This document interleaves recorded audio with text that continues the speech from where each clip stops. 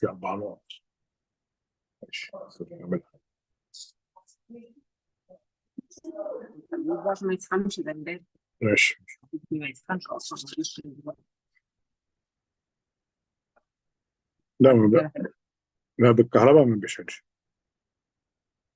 يسخن او كده بس مش زي ده.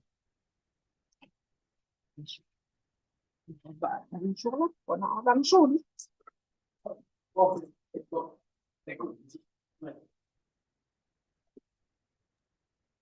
تبقى غبي عشان ايه؟ هو ده بيطفي لوحده المفروض. وبعد كده مش هجيب لنفسك شاي ولا حاجه؟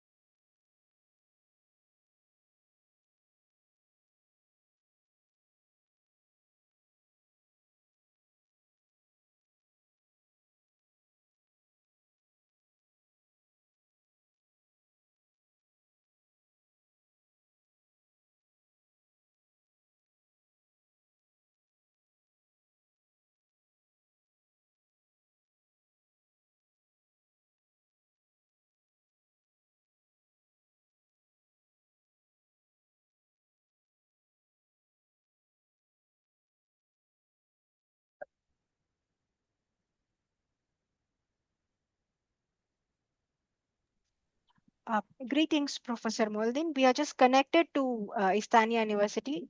Greetings, Professor Dowell. We just connected to the ISU University. They are just connecting there and they should be available in any minute. And we are live and the session is also being recorded.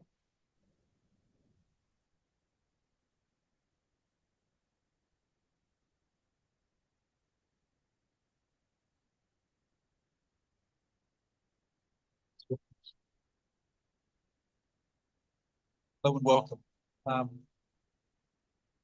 Thank you for coming. We're here to have a very interesting session.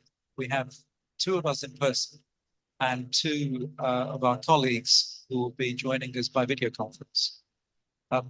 This is a really important session, a really interesting one actually, which is about how education can be a force for good. So the forces that affect education and create a far better society. So, I'm delighted that we're in Istanbul and we're running this session. And I'm going to ask each of my esteemed colleagues on the panel to introduce themselves in a moment. This panel covers policy, politics, economists. We also have financial investors. So we have a broad range of thoughts, ideas, covering 3 continents, from the Middle East, from Europe, from India too. And so I expect you to have a lot of food for thought as a result of this conversation. Let me start by introducing myself. I'm Ketan Patel from the World Academy of Art and Science, part of the leadership team at the Academy. Our work, as you know, is based on peace and security and creating a more secure, sustainable future. I'm also the chairman of something called Force for Good, which works with the United Nations on the Sustainable Development Goals. And I had an investment firm, Greater Pacific Capital. Let me begin by asking panel, each of them, to talk to you for 5 minutes, where they will introduce their ideas on the forces of good for education.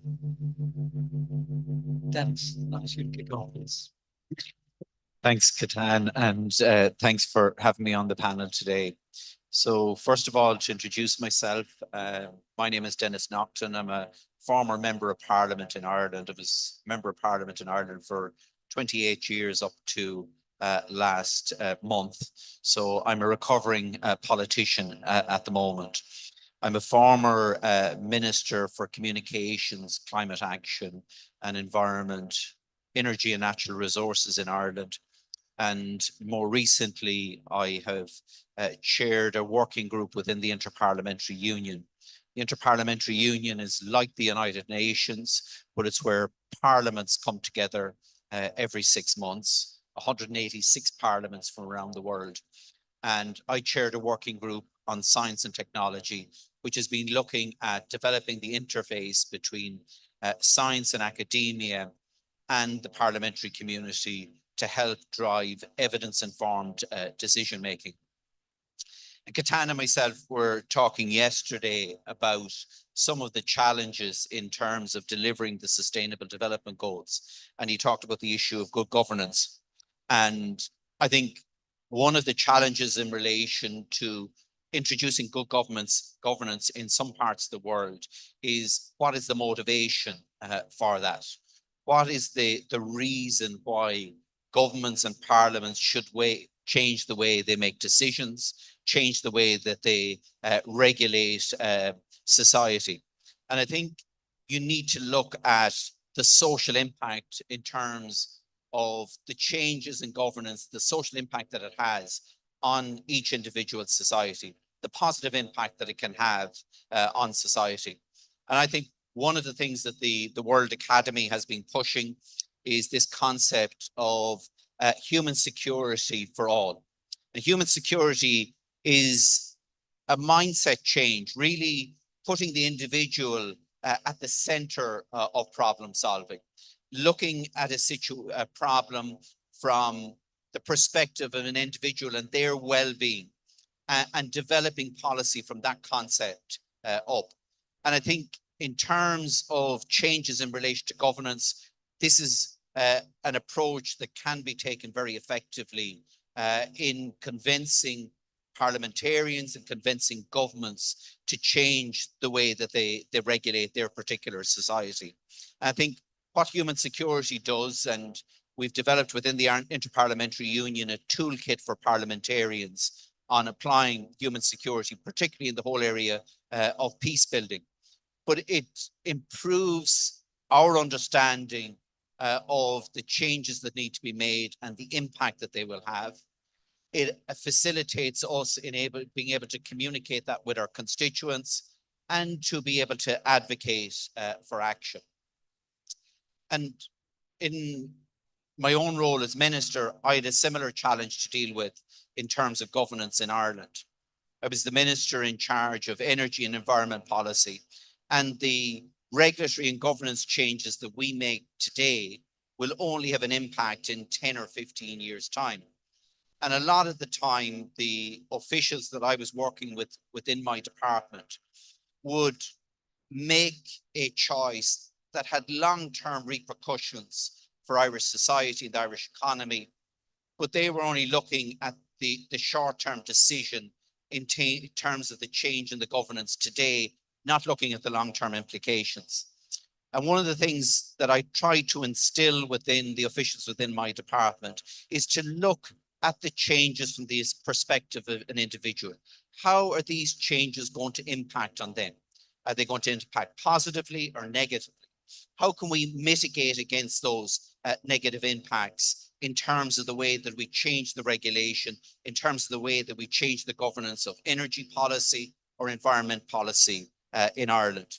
And one of the things we did was that we have an annual agricultural festival in Ireland, the biggest outdoor agricultural festival in Europe, called the National Ploughing Championships. And I brought my key staff down to the championships to meet with rural people and the farming community.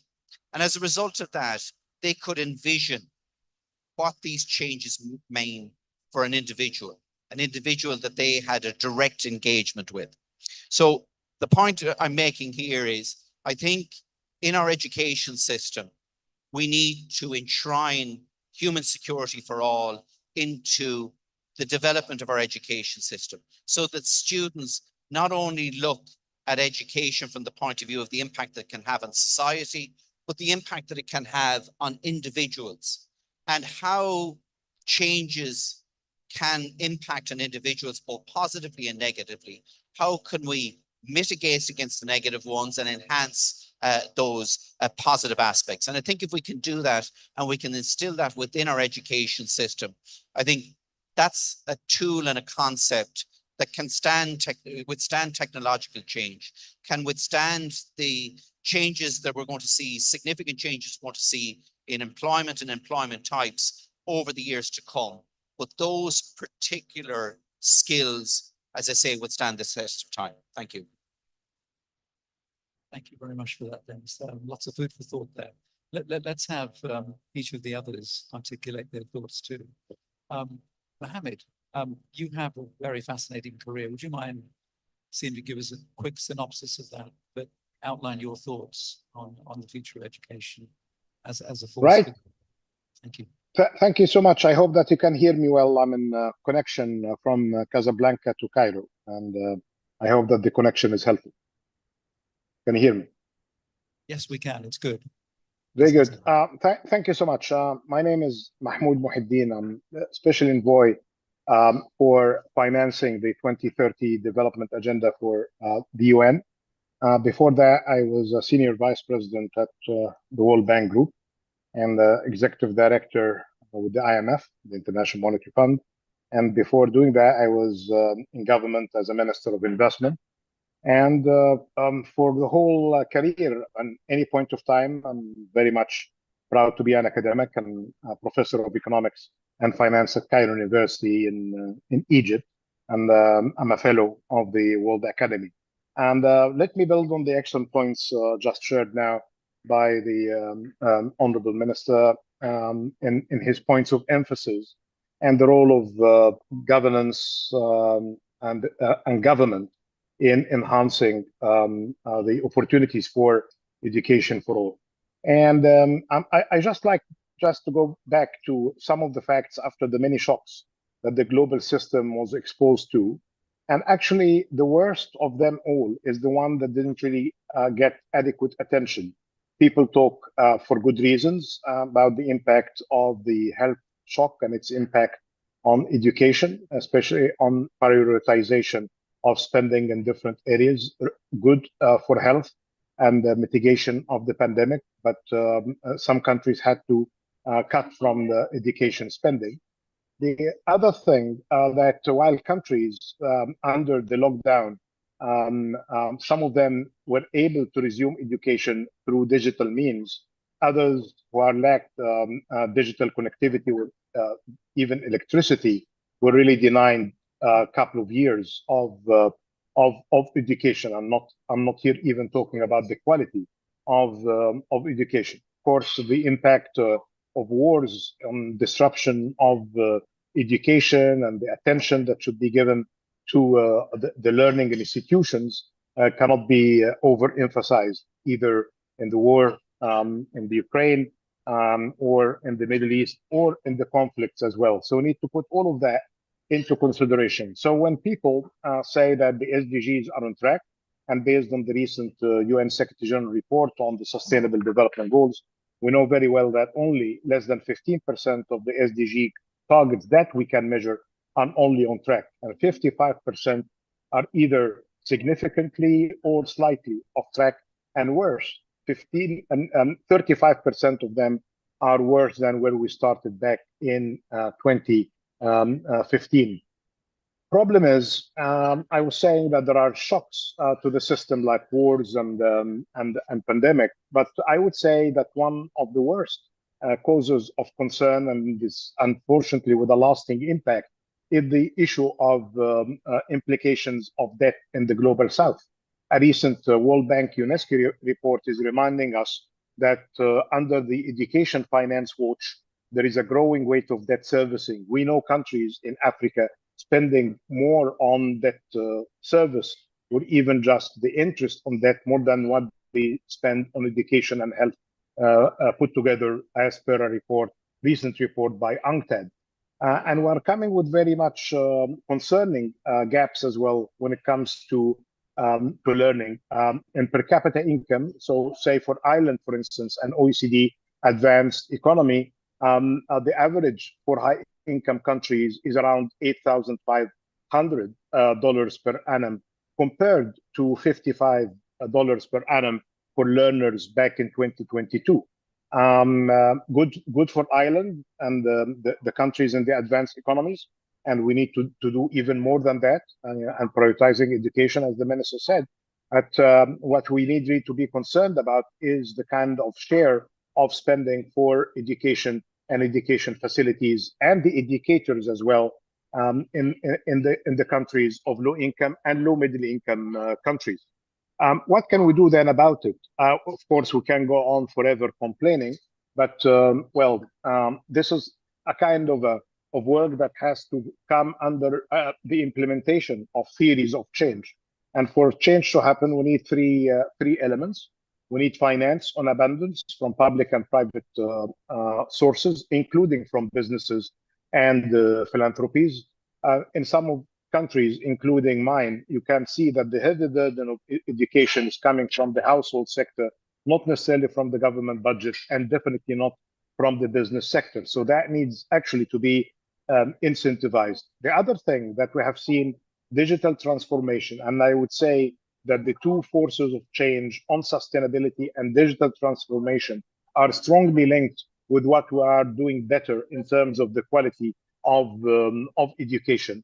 And actually, it is not just a problem for developing economies. Some of us have seen the recent report on Europe by former Prime Minister Mario Draghi about the competitiveness challenge. It's a gap when it comes to spending over R&D, quality of education, and issues related to security when it comes to education and defense. And actually, the two other elements on defense and on energy, you cannot really improve the position of a country without really having some good, sophisticated research and development and sophisticated learning institutions behind it. I can go on a bit, but I would say then, what can we do more on the finance side? I'm not seeing really, and I hope that by the time we meet in Spain for the Finance for Development conference in June, we'll have a better support for financing sustainable development, including Sustainable Development Goal number 4 about education and learning. But during the last 2 years, in all of the summits that we have been attending, I can describe them as being better than expected, but very much less than what we hoped for from the money being mobilized. Look, for instance, on the money mobilized for IDA. This is the International Development Association, as part of the World Bank Group, dedicating part of its finance to human capital, including in health and education. They only managed to mobilize 100 billion. In real terms, this is much less than the previous figure of around 90 billion of the last replenishment. The same for other matters that could benefit as well, education in different ways in different replenishments. So I think we need really to go to the drawing board and see how can mobilize finance better. But while we are doing that, I think the best thing that we can do is to minimize the harm of debt, external debt. And there are many good models that we can adopt debt reduction mechanisms through swaps for investments in education, learning, and in culture. There could be as well some better ways of enhancing investment in technology and partnerships for sharing knowledge. Unfortunately, given the polarization of the world that we're living in, some of the areas of education have been restricted by some of the advanced economies, and that needs to change. And then, of course, again, on the interlinkages between business, finance, and education, we need really to put a better incentive structure in order to make the adequate behavioral change, not just for government through prioritization spending on the budgets and the support of parliament that is needed, but actually through the business sector. We have seen that tax incentives have played a significant role in many countries in order to get the businesses contributing to the education facilities. And then for the household sector as well, to support especially the middle class that is under the heavy burden of deteriorating growth and high inflation. We need to think better on how to support their work in educating their children. And given that education is learning for life, how can best we can incentivize through budgets of the state the middle class to do a better job than what we have seen during the last 4 years. Over to you. Thank you. Thank you. I'm going to come back to you on the money because you've highlighted an enormous gaping hole in our ability to educate because we don't have the money. So I will come back to you. Sharia, welcome. And would you mind introducing your thoughts and yourself very briefly too? Thank you. Thank you, Ketan. I'm Shaurya Doval. I'm the founding director of India Foundation, which is a think tank based out of New Delhi and which works on matters of economic, security and foreign policy and culture. It's about a 15-year-old think tank, and we are working very closely with the government of India on various policy matters. But by training and background, I come from the investment banking business, finance. I have been an investment banker with Morgan Stanley, GE Capital, and I worked across both New York and London for a long period of time. So when I look at this topic of the role of business particularly, and finance and capital in terms of education, I'm quite struck that in the times to come, why these are such essential constituents of the society and the agenda for social development goals. You see, if you think about it, for any society to be sustainable, the private sector has a very important role. And within the private sector, you would like to think of capital as the oil that makes this whole machine move. And where the world that we are heading towards, it's the tech, which is really now the machine of the future. And then if you put both this machine and the oil together, business is the architecture where that system that brings this oil and the machine, which must work in tandem to be able to deliver the business goals. But what are the business goals? Is business goal purely maximization of shareholder returns, as historically we have understood in capitalism? And to that extent, we see some of the biggest inequalities in our world today, forcing us to really think about matters like this, because we today have inequality which is tearing the developed society apart. But that's not limited to only that. It's leaving the entire global south behind. And therefore, I think as a practitioner of finance and a practitioner of business, I actually realized that why it is so important that technology and capital play a very important role in education, and the role that they will have to play in the future. Because labor and to that extent education cannot be looked at purely as we've historically as a factor of production. That you need educated people, you need an educated labor force, so you can feed this global system of capitalism. Actually, this has led to a situation where today tech is really thinking of replacing humans, of replacing education, of replacing the labor force by saying technology and AI will replace man in this factor of production, because it's more efficient and it's more what I'd say economical. But I think that's fundamentally a flawed way of looking at the role of business and the role of private sector and role of tech in the future. We need education to create not just informed citizens, but also knowledgeable citizens. It is these citizens that actually are the end users of business, are the end users of society, are the other society in themselves. So, we need to come up with an education system where in the future, tech and business combine to deliver on creation of a society which is far more just, far more progressive, and far more integrated in being able to achieve not just the social development goals, but also human development goals. And I think this is one big challenge right now facing humanity. And I think in this, as I said, business has a central role, because business is the center of innovation. It is the center of maximum labor absorption. Governments are just facilitators. And particularly, I see this challenge very significant in the global south, which has a very, very young labor force that is coming into society every year, and to which we need to absorb. I mean, I'll give you a classic case in point of India, where we actually have a challenge of absorbing 1 million people joining the workforce every month, which is about 12 million a year. Now, we need to create businesses using capital and tech in a manner. We need to reform our education, use this business to integrate with our education system to produce a labor force that is not just a factor of production, but is integrated with the end objectives of the business in maximizing, as I said from the beginning, not just shareholder value, but societal value. And not look as tech as a substitute for humans.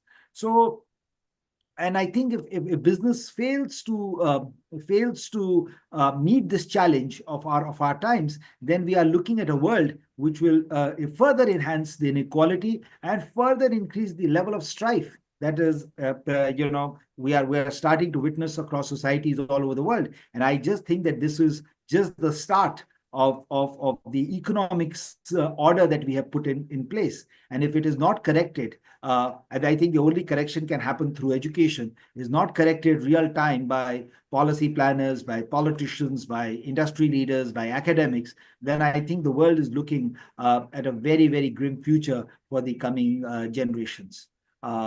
So I would like to end my 5 minutes with that. I was told I have 5 minutes. I hope I have not overshot it, but I'm happy to take any questions along these lines. Thank you. Thank you, Sharia. Thank you. We're going to come back to you too on this, because I will kick off with a question on this idea that the technology either is going to enhance humans. I'm going to point it at you, Dennis, or it's going to make us less relevant. And today, as you know, you can go into AI, you can ask it to, and there are lots of students here, I know they do this. You can go in and say, I have a 1,500-word essay to write on this very peculiar, specific topic. Can you please write it for me? And it will produce at least a C grade, but it's getting better, maybe a B grade essay. That's not bad, but for very little effort. So what is the hope that humanity will not become dependent on the technology? What is the education that we have to introduce to make sure that we have value beyond what the technology is doing? I think the big value beyond technology is our ability to interact as human beings, to talk as we're talking here, to meet over a cup of coffee and discuss a problem and tease it out. AI can't do that. AI will never be able to do that. It will never have the emotional capability to do that, because, you know, a lot of the time when you're trying to tackle challenges and problems, it's as much your heart as your head that you deal with in terms of addressing those problems. So how do I take that back to the education system? I see today more and more people becoming part of the crown generation. That's the crown on the top of your head, because they're walking around with their head down, watching and reading the device, rather than engaging eye to eye with people. And I think there is a huge opportunity for our education system to skill society with that ability to engage, that ability to mediate, that ability to interact with other human beings, to step into their shoes and see a challenge and a problem from their perspective. AI will never be able to do that, and no knowledge will ever be able to overcome that particular ability and skill. I think that needs to be instilled within our education system. And I think that's the one thing that will stand the test of time. Yes, technology is going to change, and jobs that are there today may not be there in 10, 15 years' time. But that ability to interact with other individuals from different parts of the world, from different communities, that's a skill that will stand the test of time.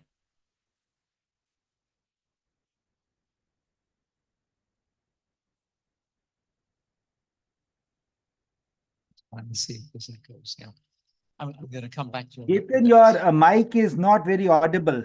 We cannot hear you. Can you hear me now? Dennis's mic is fine. If you could use that, then he could hear you. I'm going to point the next question at Mohammed. Mohammed, the statistics say 250 million children are out of school. And as you said, nearly 100 billion is a shortfall for low and low income, low middle income countries in terms of education funds. And as I understand it, the peak of EdTech was 2021, when approximately just over $20 million were investing in education technologies. That this year has dropped to not very much at all. I think 20 billion, sorry, it's dropped to maybe $1 billion or less than $1 billion. How do we bridge that gap, knowing that we have a multi-tier society already, where students of the type we have in this audience have every facility, and some people have almost nothing in terms of facilities. They don't have the basic internet connection. How do we get the money, and how do we bridge that gap? Mohammed, you've been very privileged to have been at the IMF. You are the UN envoy for the SDGs, effectively. You're a professor too, and you interact with students. What is it that we have to do? Right. Thank you so much. Even if we use the categories of low income, low middle income, high middle income, and high income, just to differentiate between different countries' needs when it comes to finance, again, at the country level, it's very much case specific, and it has something to do with the political economy dynamics as well, and the budget constraints facing each country. But let me share what could really be very much common, and with reflection as well to the excellent comments by Dennis on what kind of education as well that would enable the community, society, and students of this generation to harness and optimize the benefits of the digital transformation and AI. That requires completely different approach from the one that we have been using. And I am guided here by two important indices, one by the IMF on the readiness for AI and digital transformation, and the other one by Stanford University in its readiness index. And it is not just about investing in new sophisticated technologies. It's very much in the analog part of the story as well, not the digital part, including very basic stuff like infrastructure for education, like investing in the human capital and the nutrition for children.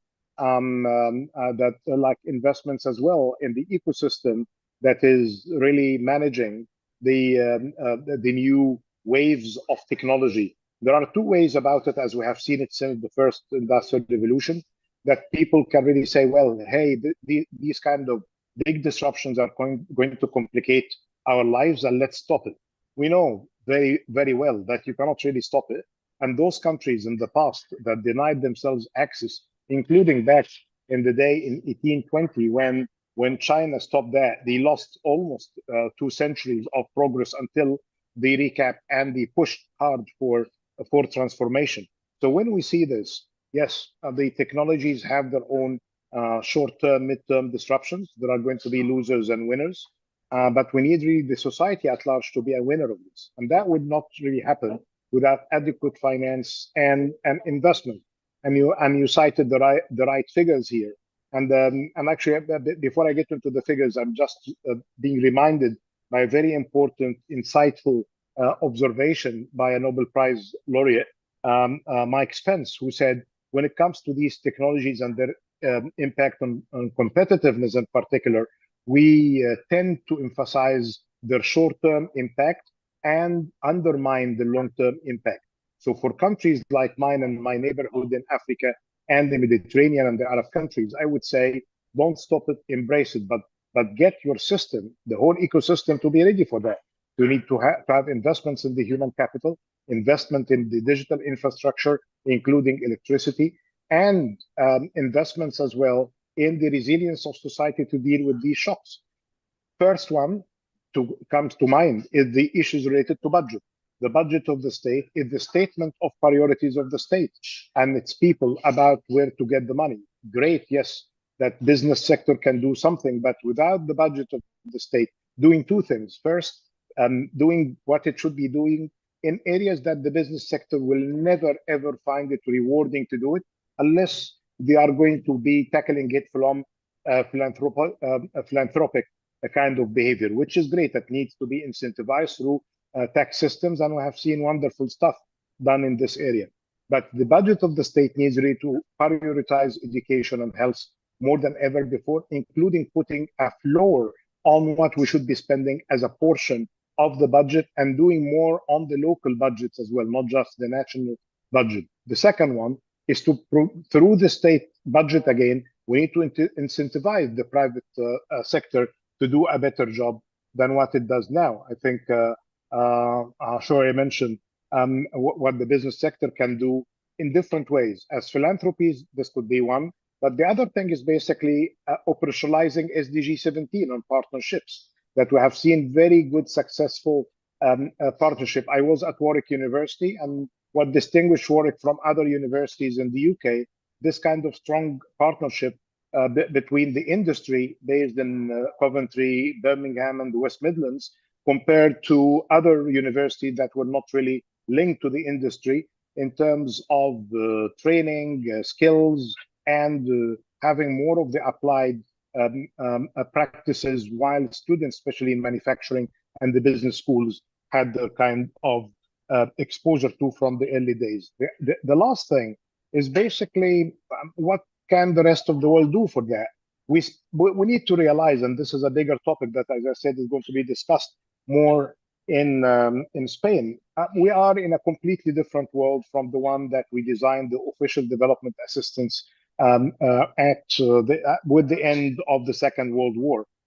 Different players. We cannot really ignore the importance of emerging markets like China, India, and other countries and their role.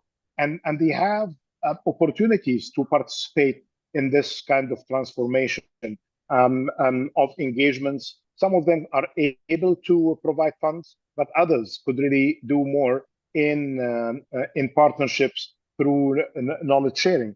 The other thing, which is much more important, comes from simple logic that prevention of harm should be prioritized over bringing the benefits. And we have seen a great deal of harm coming from some of the advanced economies, especially when it comes not just from governments, but from some private sector behavior as well, when it comes to spillovers and negative spillovers, either from their climate action to areas related to debt. And all of these kind of negative spillovers, the first victim of them are basically education and health. So we need to be mindful that these kind of restrictions on trade and investment, spillovers of debt, have their immediate impact, not long-term impact alone, but immediate impact on what we can really be doing better in education. So I would encourage thinking of a system rather than getting it as a sector of importance. Over to you. Thank you. I'm going to take the implication of what you said and ask Sharia to answer how we do it in India. Sharia, India is going through this massive transition from a poor country that is expected to transition hundreds of millions of people to the lower middle class and then the middle class. And that has to happen in the next decade or two, probably a decade and a half. That transition has to be clear. How do you even educate so many people? You can't build enough schools. There isn't enough technology or enough capital, so you could hand all that technology out. So what is the possibility that we can migrate in India hundreds of millions of people? And if we don't, they will not be gainfully employed, and we will have massive social unrest. So the consequences of not doing this are disruptive to everybody in society. What are your thoughts? So, Ketan, thank you. That's a very pertinent question. It's a question that is constantly facing the policy planners. As I said, even today we are looking at 1 million people in India joining the workforce every month. 65% of our population is under the age of 30. So we need desperately an education system that is able to cater to the needs of India and absorb these people over the next years into productive activity. Now, fortunately, as you said, the growing economy, we are literally doubling our per capita income every 10 years. And if India continues its economic trajectory, India will be hitting from a $3,000 per capita income currently to about 12, 13,000, which is a developed world per capita over the next 20, 25 years. So capital is not a constraint as far as India's to be able to do this. Now, we haven't been able to direct this capital most productively till now, but at least one element of that is available. Then we come to the tech. Now, what we know, recently we bought about 500, over the last 10 years, we bought 500 million people into the economic system through using technology at a mass rapid deployment of technology to bring 500 million Indians who are not integrated into the formal economy through technology into our systems by opening their bank accounts, by giving them a national identity card. So what we have learned is that technology allows you to scale up big time solutions in emerging markets. Now, the question is, if you have the capital and you have the potential technology, can you now combine these two to be able to bring education in a manner that you create a productive employment and productive engagement? I'm not just saying employment, productive engagement at all levels for a youthful society. I think this is where the role of India's private sector becomes very important, and that's why this session is very pertinent, because what we do realize is that the government can just be an enabler. Government cannot provide these solutions as much as it has the incentive and the duty to do so. It has to rely on business to come up with these solutions, because much of this capital and substantially this technology rests and applied areas of this technology rests in the private sector. But the private sector today, in its current configuration, does not have the kind of economic incentives or the business incentives to be able to do so.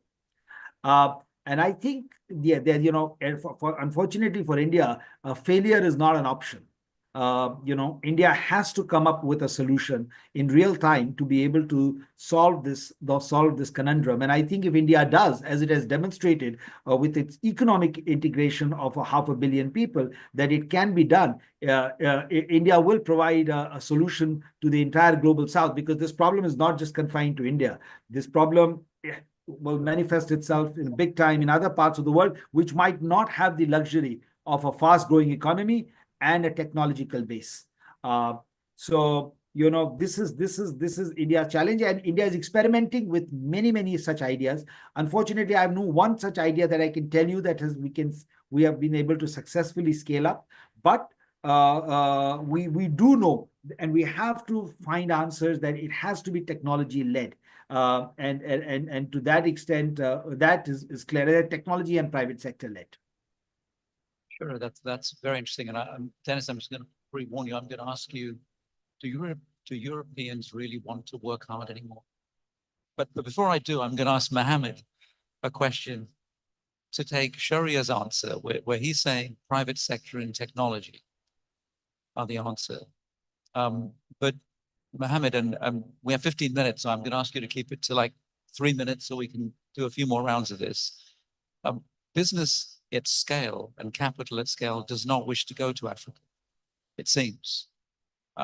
They, for some reason, find it easier to make their money in North America and Europe, in the stock markets there, and they do not seem to have the appetite to fund for the risk that is available in Africa at the scale required.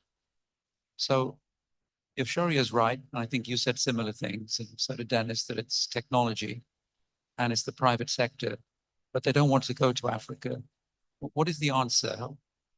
Are we abandoning a whole continent because we don't have the capital appetite to help them leapfrog? And what do we do? Right. Thank you so much. Well, I have news for you that there is a change in the sentiment. And, please do. So I was here in Casablanca about for 2 days, attending the Africa Finance Summit and the Africa Investment Forum. And in both, we are realizing many things. First, that the Africans themselves realizing the potential that they have. There are many sophisticated, growing members of middle class in Africa. And if you compare Africa as a continent to India and China, they are almost the same demographic in size, but Africa has even a better advantage when it comes to demography. Very diversified. Very countries are doing better than others. It's more than 50 countries, as you know. It's not one country like India or China.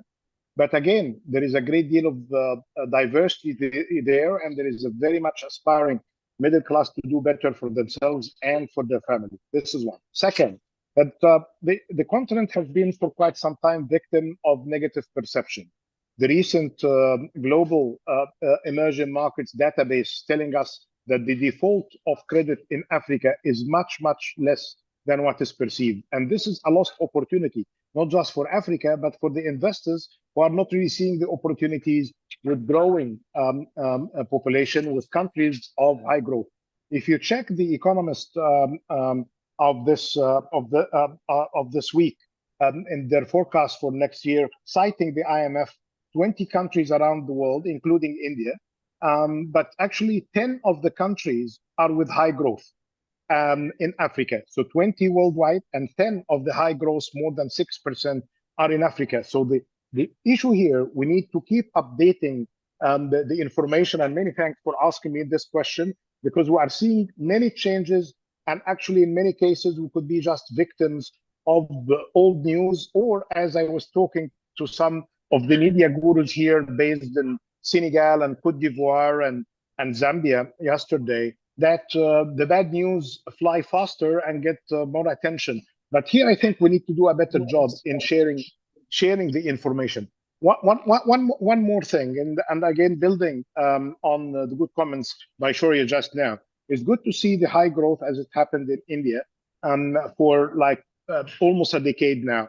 But it's all about the continuity and accumulation of such growth by investing in human capital, by investing in digital infrastructure, by investing in resilience.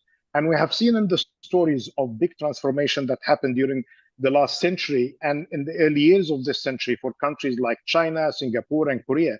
That was not just as we see in some African countries, growth for 4 or 5 years, and then you go back to low growth, lower than 4 or 5. You need to have a minimum of 7% of real growth by investing in the human capital and by the infrastructure to be taking a priority as well. But here, it's basically the division of labor. I'm seeing governments crowding out the private sector from some areas.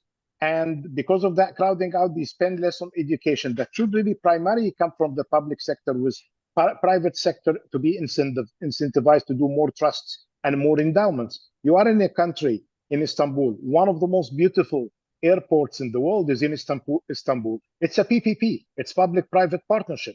So these kind of investments in infrastructure should really be given through partnership with the private sector.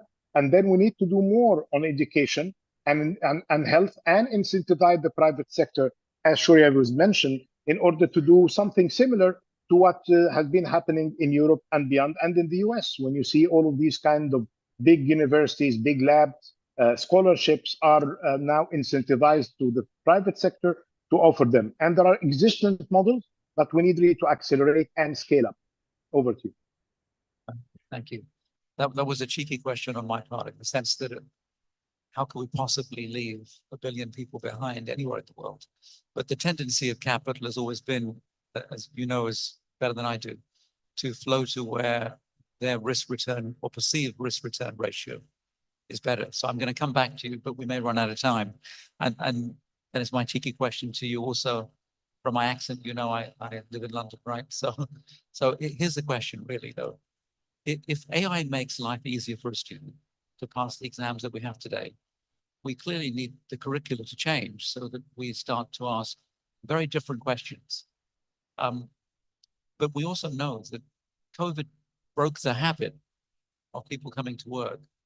And sometimes it's a good thing, right? That they can lead a life from somewhere else, they still fit the work in and so on. But the lifestyles have changed. Your generation and my generation were happy to work 80 hours a week because we thought it was righteous to do so. But this generation doesn't really believe that.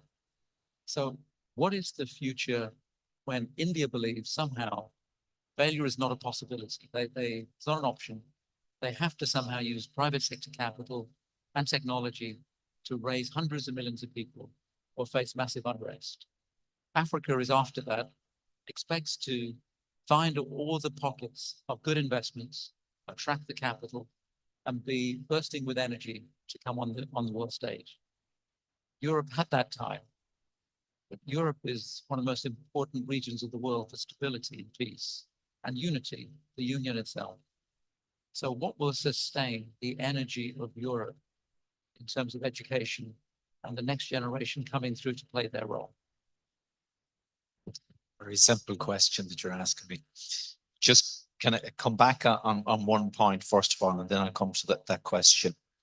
I think the one big advantage with technology is that it can overcome some of the geographical barriers that we're talking about, whether it's in India or in Africa.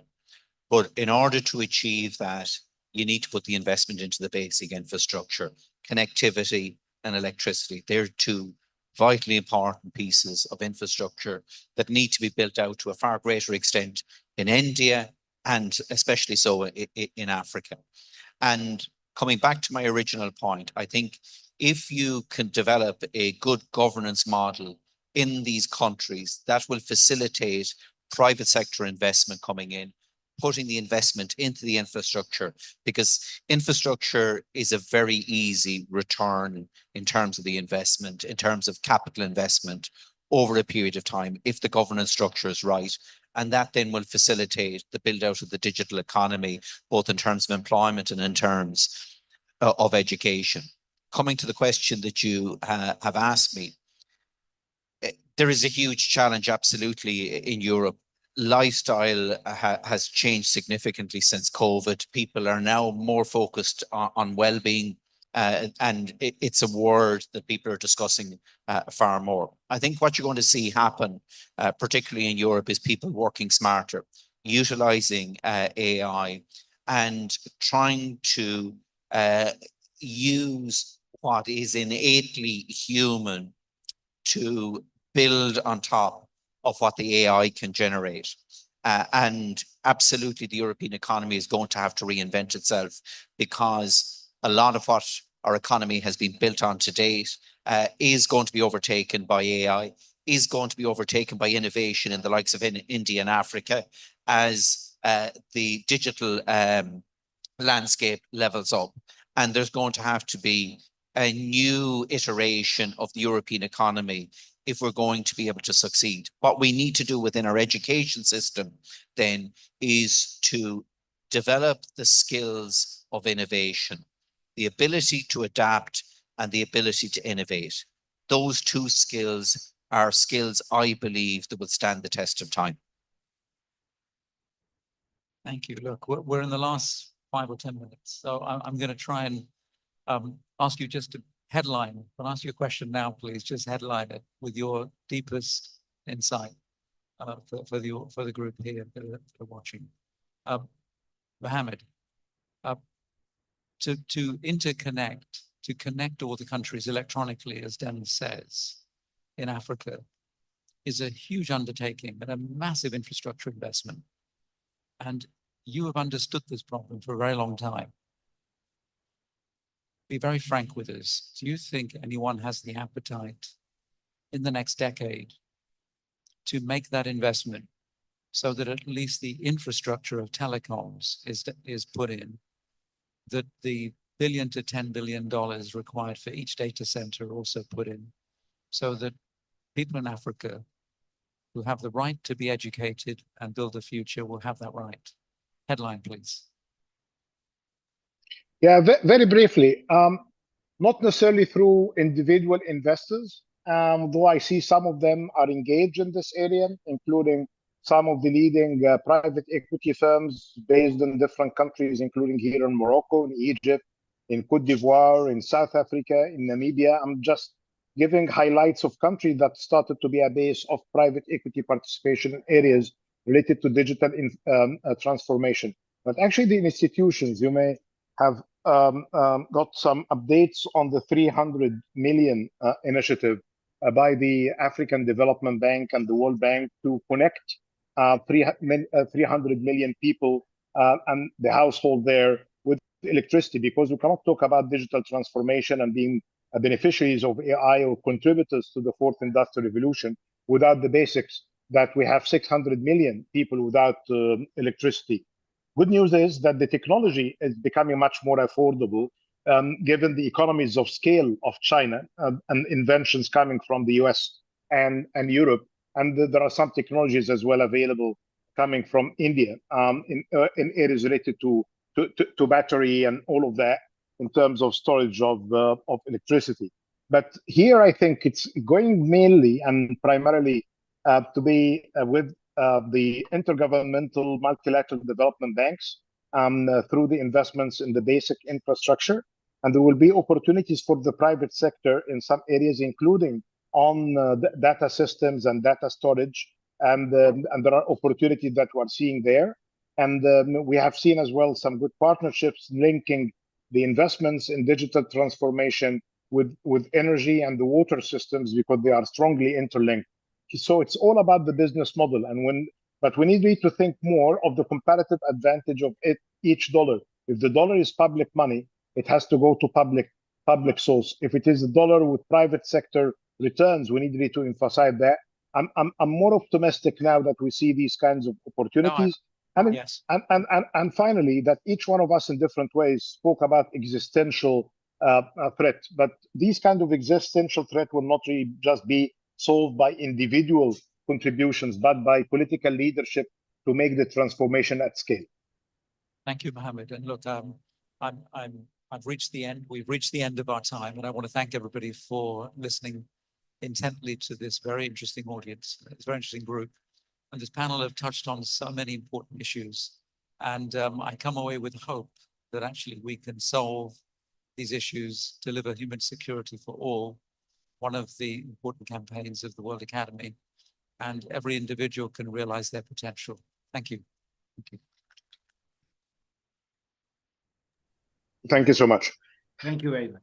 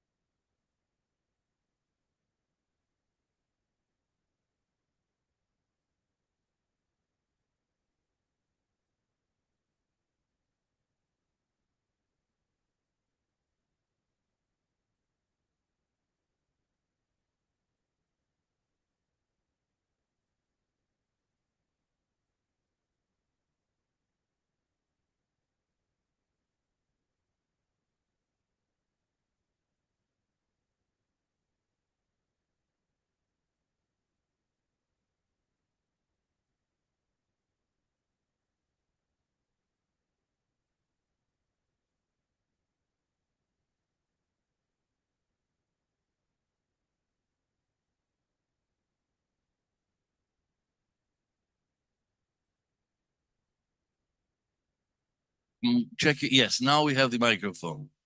Now we have the microphones and we have a guest with us Yes, online. we do have Anna Jakovic and Lawrence Marzel. They are online. They have joined us. Yes. Perfect. So thank you very much. Good afternoon to everybody.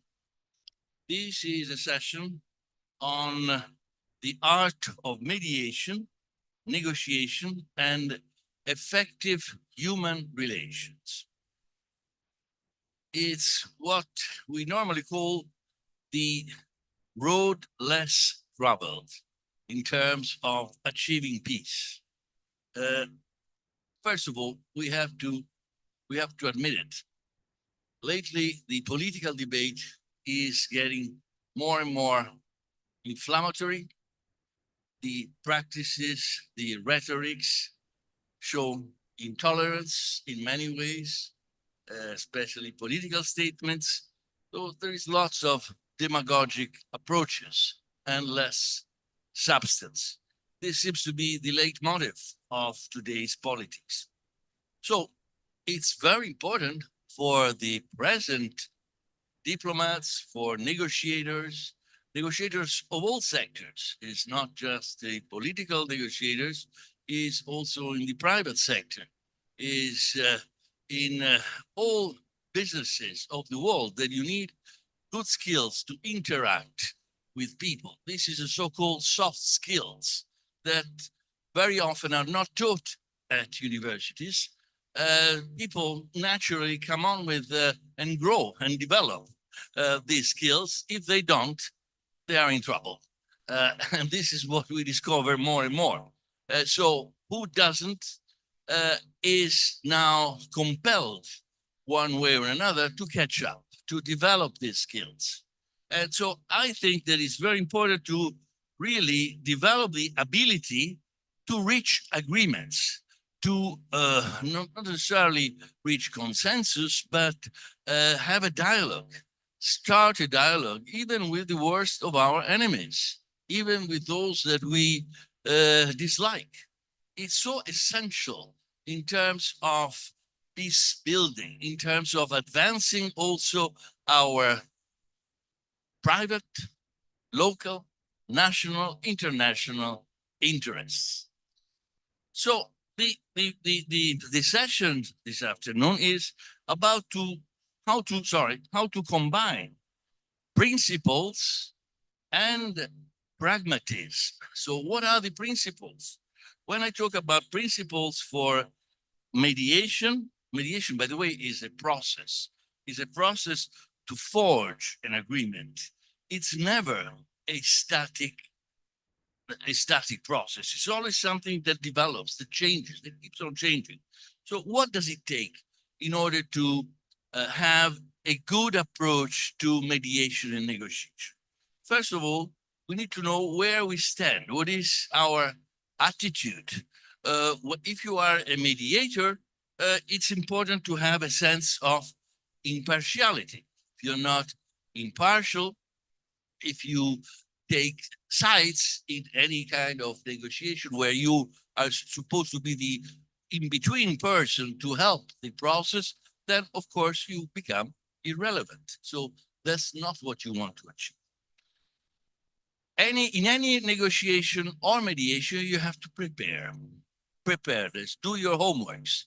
As you are studying at universities, if you don't prepare your file, if you don't prepare the history, recent and past of your case, of the positions that develop throughout a negotiation, you are not prepared. So preparation is essential. You also have to develop a sense of independence.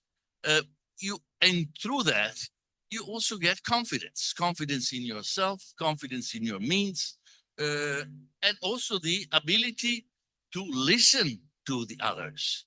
It's so important. Again, you never sit at a negotiation or a mediation without listening to the counterparts, listening to whoever is a stakeholder in any negotiation.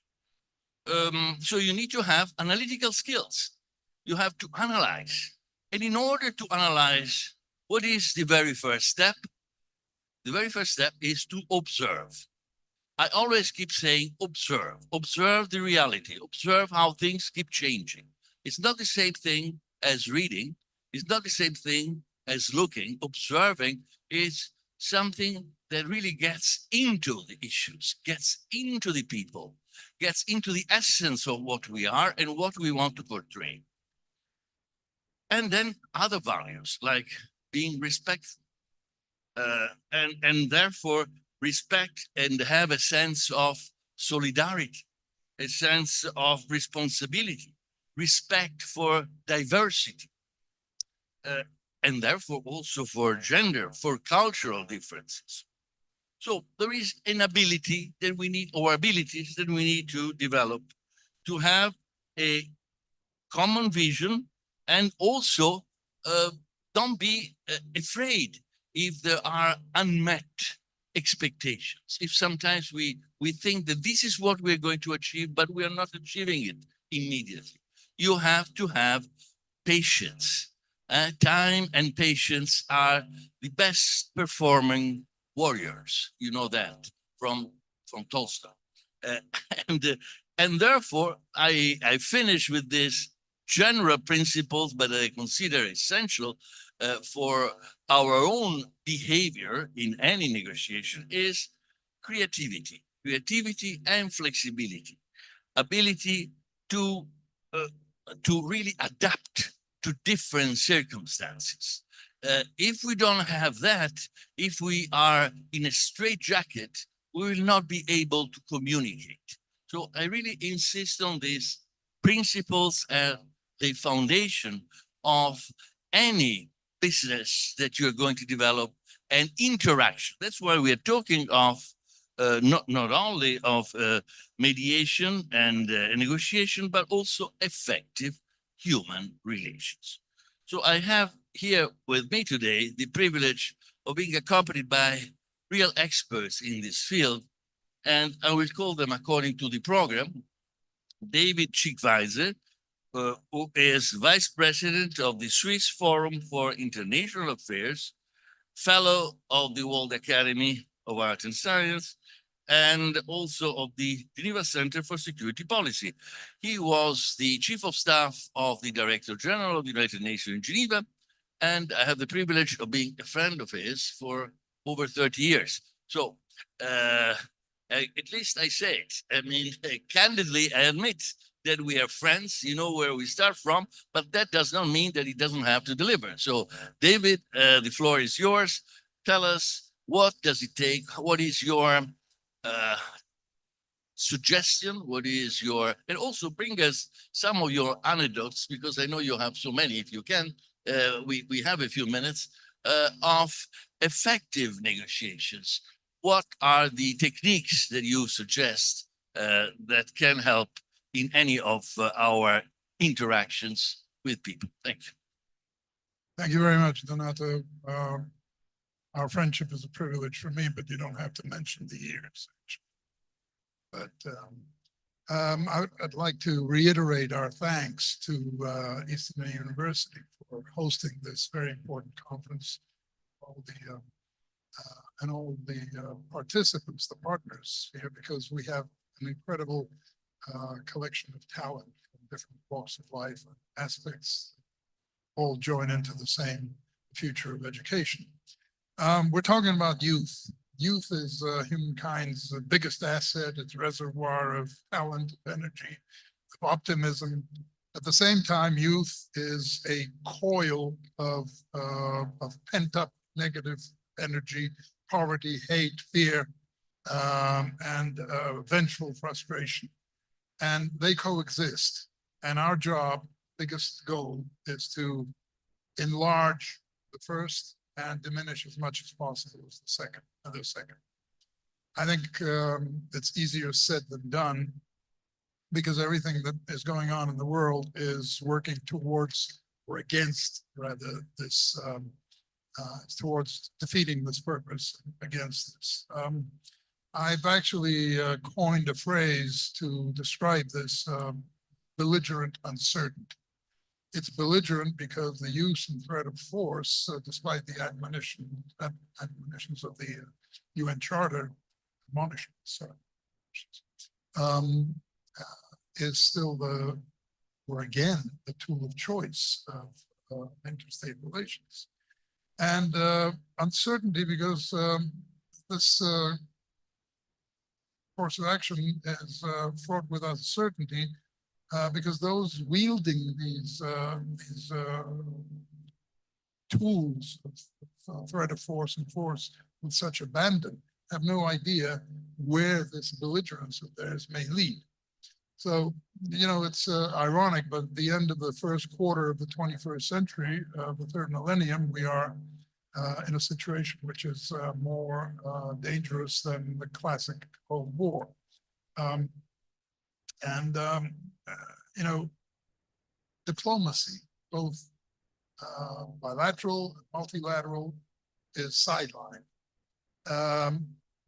It's sidelined not entirely, because what is sidelined is the diplomacy, multilateral diplomacy practiced through the mechanisms that were created 80 years ago for this diplomacy and date back for over 100 years. However, multilateral diplomacy continues, but it continues in groups of like-minded countries and regions and so on, which is not the same.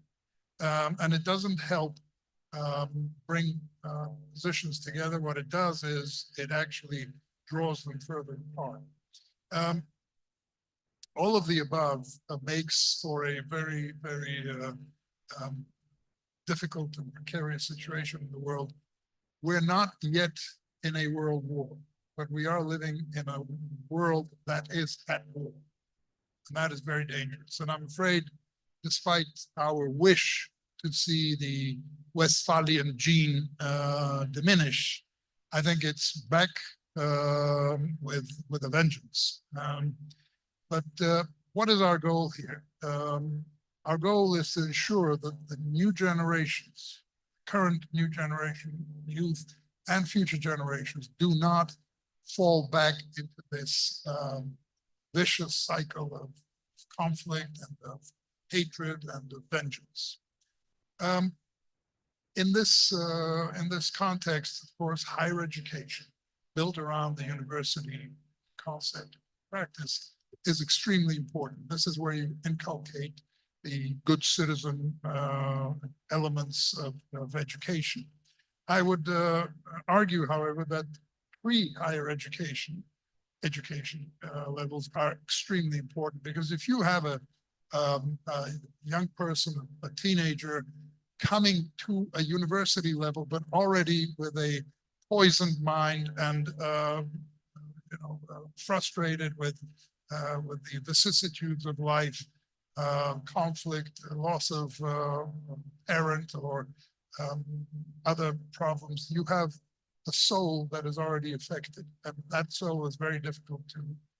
The other problem is, when we're talking about universities, about how better to do this, how to use new technologies, we're talking about East India University. We're talking about Harvards, the Oxfords of this world. What about all those children and youth who have no access and no clue what is education? The worst and the most egregious aspect of this being child soldiers and children in armed conflict. Try to explain to the values of diplomacy to a child in the Lord's Resistance Army in northern Uganda. His only tool of diplomacy is an AK-47. So we have a long ways to go to bring most areas of geographic, political, if you will, to a level where we can profess diplomacy, we can teach those tools. The other thing is, when we talk about human diplomacy, absolutely, yes, but there is another word for it. It is education, it is family values, it is coping mechanisms that are rooted in communities. we are all so engaged in AI and how AI is going to enhance our learning. We should stop for a moment and ask ourselves the question, have we basically used up all the non-technical ways of bringing up the young generations? Are we inculcating in them the need to read and not get information from TikToks of this world? AI, enter AI. Better minds than mine have spoken and will speak about this, so I don't need to elaborate much on it. But AI can have the same positive and same negative effect on education that it does on every other human endeavor. Let me just point out two things. The acronym AI, and we use the acronym HI, Human Intelligence, which has bred AI and which is our best hope that AI will be controllable, because technical people tell us that whatever AI can do is what we put into AI. However, it's not that simple. But I want to enter into this discussion another acronym, which is HN, which is human nature. AI is high technology. Human intelligence is developing, but human nature does not change, I'm afraid. So we have to bear that in mind and keep working on that. And last thing about the AI, I'm sorry, I think I'm taking a lot of time. But, we need guardrails. And the best idea I've heard now recently is, let's have the UN do this. Well, the UN is a lot of things. It's an acronym that can be unwrapped many different ways. But if we look at our past performance, the member states to whom belongs the UN as an organization, if they don't change their nature and their absence and lack of multilateral approaches and the multilateral mindset, multilateralism is not an organization, it's a mindset. If they don't change that, they're going to engage in the same hanky-panky that they are engaging in on all other issues, whether it's disarmament or anything else. And when they do not come to any agreement, who's to blame? The UN. So as a former UN person, I don't want to see another area where the UN will be blamed. Let me just finish by providing some practical sort of directions. And, this keeps coming up in most of our sessions because it is there, and you mentioned it as well. But I want to divide it into three levels. At the country level, we have to eliminate the double standard. We have to dumb down, we cannot eliminate, we have to dumb down hypocrisy. We have to somehow get a handle on self-serving narratives and false labeling. These are all, you can call it diplomacy, you can call it what you will. These are all things that we need to practice and the young generation needs to learn and practice. At the society level, teach, explain the pitfalls of maximalism, the others, quote unquote, the others' fault. This has been, it's part of a lot of research being done and a big pitfall. And you were mentioning the ability to listen. Because when you listen, you learn and you find faults and you also find the strong sides. But it means that you are able to listen. And that's a big step towards getting to the negotiating part. And the worst part, of course, in societies and countries is the manipulation of youth. Because of their enthusiasm, because of their energy, because of their honesty, they are easily manipulated by the worst kinds of politicians in our reality. And lastly, as individuals, we need to be able to listen and communicate. We cannot talk at each other. And let us not rush to judgment. All these things are what we need to be teaching, because diplomacy is many things, but it's a set of tools. It's a way of it's a way of arriving at objectives through negotiations. But without these elements of emotional intelligence and the ability to do these things, we cannot use these tools. Thank you. Sorry. David, this was very rich, very valuable. In spite of being my friend, you achieved your task very well. So thank you. English, you know, they say, well, this is rich. It's not always a good thing. No, it is. It's a very vivid and full of details, also full of aspects of life, of diplomacy, and you touched upon so many things that I will not repeat. But the last point perhaps has to be emphasized. Let's avoid to rush in terms of judgment. I mean, yes, we can be judgmental. We have to be judgmental at some point, but we also have, again, to observe reality, understand reality, and confront reality before reaching any conclusion. One of our masters, David, in diplomacy has been the Secretary General Hammarskjöld, that none of us met, but that is a reference in diplomacy. And being a great diplomat, the second Secretary General of the United Nations, who died in Congo while trying to pacificate the region through a peacekeeping mission of the UN, he was also writing, he wrote a book that I would recommend to you that is called Markings. It's full of poems. And one of his poems said simply that, since at the end of the day, after my work, all I ask myself is, have I done right? Could I have done better? I mean, so this was his reflections.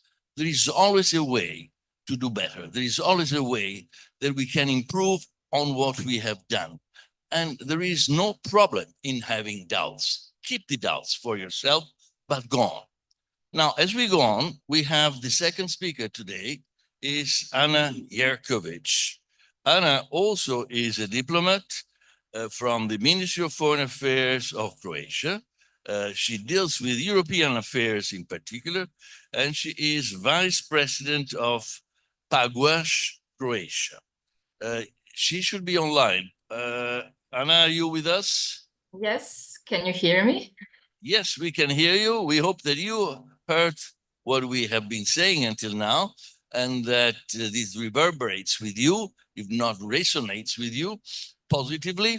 And so we would like you to give us your hints in terms of the skills that are required for a dialogue among people, and what are the virtues that you are representing every day, and what are the pitfalls that we fall in our career. Ana? Thank you very much for this opportunity. I've heard everything that was said, and I agree. First, I would like to emphasize what future education must contain in order to become more efficient and human-oriented, but also dedicated to sustainable peace and overall development and security. As I always say, our educational system needs to be transformed in order to serve the individual and the society in the best possible way, with addressing the skills and knowledge that we lack most in today's world, and that is emotional and social skills, as it was mentioned.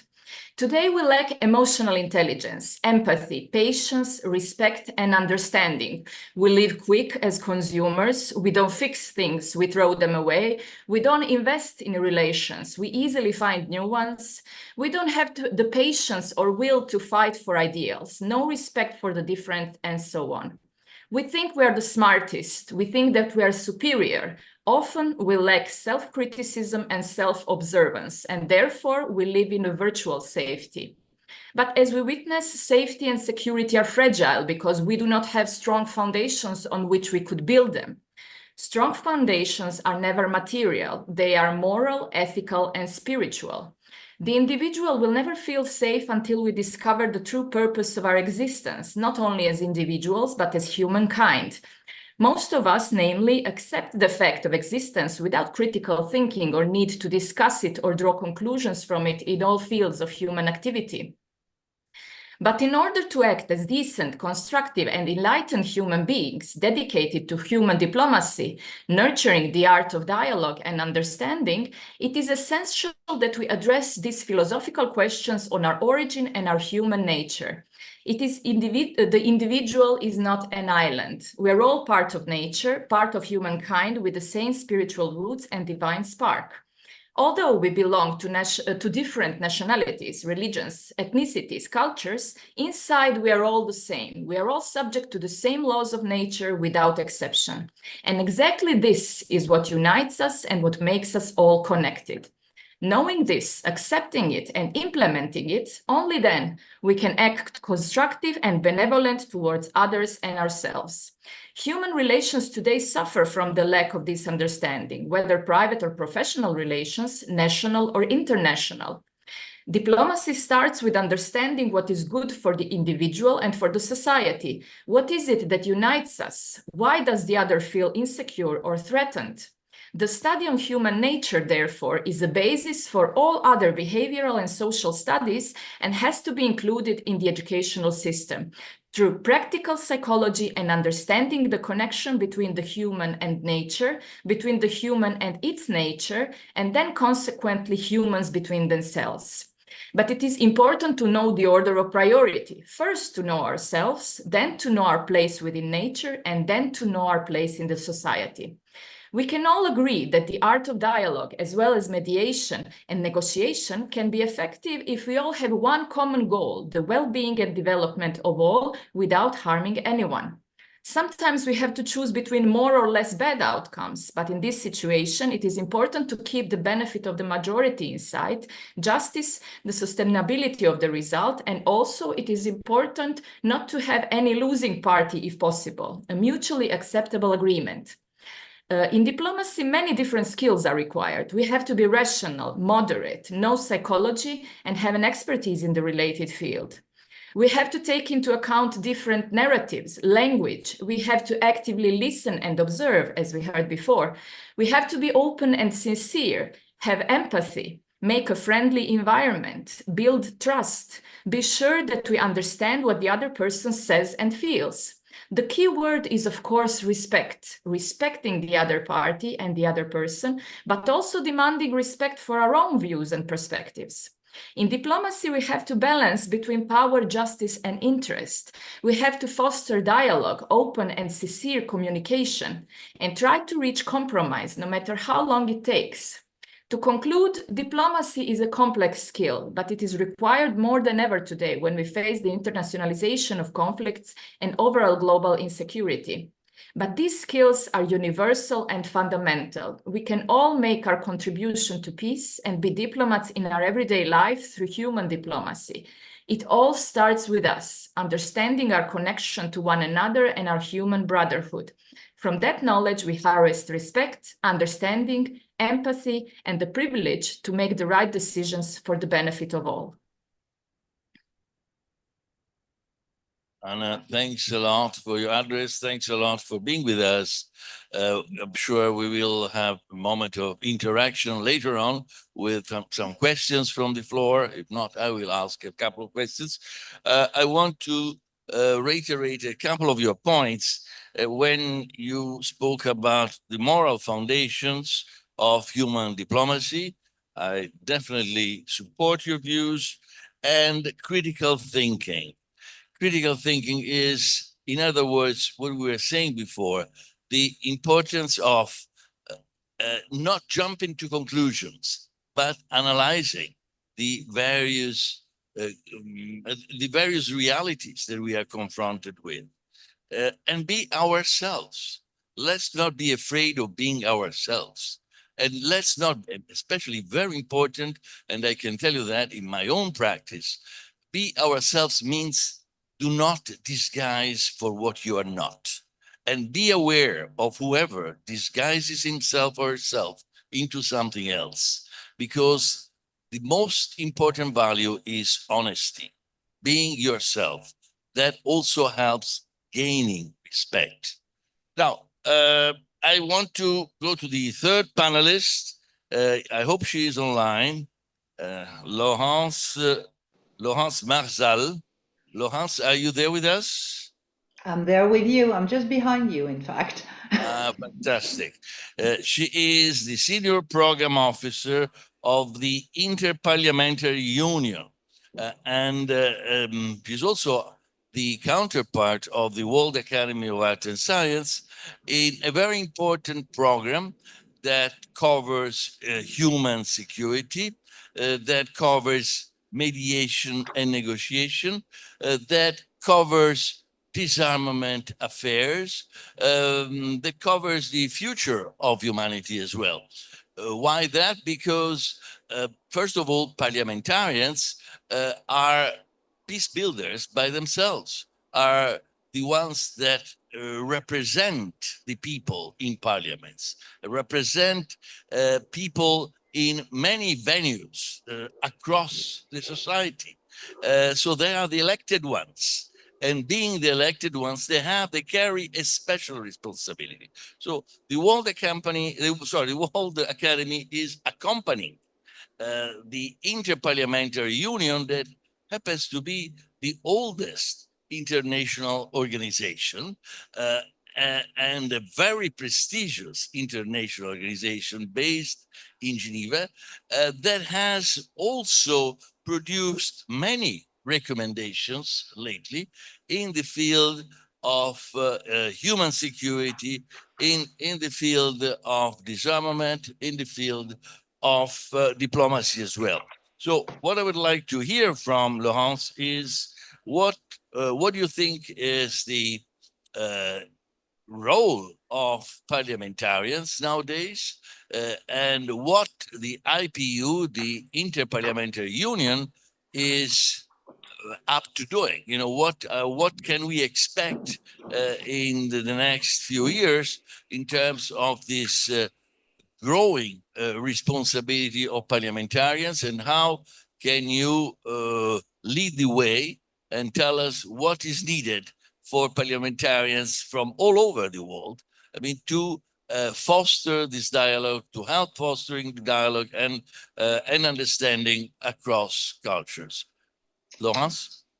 Yeah, well, thank you very much, Donato, and thank you very much for having me in this very interesting panel with very interesting co-panelists. If you don't mind, I will answer your questions from a theoretical point of view, since you have a former for not that long parliamentarian with you, I mean, sitting next to you. As you said, indeed, parliaments and parliamentarians then are the cornerstone of a society.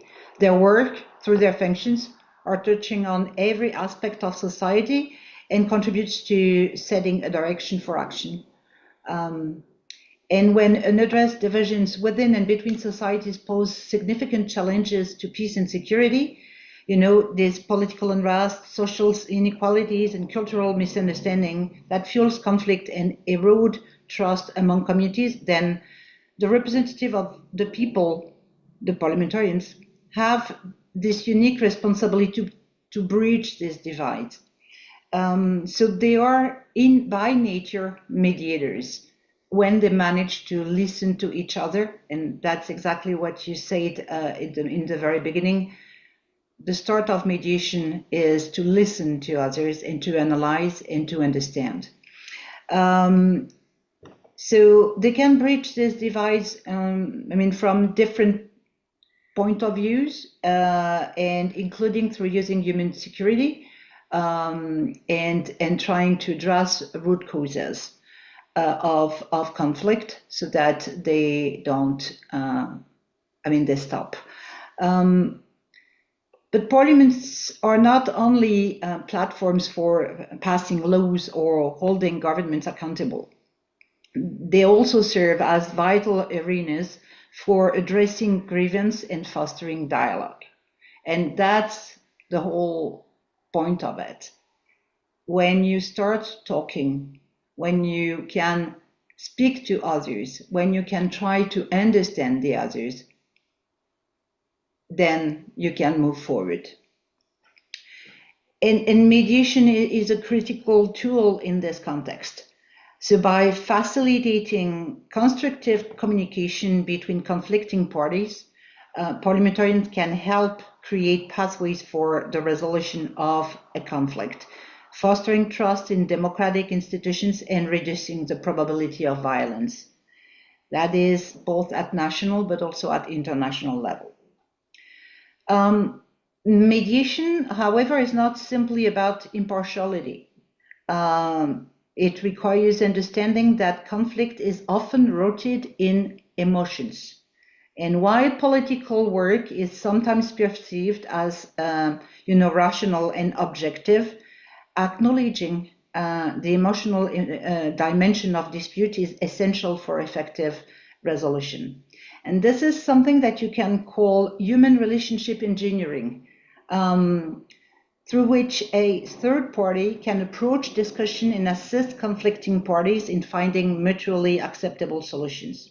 In some cases, this role may evolve into conciliation, where, the third party, the parliamentarian that I'm currently representing, actively contribute to shaping the outcome.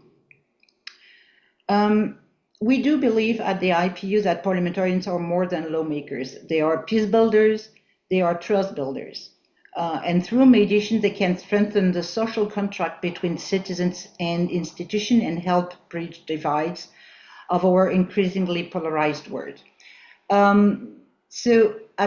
Just to go a bit more into details of what the IPU does to help parliamentarians achieve this mediation role. The IPU is a unique political animal, if I can say so, and its first aim is to create space for dialogue between parliamentarians from all over the world. Space for dialogue, facilitated dialogue. So for instance, we have several formal bodies where we can, we're providing some space for instance, having Israel and Palestine talk to each other. And so we have this Middle East committee, which is charged with doing so. We also have a task force on the peaceful resolution in the of the war in Ukraine, where currently we have several members of parliament which are trying to be the go-between between the Russian parliament and the Ukrainian parliament. We also have the group of facilitators for Cyprus, in trying to find common grounds between the Greek and Turkish members. So, we're really trying to do that formally, but also informally. And in so doing, for instance, we're simply providing the possibility of bilateral meetings. And something that I'm really proud of, talking about the history of the organization that I'm representing, is, for instance, what happened during the Falklands War between Argentina and the UK, where there were no more diplomatic relations between the two countries in conflict, while still parliamentarians from both countries were talking to each other and contributed to the resolution of the conflict. So I would say parliamentarians are often overlooked, but they can contribute to a lot of things. And so in addition to providing the space for dialogue, the IPU is also providing several tools or several programs that can help parliamentarians be better when it comes to mediation. On the one side, we have a program on interfaith relations, interfaith and intercultural relations, where, I mean, the idea is really to foster these interfaith and intercultural relations by promoting dialogue, again, rooted in shared values and engaging diverse communities, so that parliamentarians are empowered with tools to better mediate conflicts between communities. So if, and here I will be touching, of course, this issue of education, if you are able to better understand the one that are in front of you, that's also education. This is peace education. And then if you understand them, if you understand their values, then it will be better. I mean, it will be easier to talk to them. And here again, I'm going back to the fact that to really make sure that a conflict will not go further, you need to dialogue. Another tool that we are proposing to parliamentarians for them to better do their job when it comes to mediation is this tool, which is called Human Security and Common Security to Build Peace. Donato, you know it very well because, I mean, it's something that we've done together. And where, I mean, there are some good practices of how to organize peace education, how to better talk to the other with a big O, so that you can really create a dialogue that will help diffusing tensions. And to conclude, what will they need more? I mean, they will, as you said, mediation is a process, and not everybody is aware of that process. And although you've been telling us some of the steps of that process, it is not something, it's not a given to really be able to go through this process. And so what I'm hoping to be able to organize next year is really capacity building of members of parliament to help them go through this process better, to understand it better, and so to do a better job when it comes to mediation. Thank you. Thanks a lot for this comprehensive response in terms of what IPU is doing, where you are at this precise moment. What are you proposing for the near future? I think they are all objectives that we are sharing as World Academy of Arts and Science. So we are very pleased if we, as I said, we can accompany you through this process. If we can reinforce the capacities of parliamentarians from everywhere in the world. We have more advanced countries or places where there is more sensitivity around certain subjects and knowledge and skills. Others where these skills, these soft skills, need to be imparted, where need to be reinforced. But as you said, the space for dialogue, Laurence, is there. This is what you are creating. We are very respectful and very grateful to you for these encouraging prospects. And I want to remind ourselves also that parliamentarians, as you said, they are peace builders, and they are very often on the forefront in terms of response to conflict, especially as humanitarian actors. It's humanitarian diplomacy. It's so relevant in many conflict zones. It's what David and I, we are familiar with that because in many times we have in our careers accompanied delegations. We brought delegations to conflict zones because they want to be appraised, they want to report, and they want to also generate assistance whenever that is possible through fundraising, through financial responses, through humanitarian aid.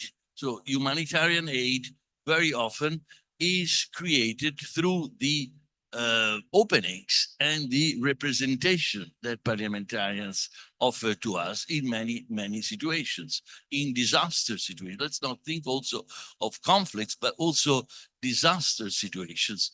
That's also very, very relevant. Now, I have the privilege of having another representative of IPU, or former representative. In this case is Dennis Naughton. Is a former member of Parliament of Ireland and chairperson of the Working Group on Science and Technology.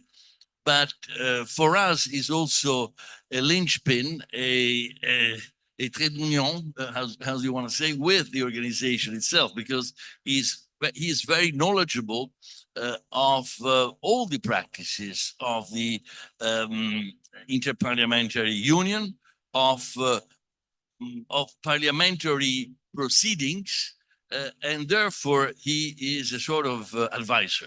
I would say he's an advisor of the World Academy of Arts and Science, and I want to ask him, elaborating further on what Laurent said, which tools, we spoke about human security, but since we have developed together the human security package that is available even through iPhones, through mobile phones, that is a sort of knowledge, distilled knowledge that is available at the click of a button. And I think these are things that are very important, because we have studied a lot of issues, but we cannot remember everything. And sometimes we need an entry point. Sometimes we need the right language. Sometimes we need just the memory of the moment, on the spur of the moment. So tell us, Dennis, what if you think that this is the right way, if this what parliamentarians are requesting, or if there are other things in future that you think we should develop together. Thanks, Donato, and thanks for the opportunity to address you here. I think, first of all, the one piece of advice I'd give the audience here is that we're all born with 2 eyes, 2 ears, and just 1 mouth. And it is important that you use those senses. And I think probably the single most important aspect of mediation is active listening. Listening to actually hear what the other side is saying, to understand the motivation from the other side, and to then ask probing questions to elicit more information, rather than just listening to construct a response. I think that's critically important. And I think the one thing I'd like you to take from here today is that skill of active listening, which I think is imperative in terms of mediation. And I find when I meet members of parliament from different parts of the world, we've all very similar problems. We can, first of all, empathize with each other in relation to those problems, but in a lot of cases, we can offer advice by that active listening to see exactly what their core issues are and maybe suggest some workable solutions to that. And I think that sets the foundation for building relationships, that can then lead to long-term peace. And I think the World Academy and the IPU's initiative in relation to human security is vital in relation to that, because I think it brings about a mindset change in terms of engagement. It's about putting the individual at the center, about focusing on people's well-being, and building policy and solutions from the ground up. And within the IPU, in conjunction with the World Academy, we've now developed a toolkit to promote and develop peace. And I think it is something that can ensure that you can build equitable solutions using real life situations rather than looking at problems in the abstract. And I've had firsthand knowledge of this in relation to what is a very fragile peace process that is ongoing in Ireland. And it is a difficult coexistence that is there on our island between 2 traditions. And it has that relationship is about building bridges between the two communities on our island, at neighbourhood level, at community level, at country level. And what we have done in Ireland is that we have identified and built upon our common strengths and developing what we can actually agree on. So issues like agriculture, issues like tourism, where we have common goals, we on our island are working towards those. In relation to energy challenges, we're working with our neighbouring island in Britain on those as well. And it's about looking at what our strengths are, where our deficits are, and where we can work towards a common purpose. In my own example, I was Minister for the Environment in Ireland, and regardless of where we worship, we all breathe the same air, we all drink the same water, and we use the environment as a way of building bridges between communities, not just at intergovernmental level, but at community level. And we've used citizen science to build relationships with school children, between school children and their parents. And we now have school children working together in communities where their grandfathers were shooting each other. And that has happened through the neutral platform of science. And this is something the Interparliamentary Union has built upon with our Science for Peace schools, where in the Middle East, in the Sahel region of West Africa, and in the Mekong River Basin in Southeast Asia, we're using science as the neutral platform to bring parliamentarians together to try and solve problems such as the issues of water security, working together towards a common goal. And that type of relationship building is vitally important, but it is based on the fact that we have two eyes, we have two ears, and that we must engage with people by first looking at the challenges and secondly, listening, actively listening to the other side. Thank you. Dennis, thanks a lot. Thanks a lot for your representation of what is the role of parliamentarians and how they really help bridging the gap in many situations, in situation of conflict, and the different aspects of diplomacy. You mentioned citizens science and the role of science diplomacy as such. I mean, nowadays we cannot say that diplomacy is a sort of esoteric art. It's an art for everybody. You have to know how to use it, how to employ it. But the future of it is really goes with your own legs and your own hands as well, in terms of approaching a situation, approaching people with different skills in different contexts, knowing that you really have to build bridges. I mean, the ultimate objective for our society is to build bridges. We may remain of different opinions. We may not have the same opinions in terms of our future, but we have to respect one another. So the essential element of this art is respect of our sensitivities, of our culture, of our position. The worst things that we can do to any opponent is really to lose face. You know, when you are in a negotiation, you always have to restrain yourself at some point, even if you have the last word and you say, I win. I mean, this time I made it. Well, let's be aware of the fact that there is always another round, and there can be a third round, a fourth round in any negotiation. So we never know when the game ends. And with this, now I would end the session and thank you for all of those who have been with us for this very productive meeting. Thank you. Thank you. Thank you.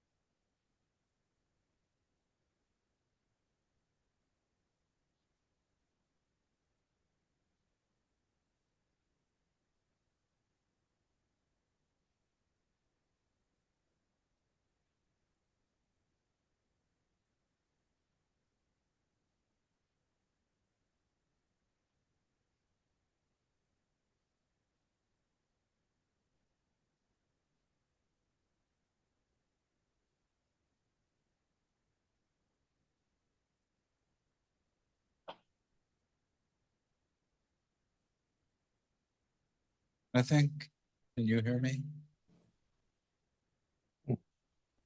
We can. Fernando, great to see you. We're running late, so I appreciate your patience as we get started. Greetings, everyone. Are we ready to start? I think we will. Everybody's here. Thank you so much. This session is on future trends for higher education, closing the educational time warp. And the background for this, let me just say briefly, is that the world needs more education to address the problems that it's facing, but does not have the capacity really to fulfill that need.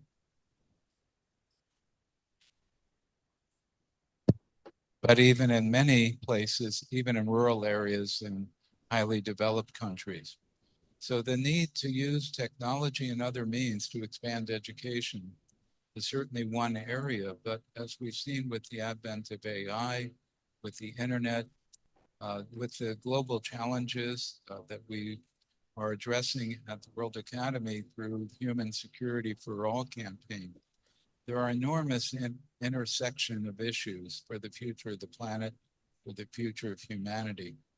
So the question is, how can education serve the needs of humanity, of the planet, and what does the future look like? So with all humility, we need to address that question, knowing that many predictions of the future, arguably most, fail to become real, but certainly in terms of, for example, air flight, it was said never to happen, and it did.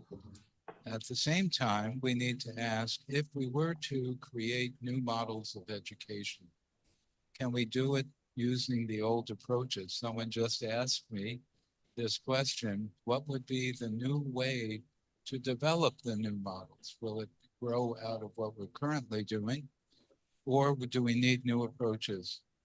And at the World Academy, we do believe that transdisciplinarity, the use of technology, that there are many new ways or bringing together ways can address future needs, but we're open to exploring through panels such as this, how this would be done.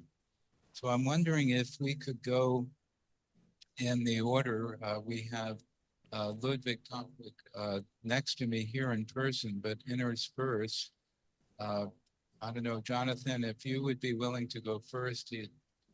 Jonathan Miller from the Integrated Media Center, you could each can give a brief statement of who you are, then maybe turn to Stephen, and then Ludwig, and to Fernando and Murat after that, given that we have several online.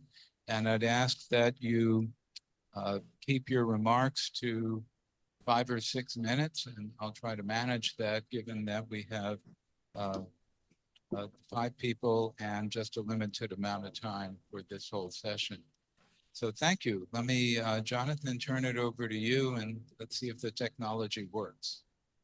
Very good. Thank you, Ralph. And let me just ask you, can you hear me okay if I speak like this? Can. Good, thank you. Good day, everybody, and thank you for having me. Just by way of introduction, by day, I'm an investor in media and related technology areas. Part of my investment profile over the years has been investing in education technology in numerous both early stage and later developed companies. I've been a director of the largest educational publisher in the United States for K through 12, which is Houghton Mifflin. I've been an advisor to Harvard and MIT in the edX joint venture that they had since its inception, which has now been subsequently bought by another company, and still continue to work with Harvard on their online educational efforts, which I think will be relevant here, and I'll mention a few things in a moment. Additionally, and somewhat anecdotally, I am the son of 2 university professors. My mother was at Wellesley and Harvard Medical School. My father was chair of sociology at BU. So I literally grew up, Boston University. So I literally grew up in academia, and I think have seen a lot of both changes, and I think to Ralph's framing, the need for further change and evolution. And so to lay out a logic chain, here's one of the ways I think about it.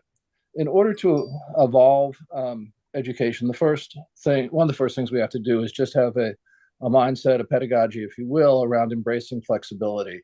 And this is, of course, a mindset, but and requires the educators to embrace that and evolving their courses continuously and their teaching continuously. But to my mind, this can't be done without the integration of technology, or effectively or at scale, without the integration of technology.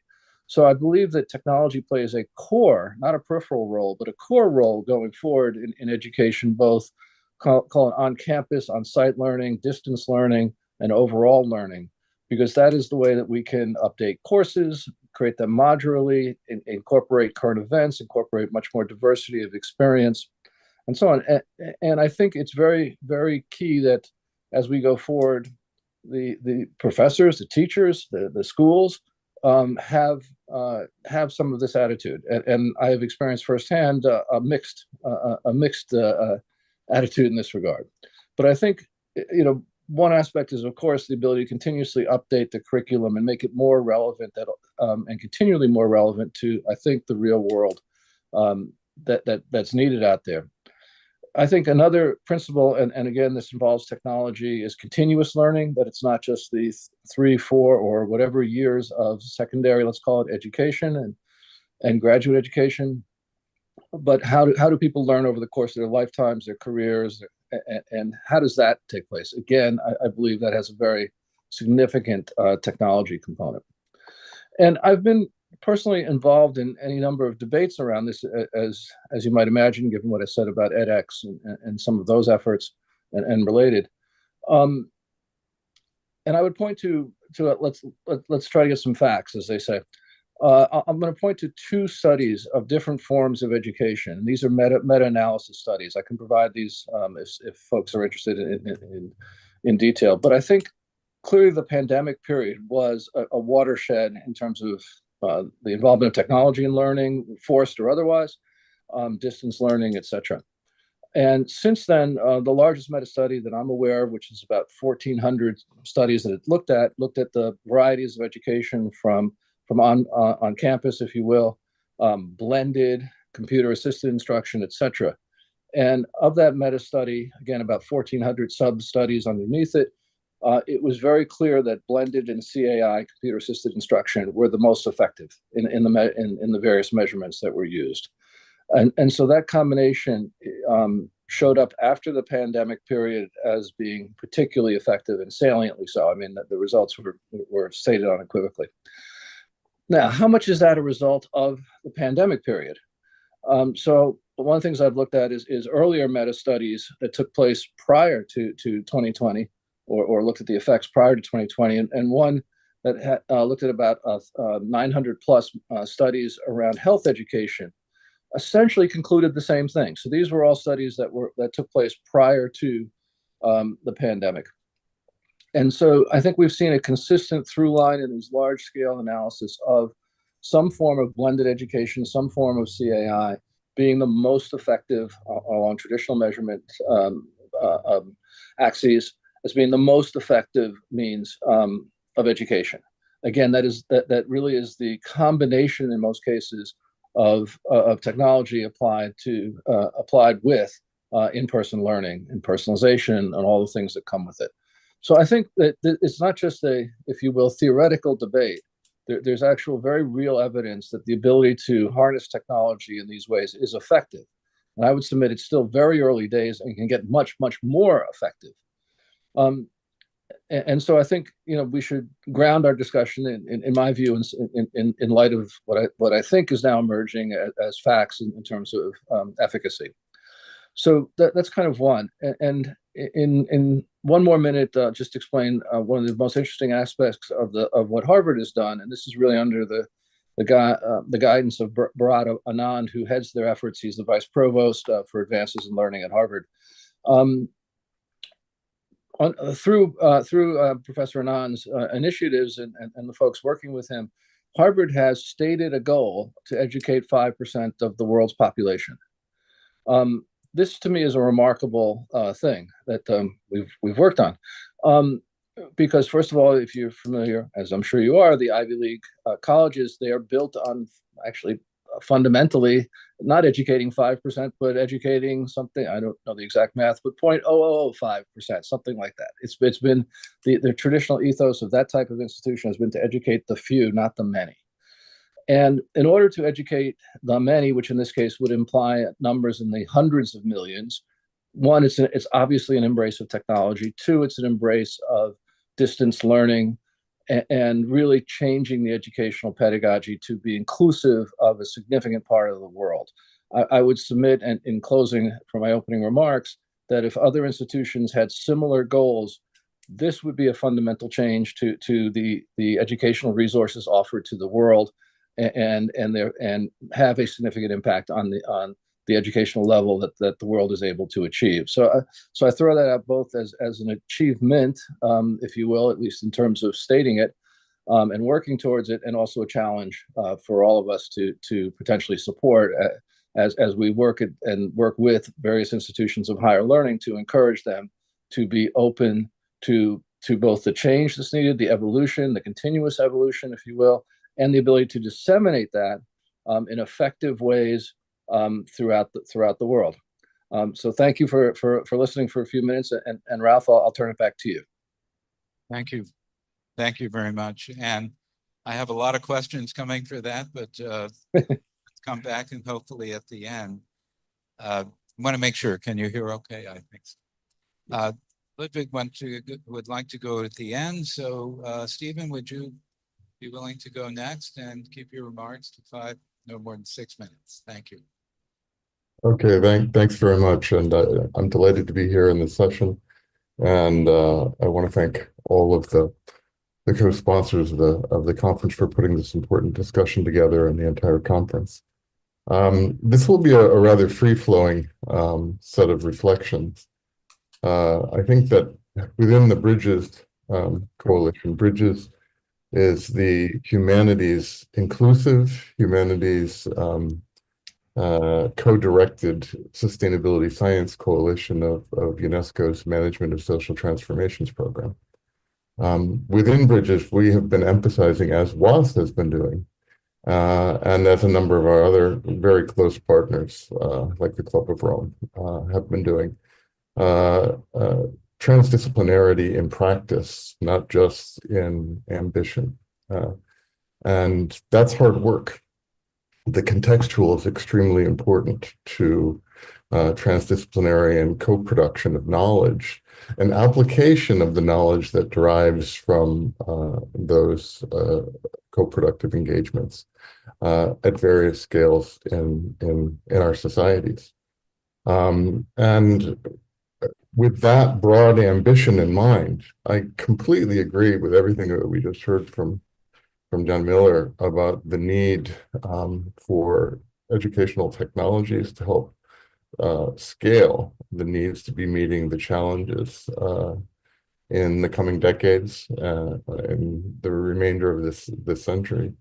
The important thing is that we can strike an appropriate balance between how we conduct education and how we conduct learning and the necessary agency and activity that we need from the learners, and that we maybe rethink the way and the unidirectional way in which learning has the legacy of the 19th century, whereby expertise was bestowed to the uninitiated, and that knowledge somehow derived from these more rarefied circles, and could sort of be bequeathed to a larger number of people. This is a model that doesn't work anymore. It hasn't worked for a long time. And I think for us to begin to think about what we can and must do to be able to deal with the challenges facing our societies, facing environments around the world, we really need to think about how we recast ourselves as co-learners, and the development of new literacies and new competencies that are part of a lifelong mission of learning. And so higher education, formal education is extremely important, obviously. These are the structures that have invested tremendous resources and have a long history of developing specializations that can enable us to address specific challenges. At the same time, the balancing of that, of the more rarefied development of expertise and specialization on one hand, and the need to scale up, and the need to be properly inclusive in ways that are not colonial, and that do not presume that there is a universalist sort of standard and a universalist set of values and culture that that applies everywhere in the world. To do that, I think we have to find this proper balance between what these new tools, what AI can help bestow, what other ICT technologies can help bestow, what forms of sort of broader implementation of learning tools and methods and agendas around the world at greater scales, what they can do without casting learners into positions of passive participants in that process, because the active participation is absolutely crucial. Without that, I think we're likely to fail if we don't begin to recast what we're doing as part of a collective set of partnerships and help to encourage that sense of agency. Now, I'm keeping this all at the very broad level, and I realize my time is sort of coming to an end now. I just want to set that tone. How can we begin to think about bridging that gap between what we need to do for scale and what we need to do contextually that is respectful of the great diversity of geographies, cultures, linguistic heritage, traditions, environments, etc. So I'll end on that thought. Thank you. I continue to have questions, and so you seem, let me just throw them out and let each of you address this. From Jonathan's, I had the question, do we need teachers if we're going to reach everyone, or how could we, if in fact the hybrid or the that model is the one, that blended model seems to be best, how are we going to reach everyone when there's not an adequate number of teachers or faculty or institutions? But Stephen, you're raising the question, how do we do it without cultural dominance of, if we're going to use that scale and bring the context of each student's lived experience and different cultures. So there are all these issues that we begin, and how do we bring the heart and soul of agency that students bring to the table are huge challenges we currently face. But if our goal is both to serve and save the planet, I'd love to have you each, as you talk about what you're doing, there is a continuing dialogue that I think we could have on each of these issues. Fernando, representing the International Association of University Presidents, president of CETIS University, who I worked with when I was president of an accrediting commission, know the university well. And so, Fernando, your thoughts, please. Thank you, Rob. Pleasure to be here. And I will divide my remarks into context, into some changes that leadership must continue, and then a very brief perspective or remark on AI. I think that it's clear that on the one hand, we do continue to live in a world where the trend is going to be to make sure that we address access, that we address quality, and that we address relevance. It is a world where if you address quality, you will inevitably move towards the international arena. You will be recognized not only in your own context, but elsewhere. If you are involved in the international arena, unless you do it with quality, it is going to be a short-lived effort. We're going to live, or we will continue to live, in a world where it is not only about developing the whole person, but also addressing to some extent employability and relevance to context. And as we have seen, it is also a context where we are facing and will continue to face the 3 Ps: politicization, populism, and polarization. And it is a world where universities are instruments to build bridges and to bring others together for a common understanding. So there's a lot to say about what we know, a lot to say about what we've heard about, but maybe don't know, and a lot to say about what we're doing. So let me move on to share with you some things that, from the perspective of IAUP, over the last 3 years, we've identified, many of which are still valid. This is from a leadership perspective. One is that leaders must exercise the notion of nimbility. Nimbility meaning to be quick and strategic in terms of what one does. To exert or exercise a bifocal leadership, meaning that you need to look at short-term as well as long-term. Making sure that we are moving towards programs that are short, accessible, and laser-focused on skills and workplace. An emphasis on more personalized programs and more individual learning.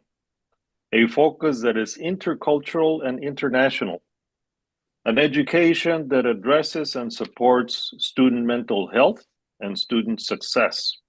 An education that tries to address the need to seek and develop talent, the Einsteins that are scattered all over the world. Although the recent trend and things that we've heard about say contrary, I think that globally, looking at diversity and inclusion as a strength, and acting with empathy, solidarity, flexibility, and opportunity. And being increasingly mindful of mission, quality, operational and financial sustainability, strategic in all we do, and acknowledging that we are moving from what we still call the university, and as it has been known, to what is increasingly a glocal, that means global and local, multiversity, because of the constituents, because of the learning models, because of the different functions and roles that universities play. And I think that it is also important to acknowledge the role that faculty play as we face crises like COVID, as we look at challenges like incorporating digitalization. We're also looking at a broader perspective on internationalization. It is now e-mobility. It is about internationalization at home. It is about partnerships that we need to be looking at, and where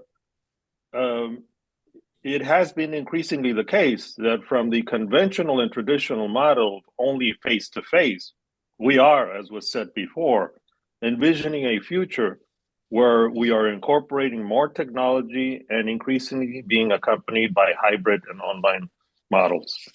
So I think that as we move forward, we also have to acknowledge AI. It is not something that is going to go away. We have no option but to adapt as something that can be positive, but that we need to look at with particular attention, and where we need to be mindful of the human dimension. We need to acknowledge that there are challenges, opportunities in terms of privacy of data, in terms of mathematical biases that this brings with it, and the need for transparency and accountability. As leaders, we need to make sure that we do not move away simply and dismiss, but face this and act decisively. And to conclude, I think that looking to the future and seeking to continue serving our students in our respective societies, we need to acknowledge what is working, take note of what has failed, improve on what makes sense to do so, and seek to reinvent and innovate that which we must explore, extending the boundaries of what we know. We should strive to become better, of higher quality, responsive, relevant, resilient, more innovative, and inclusive as we seek to achieve student success and greater welfare and well-being in our societies. Thank you.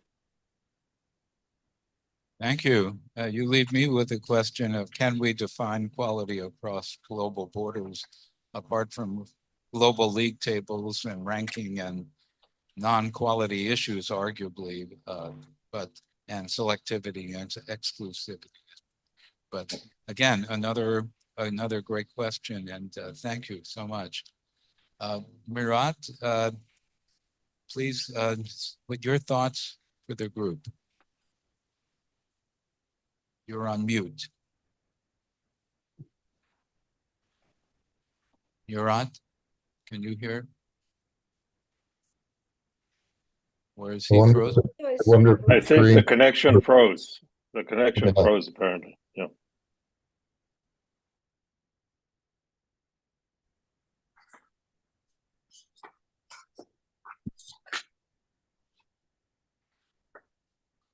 Thank you. First, dear Professor, Vice Rector, Professor Dr. Patterson Gula, thank you for offering this great facilities. It's I'd like to express appreciation and as well kind of science. It's such a picture.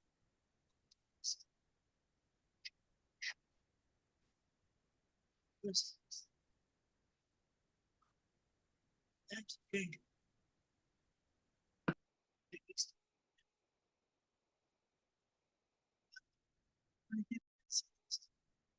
Today, everything can changing fast, faster than it was in the history. And from day to day faster.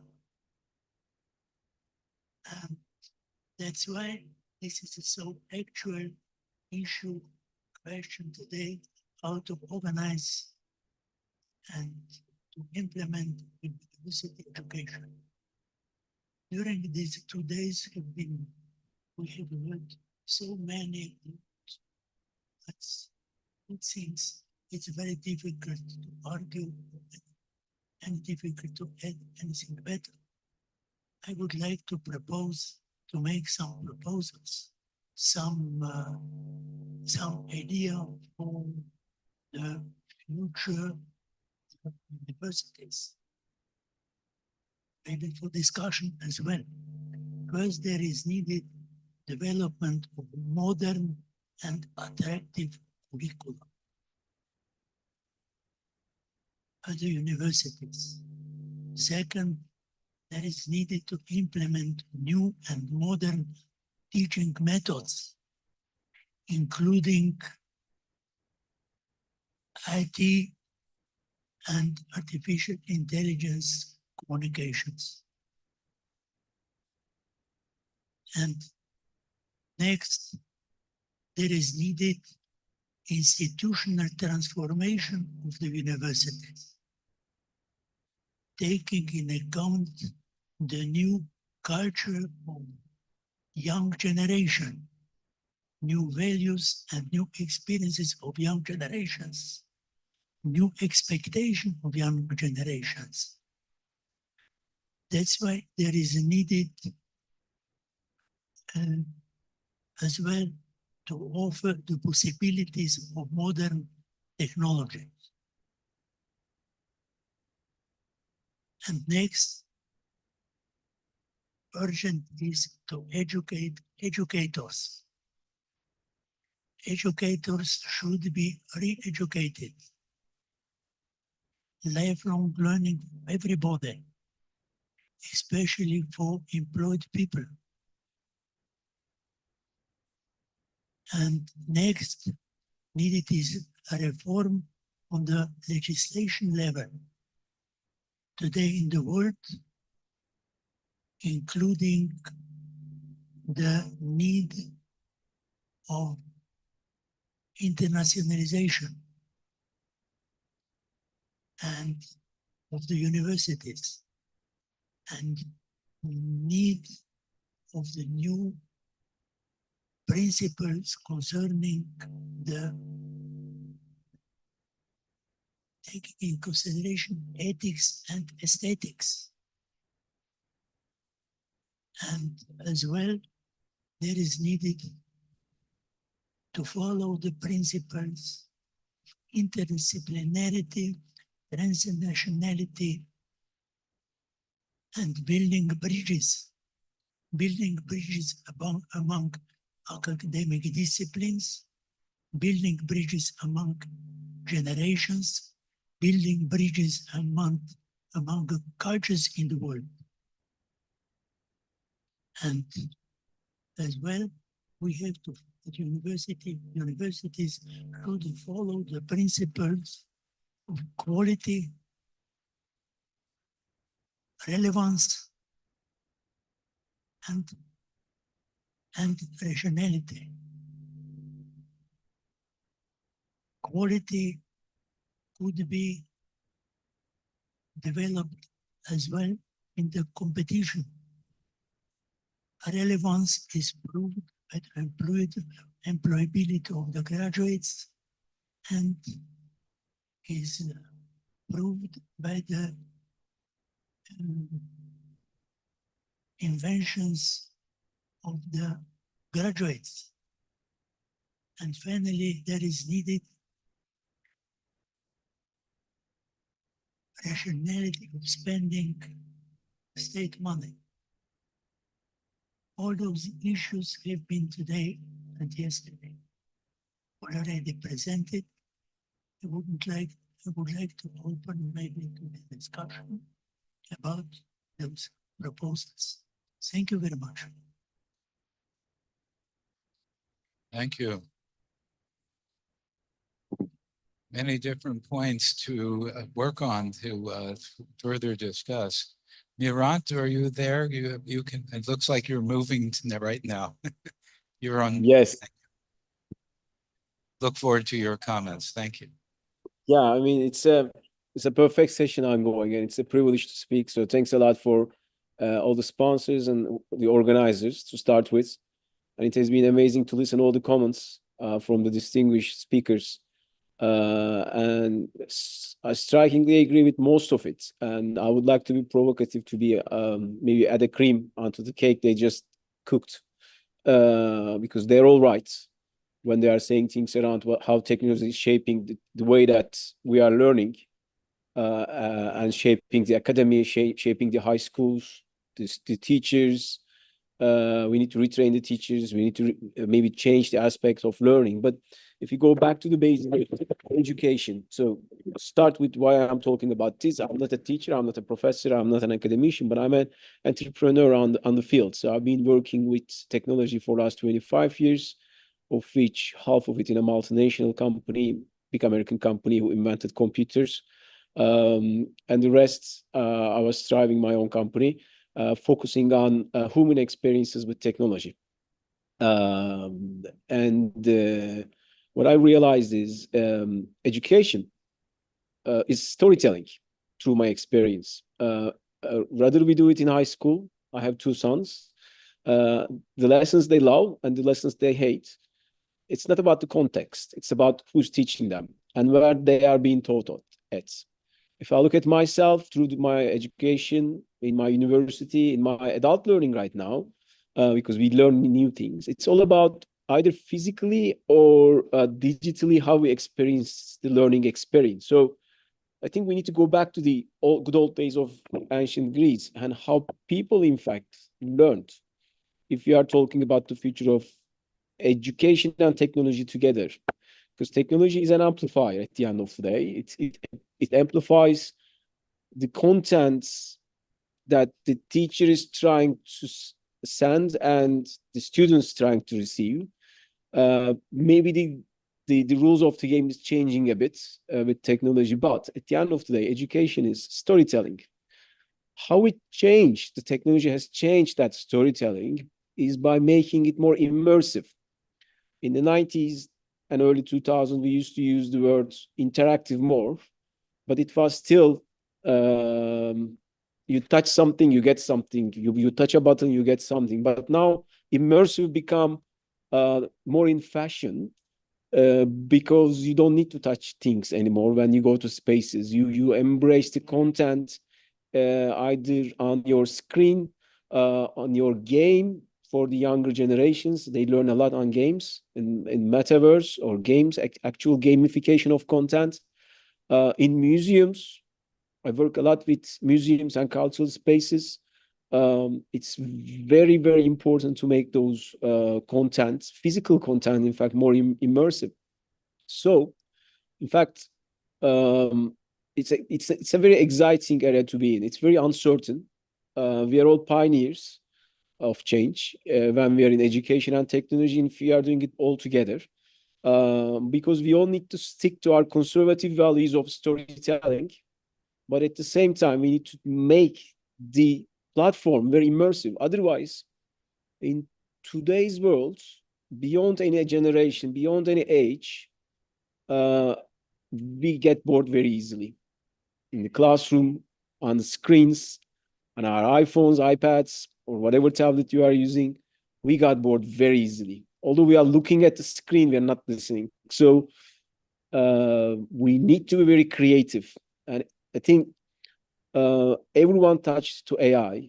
And last few weeks, I've been in different AI events from defense industry to education industry to telcos to real estate. Everyone is talking about AI. And most of the people are talking about how AI is invading the spaces human capital has been capitalizing with its knowledge so far. So we need to somehow coexist with this new wisdom. But again, it's like the last speaker just very, very kindly put, we need to re-educate, not just the teachers, but maybe the people, our kids, about the subjects they learned a few years ago. I recently read a report that I found in my drawer from 2018, a very reputable analyst company called Gartner, who publishes trends on technology. On 2018 report, AI is at the bottom of the curve, that it's an emerging technology. Now, everyone is talking about and week by week, we are hearing some. Mr. Fernando was talking about the pace and the change of skill sets that we need to set is changing due to the change in AI.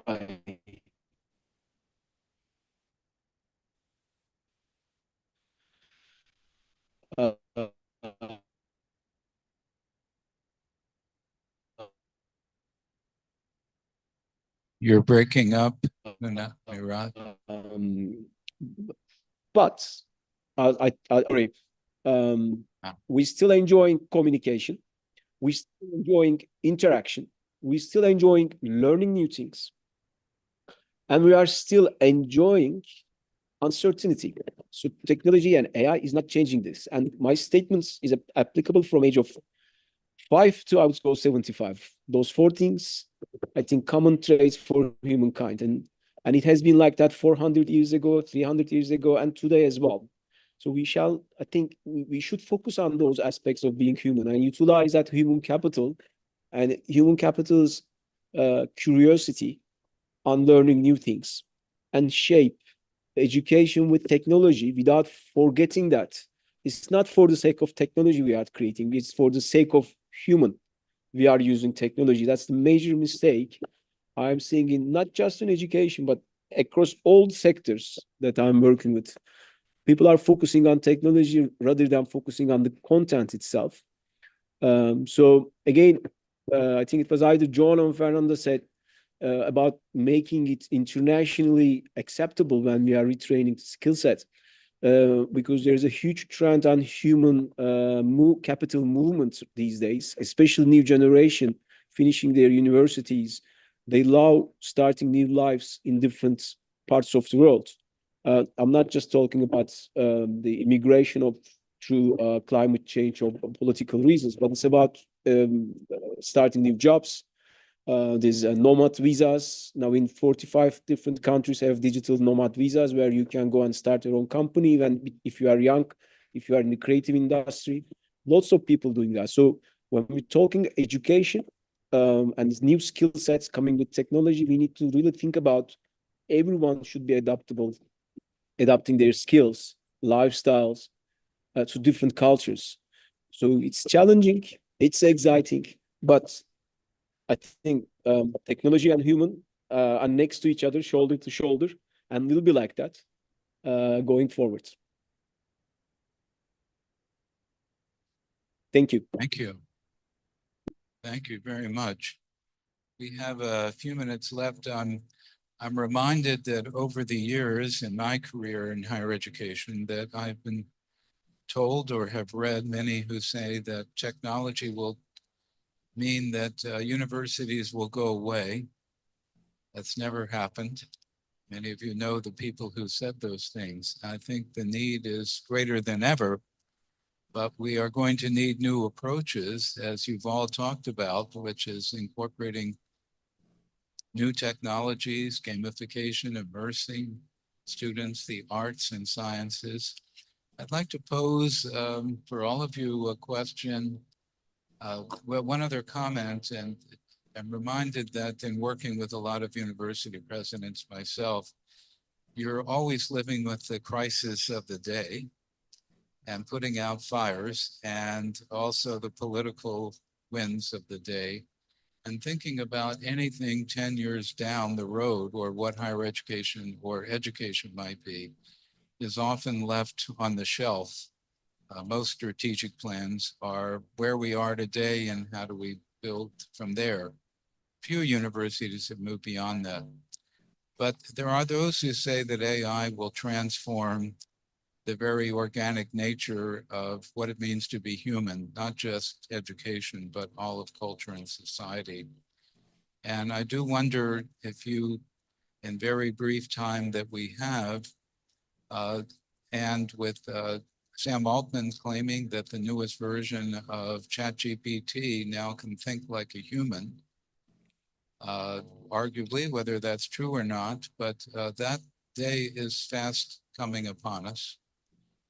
With quantum computing and whether that will merge with AI, I'm not sure technologically. But it does raise the question, will technology advance beyond our capacity to deal with the changes that it's going to bring about us? And because of my own view, because of the increased commercialization of AI, the ability to control it and the privatization of it is going to be extremely difficult to regulate and to understand it.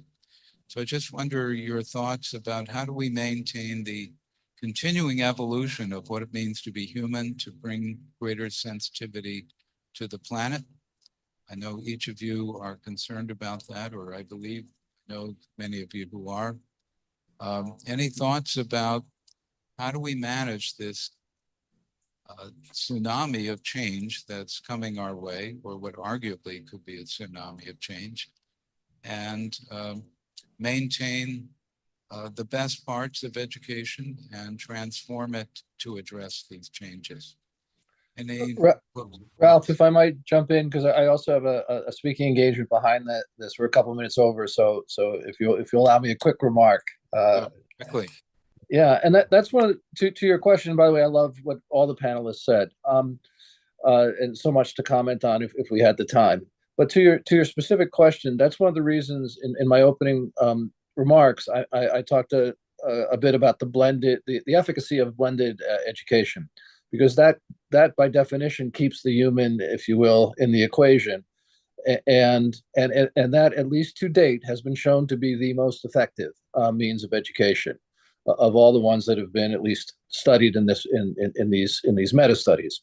So I think that's a very hopeful note, if you will, to your question, that that the human in the equation does matter to the outcomes, and hopefully that will always, in my view, hopefully that will always be the case. Fernando, you had a comment? Yes, several very quickly. And, number one, I go back to one of the aspects that I mentioned for leaders. You know, we need to make sure that we are nimble and that we are bifocal. We need to be quicker in terms of our responsiveness, and we need to be short term as well as long term. Number one. Number two, Joseph Aoun, Northeastern University, points out that just like we have moved in many cases to incorporate digital literacy, we need to begin to incorporate AI literacy so that it's not the technology, it's not about AI, it's about how that spreads across the curriculum and how we sensitize students to the value of AI as an instrument on a go-forward basis. But that needs to be accompanied by humanics, which is the human perspective as we move forward. And just a third comment to conclude my remark is that anything we do, we need to address organizational culture. The higher education arena is not going to change. A college or university is not going to change unless we incorporate how the culture is and how it needs to adapt and to adjust moving forward so that whatever we incorporate is not short-lived but long-term. Thank you. Thank you. Stephen, you're going to be presenting next, and I need to get out of this chair. I may just ask, Murat, do you have a final word you'd like to comment? Of course, I'll follow Fernando's example, very short bullet points. I think if you just leave this AI debacle to corporations, most of the privately owned companies sees human capital as a burden, and they are trying to replace it with AI systems or autonomous systems. So we need to create policies around ethics on how AI is used, and that should be at the organizational level and international level. And it should be very quick because we are about to lose ground on that. We shouldn't stop innovation, but we need to have some ethical angle to it. Very quickly agreed. I think we need to also define role of the academy in the new sense. I think the future of education will be micro certification, a lot of micro skills. We will have new types of polymaths on that in this age. An academy needs to be in a position to validate this, plan this, strategize this, to make sure these are real, that these are correct, that those are in need. And third and the last one, I think we need to move away from human-centric approach into education. We need to look at planet-centric approach, because we have huge problems that are affecting the world, like climate change and many other things that are beyond person. So we need to create that awareness in our education system that it's first the planet, then society, then human, for the good, so we can all survive interdependently together happily. I think it starts with the education. Thank you. Agreed. Thank you very much. And know that the World Academy is going to stay with you and with each of these issues. Thank you very much for your participation and those of you who are here. Ludwig, thank you. Thank you. Next session.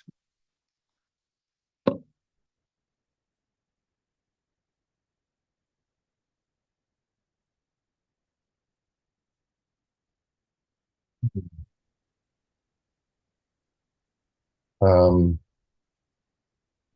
see.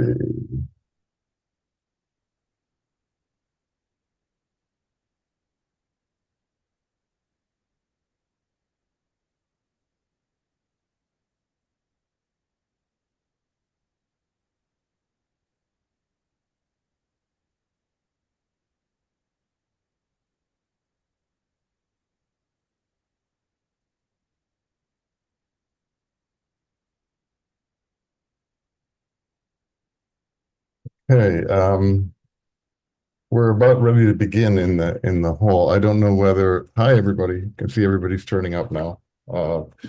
The last session right before this literally ended a minute ago. So, and I was in that one and trying to change gears to this one. Good to see everyone. Janani, can I ask you about, should we still plan to begin right at 20 past, or do we need to give a space of a couple of minutes here in between sessions? We can begin now, Stephen. Yeah, okay, all right. Give me a second because I'm switching between modes from the last session and now this one. I don't think we have everybody online yet who will be joining us. This is mostly an online session. I mean, all the speaking participants are online, but I'm not really sure how it's going to work with those in the room. And I know that there will be somebody on site who can help us field questions that might arise. But I assume that each of the speakers now, especially that I know Janani is joining us in Zoom, we'll all be here in Zoom together. So that may make the interface a little easier. I want to really thank everyone for joining us. I'm going to share my screen if I can for a second. I hope I have permission to do that. Let's see. I'm trying to find, oh, there we go. So just to share my screen for a moment. First of all, speak up because I won't be able to see you because I'm looking at this slide. But can everyone hear me okay? Yes. Okay, great. Yeah, no issues. Okay. Welcome everyone to this session on learning for social transformations that builds on the Summit of the Future. And we've called this, put this special session together, drawing upon a number of the partners who are part of a longer-term partnership that led into the Summit of the Future back in September in New York at UN headquarters, and that are following through in various ways. And today's session is intended to reflect that that process. We approached the Summit of the Future not as the goal line, but as the starting line, as indeed it is, for efforts that need to be made to more successfully deal with the challenges facing the world, and without being greatly behind on so many of the international agreements first formulated, a decade ago, really, in 2015, the Paris Agreement, the UN's Agenda 2030 and the Sustainable Development Goals. One of the things that's become increasingly clear in the last few years is that we're greatly behind the targets and achievements and the pace at which those agreements need to be met to stave off sort of serious complications for the world, to put it mildly, and for human societies and for frankly, all life on Earth, our sort of kindred species that we share the Earth with. And so we began to think about how we could contribute to the discussion at the Summit of the Future this year by focalizing in particular, and here, by the way, in this first slide is an overview, is a look at all of the speakers in this session. Those who haven't joined us will be joining us shortly, and they're all from the partners that you can see there, sort of in the middle strip, and those partners are themselves were part of the consortium of partners who came together for our event, focusing on how we move from good ideas to action and impact, and how do we mobilize the outcomes of the Summit of the Future. Now, the outcomes of the main outcomes of the Summit of the Future, by the way, you can see that includes also some partners who aren't here in this session today, but their partnership remains ongoing with those of us in this consortium. And this is one step among a number of them that are going to be occurring now late in 2024 and throughout the year of 2025, where we're going to be moving further and further in the direction of actually trying to implement ideas, take those best ideas and find ways in which we can have impact on the ground at community level in contexts around the world. And so towards the end of the session, I'll tell you a little bit more about those plans. But these were the partners that came together in New York. And frankly, we decided when we thought about the outcomes of the Summit of the Future to define the outcomes in terms of the major normative documents, the Pact for the Future, and its normative instruments as annexes to the Pact, including the Global Digital Compact and the Declaration on Future Generations. And more specifically, we framed our session on the ambitions articulated in the Declaration on Future Generations. And we built a session around another document, which is the Wales Protocol for Future Generations, which attempts to articulate how we can, in fact, realize in practice, in a variety of contexts, the ways in which those ambitions in the Declaration on Future Generations can be realized. And it does that by proposing 3 scopes of engagement: the sort of citizen level and community level, the national and state level, and the intergovernmental, the international and the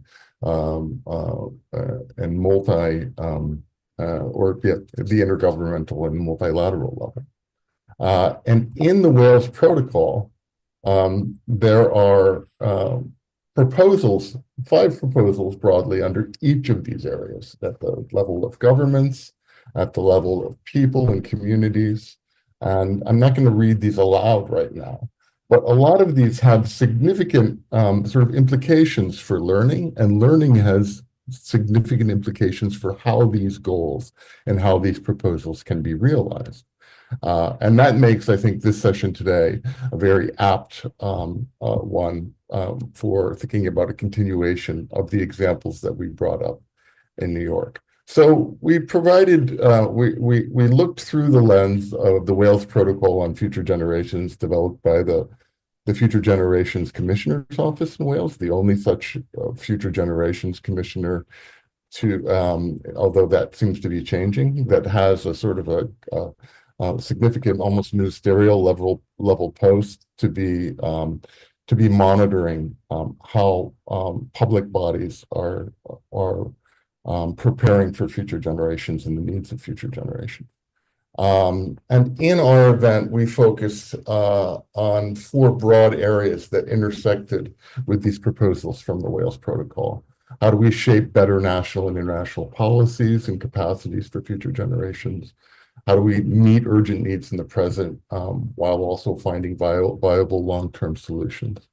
And how do we build 21st century skills to, as the Montpelle Rampelle and Nolita from the Club of Rome formulated it, to liberate the future? And then finally, we had a 4th focus on ethical AI and technological learning resources, educational resources for a flourishing future. We're going to hear some resonance from these focuses and what was brought up in New York, I think, in this meeting, in this session, but we're also looking to go beyond that. Now, speaking of going beyond, I've already gone 2 minutes beyond my own introductory time. So I propose now to stop sharing my screen and to suggest that we do this. I have to go out.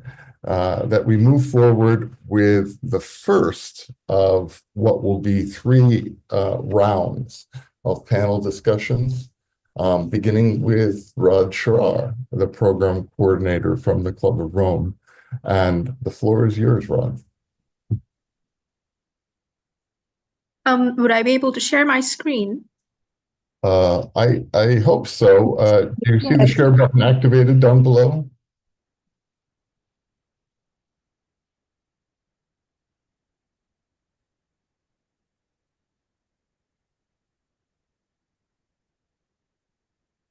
Can we see the screen?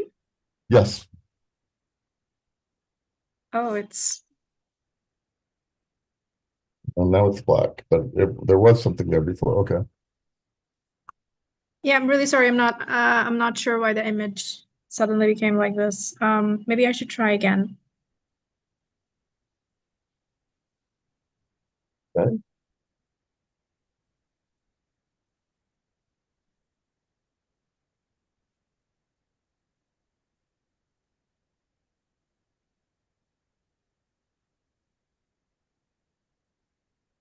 While we're waiting for Rod to sort that out, I'll just mention that we're typically going to have 3 rounds of 3 panelists each, followed by a few minutes of questions after each 3 speakers. And then we have a segment at the very end of this session where we want to open up the discussion for more dynamic, interactive Q&A with all of the participants here.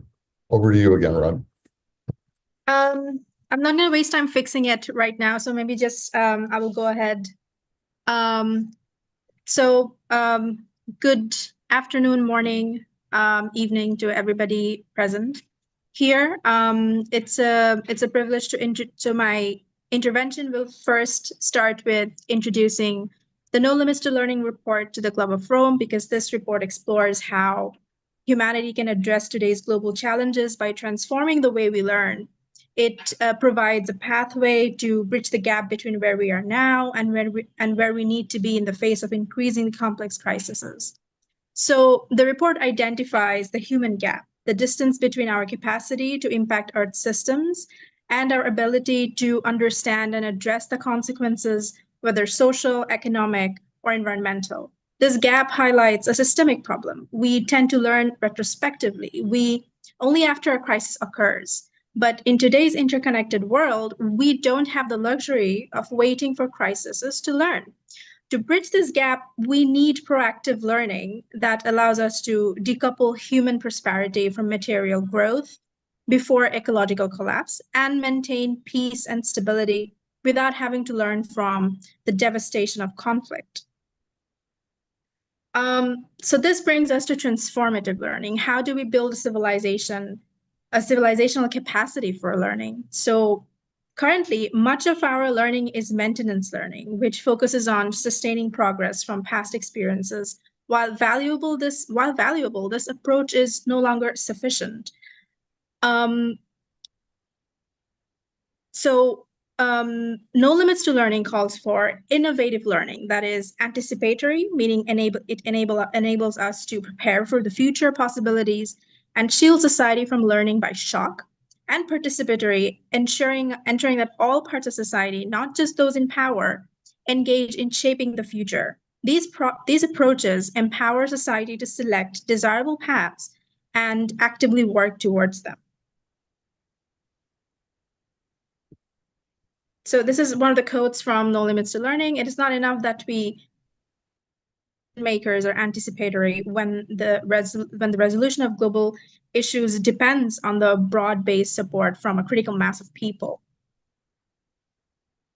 So this brings me to the 4 pillars of learning. So we have, the report outlines 4 pillars of learning to support this transformation. We have anticipation, preparing for the future by understanding its multiplicity. We have participation, actively engaging diverse voices for inclusive societal processes. Autonomy, encouraging independent thinking and trusting individuals to make positive decisions for the future. And then integration, combining knowledge and perspectives from multiple disciplines to address complex challenges. These pillars provide a framework for bridging this human gap and fostering a learning society.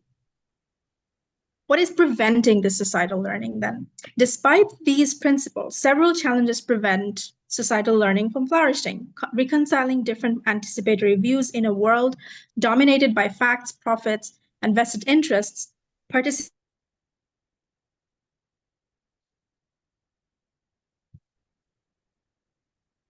complexity. And autonomy, when unchecked, can lead to isolation, threatening cooperation and peace. So we must address these barriers to create a society capable of transformative learning. How do we make transformating learning work then? To make societal learning effective, the report emphasizes the roles of values such as emotional intelligence, art, cultural identity in reconciling diverse worldviews. Systems thinking to create spaces for critical thought and participation across all societal levels. The ability to dance with scale, balancing analysis and synthesis to overcome inaction. Lastly, the report showcases real-world examples such as literacy programs and educational use of mass media to demonstrate how innovative learning can help humanity bridge the human gap and thrive as a learning society. Sorry, I have video here, but it's kind of malfunctioning, so I'll stop sharing and move on to, so this would be the 45th anniversary of No Limits to Learning report that was made to the Club of Rome. And 45 years after its release, No Limits to Learning of the Club of Rome, alongside the Fifth Element program of the Club of Rome and the WEC network has launched a new global call for action, which is No Limits to Hope. This initiative aims to inspire educators, learners, and citizens to transform educational paradigms and foster a mindset that can address the challenges humanity faces today. From environmental degradation to social inequality, our crises demand a radical change in how we think and how we learn. No Limits to Hope seeks to catalyze this shift by exploring collaborative learning and problem-solving methods, promoting a fairer, healthier world.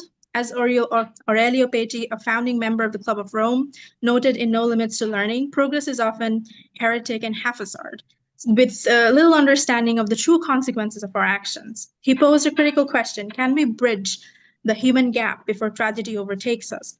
His optimism lay in humanity's innate learning ability, fueled by vision, creativity, and moral energy. Today, No Limits to Hope builds on this legacy. Its objectives are very clear. We want to catalyze cultural change to create equitable opportunities in a healthier planet. We want to facilitate transformative learning, using education to inspire innovation and align knowledge with action.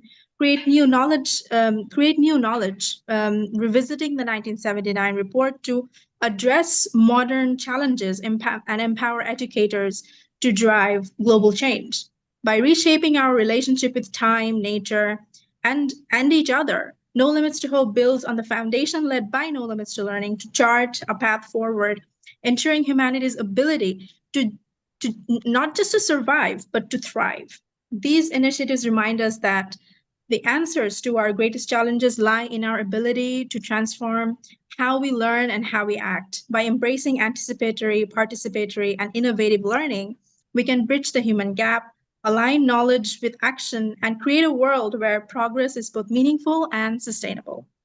Let us take this opportunity to move from learning by crisis to learning by design together, and we can foster cultural systemic change needed for a more just, equitable, and hopeful future. Thank you. Thank you. Thank you very much, Rod. And a lot to think about there, and we'll see whether we have any specific questions that arise in the room in response to those really important initiatives that you brought up. I'd like to now turn the floor over to Karima Kadoui, the co-founder and executive director, president of the KEEM Foundation, Community Foundation for Human Development. So with no further ado, please, Karima, join us.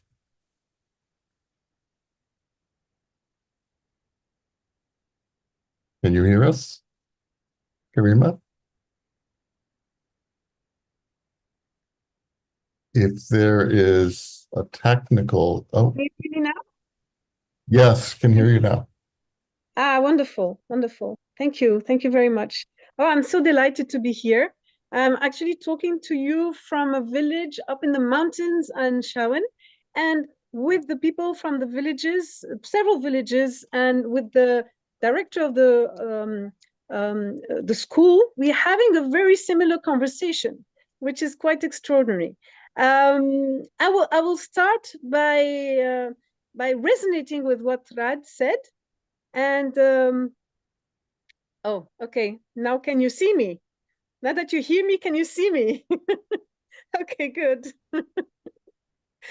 Great. So I will start with a question. And that question was asked to me by the Minister of Education.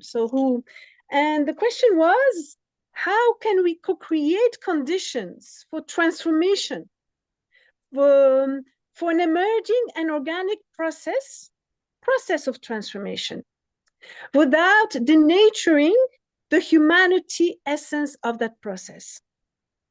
That was quite a question, because the question in itself beholds the seed and the fruit of its answers. The question in itself, when it's asked at a level of governance, such a level of governance, is a manifestation and expression of transformation. The classical transformation is thought in terms of implementation. How do we implement to transform? But here the minister is saying we're having a feuille de route, a roadmap. It is a framework, but how do we create conditions for all different expressions of that feuille de route that are contextualized, that emanate from the imminent potential of every single region in Morocco, every single province, and every single school in Morocco. And furthermore, how can we do that with the villages, with the neighborhoods, with the communities that surround the schools? Today, we were sitting in the village and with the director of a school and members of the different villages, and with the youth from the villages. And the director was asking the same questions, that how today, with the structural challenges that we have, how do we change the conditions? And then we shared stories, said, instead of looking how we are going to go and create together a future, how about if we bring that future to the present? How about if we start looking for the beauty that already exists, that already is, that is already expressing and manifesting that future that we're looking for? Let's go back to our communities, and let's go back with these questions to our schools. And in that core reflection, and in that core creation, we are experiencing something quite extraordinary, which is the dissolvance of distinctions. It is the villages and the neighborhoods and the school coming together, sharing the questions and growing the questions. And those questions and that process is facilitated by the governance bodies at the province level and at the regional level. So at the same time that the process is reflected at a national and regional level, at the highest level of the governance body of the education system, and that in a couple of weeks, we are going to be training facilitators in the education system, 135 facilitators all over Morocco, where these facilitators are asked to co-create the conditions with the schools and with their respective directorates in order for these processes to emerge from the different contexts in our education system. What are the challenges? Well, these are not the first facilitators that are being trained. There's already been 94 facilitators that have been trained, and they're all heads of service, pedagogic service, support services. The process and what was outstanding is that process very, very quickly became understood as facilitating with the spirit, facilitating with a focus on the human relationship, facilitating with the trust in our humanity. And when that language of trusting our humanity, looking for the beauty in our system is starting to diffuse and grow in our system, the system started to transform, to create its own conditions and self-facilitate its conditions for transformation. It became a metamorphic transformation, a transformation that emanates from the potential. This process is beholding its own resilience factors and its own sustainability factors, because it is essential in its quality. It is recognized first as a process of a humanizing education system. It is vibrating with the potential of human beings to trust in our humanity and to express that trust in the very structure of our governance systems, of the education systems, be it in the education or the higher education, or be it in other societal. So what is the learning here? We are learning to co-create the conditions for the transformation of our system, beholding, recognizing and realizing the beauty that there is in the system and the humanity that we share and that is expressed in the system. And that is, so this process that is happening at a national level, but also how does it manifest and is reflected on the local level? Well, there are different dynamics, because what is reflected at the governance level, at the local level, it is reflected beyond the school. Beyond the school. It's reflected with the school and the villages and the neighborhoods. So the education system becomes an ecosystem, no longer the system, but a broader ecosystem. In that process, with a growing language of a humanizing education system, we are becoming a society that learns to learn, to create its conditions for transformation process, beholding the factors of resilience and beholding the factors of sustainability of this process of transformation.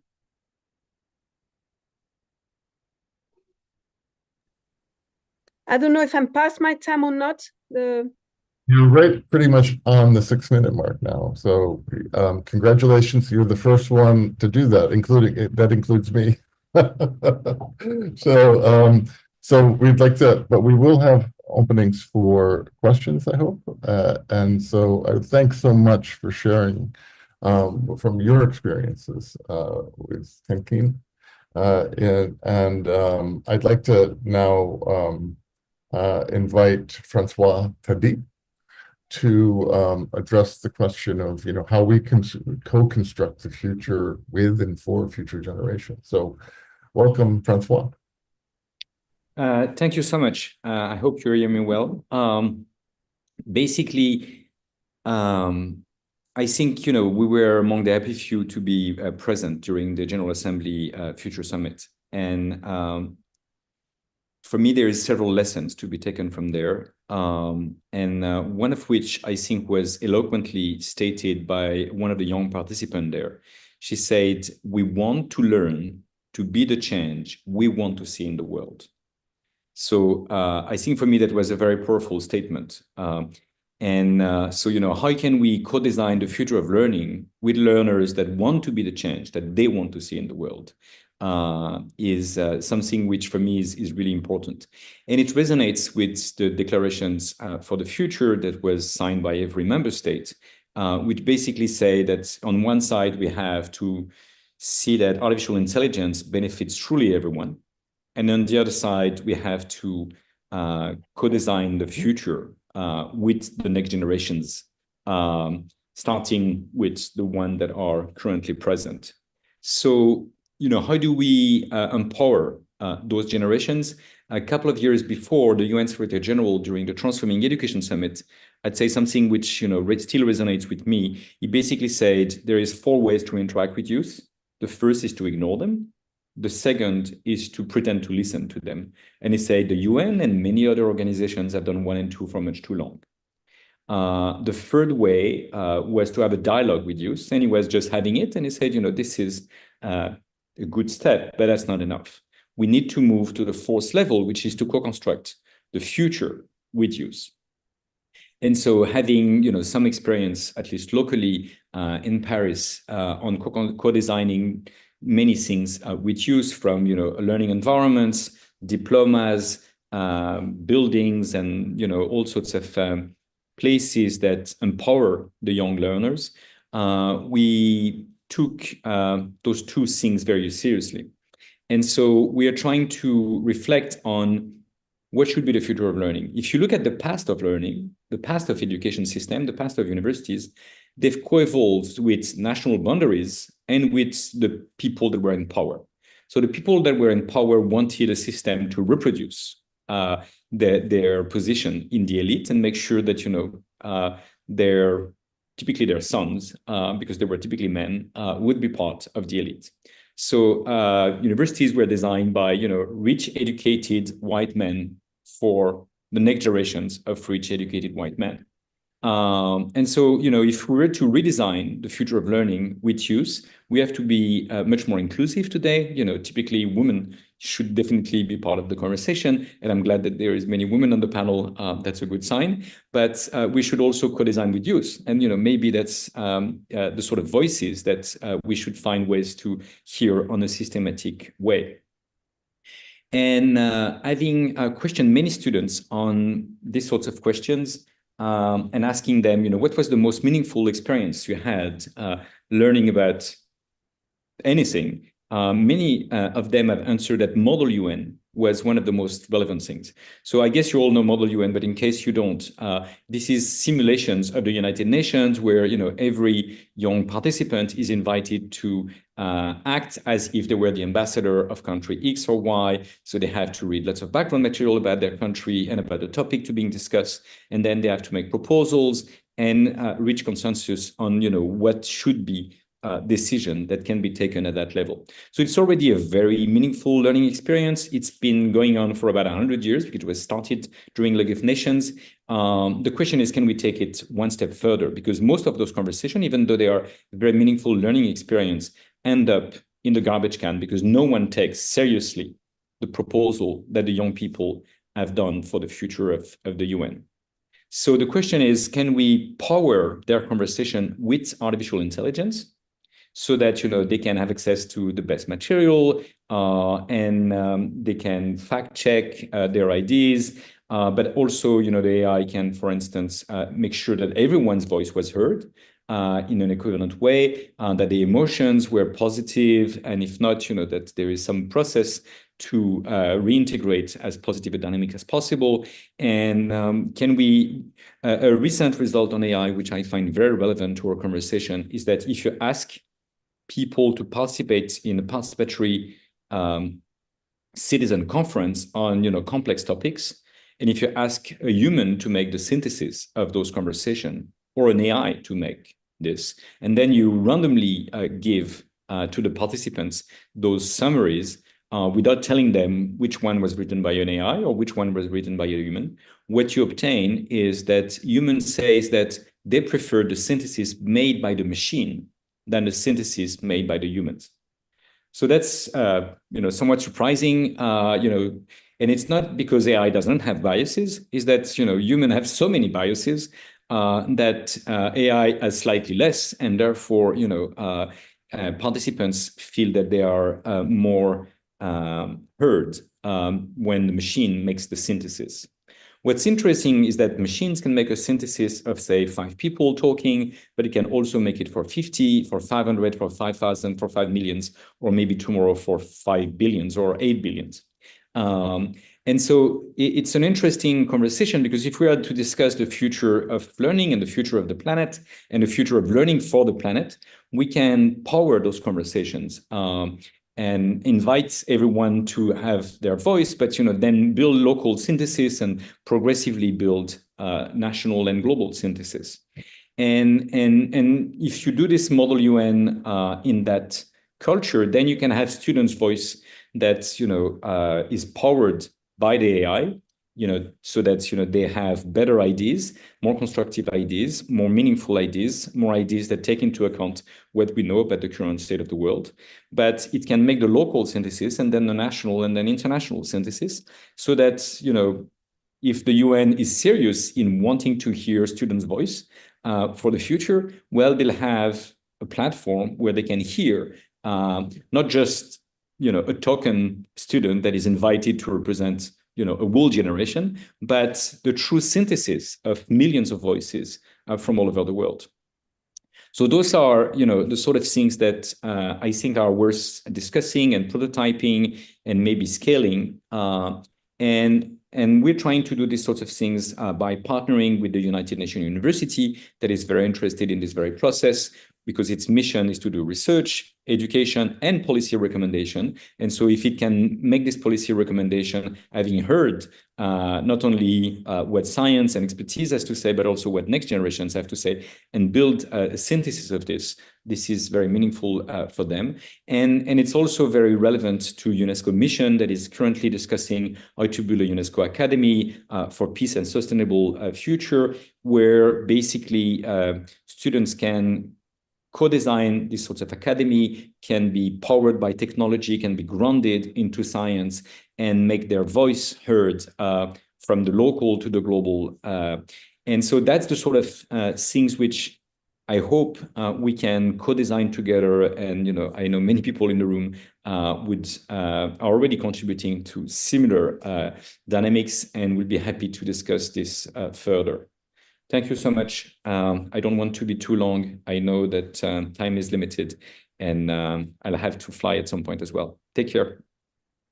Thank you very much, Francois. That was I really appreciated the specificity of the examples that you brought forward, and I think a number of us are interested in the kinds of initiatives that you mentioned, and are interested in redoubling our cooperations with the Learning Planet Institute on these. So thanks very much. I'm going to take, so we can get back on track time-wise.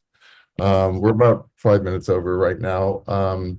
I'm going to hold off for the Q&A until after the second round of presenters, but I would like to mention one comment that's been made already by Yul in the chat window. You may have seen it. We seem to rely on existing models of educating large numbers of people. The current model of revenue generated for the current model is unsustainable. We must find another way to raise revenue for education. Education must be free, no property taxes, and no school fees. Well, those things are maybe going to be different in different governance contexts, but nevertheless, the point I think is important. And so maybe the rest of the panelists can have this comment already in the back of their minds when we do have an opportunity to re-engage with some Q&A following the next group of speakers. So thanks very much. And I'd like to turn now to my colleague, Joni Adamson, the founding director of the flagship hub of Bridges at Arizona State University, who's going to be telling us about the exciting Bridges Humanities labs that they've been running. Over to you, Joni. Thank you, Stephen. And good morning from the Sonoran Desert in North America. This panel asks what modalities need to be realized at different societal and governance scales in order to achieve the social transformations and focus on youth education, as we discussed in our Summit of the Future special panel. So I want to address the topic of modalities. And also I think this talk has something to say to the last comment in the chat about how we fund education. So I want to talk about a modality being innovated at the Bridges flagship hub, which is anchored in the Global Futures Laboratory at Arizona State University. Over the last 10 years, through the Humanities for the Environment Global Network, which was founded by humanities faculty at ASU, and which became a co-founder of UNESCO Bridges, we have been really thinking about the way in which we will innovate pedagogical methodologies and modalities to meet and address the SDGs and to restore faith in the SDGs. So in its first year, the flagship hub established a signature series of what we call the UNESCO Bridges Humanities Labs. And these courses are offered in collaboration with ASU's Humanities Lab.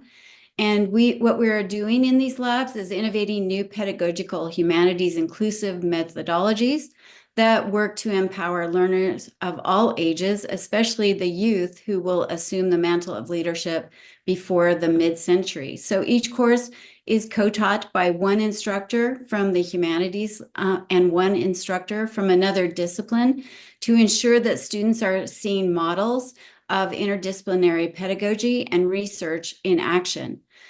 The UNESCO Bridges Humanities Labs are taught by sets of co-teachers that ask students to think deeply about the United Nations 17 SDGs and create and then we ask students to create interdisciplinary group projects designed to help achieve these goals.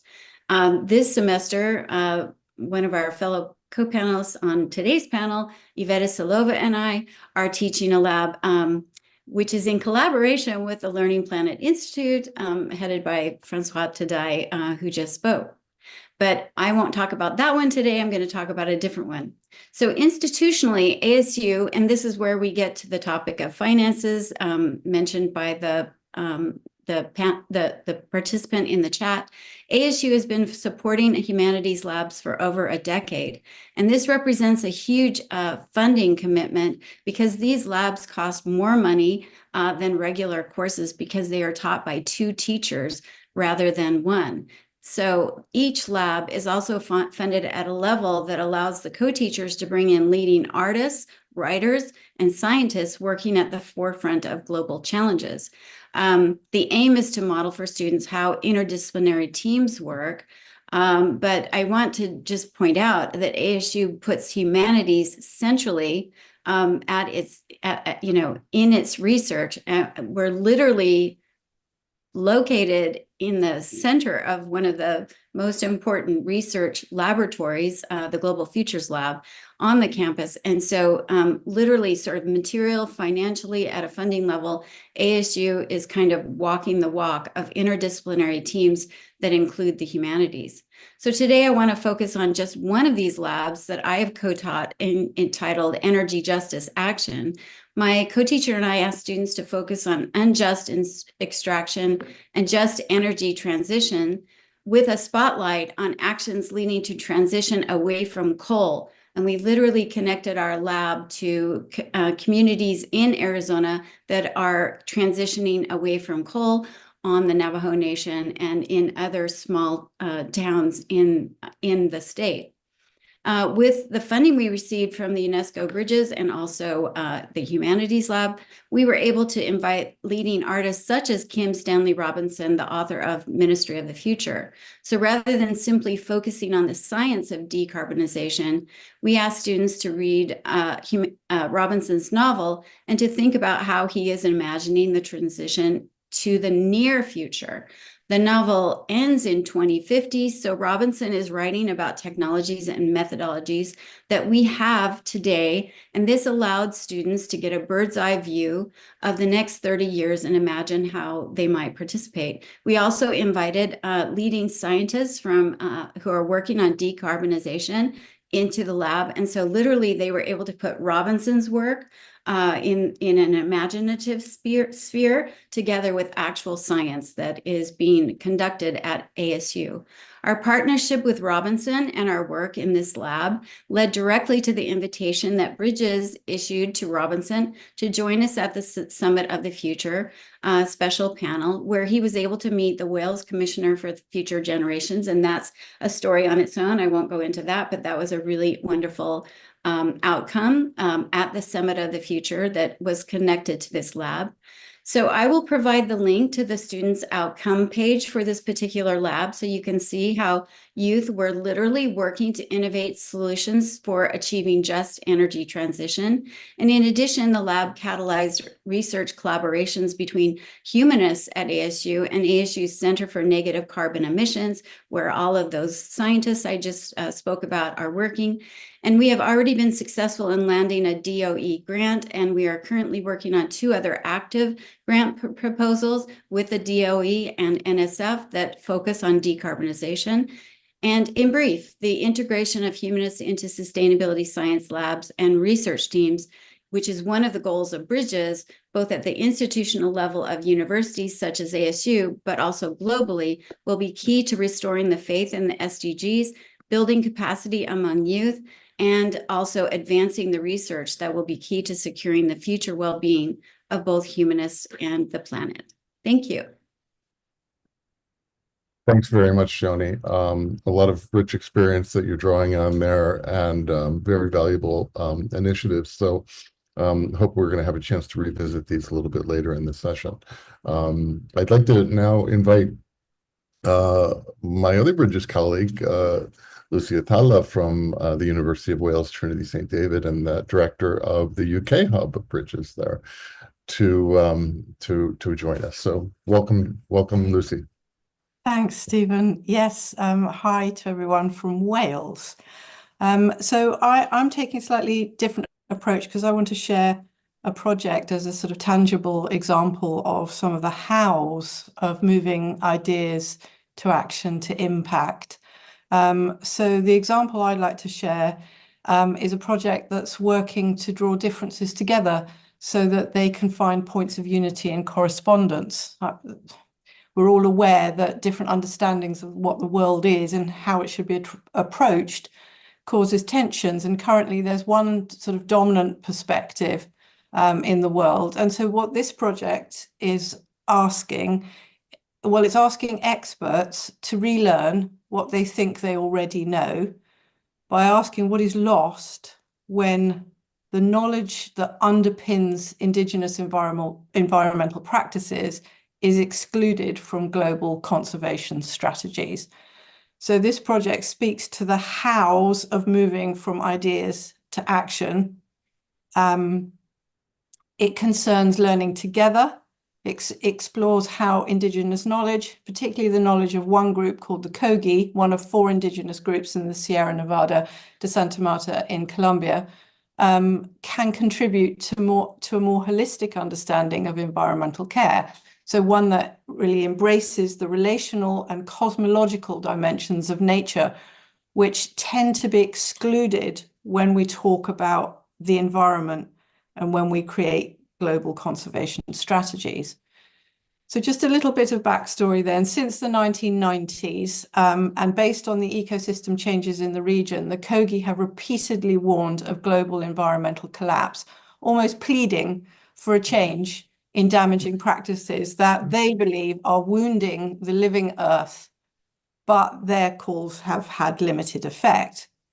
So for the Kogi, existence is governed by an invisible, intangible order and is supported by ordered thinking. This means thoughts are like seeds that shape the identity of all things.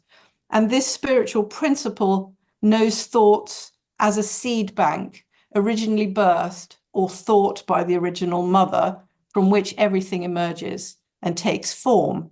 So you can see this is very difficult to incorporate into conservation strategies using environmental science.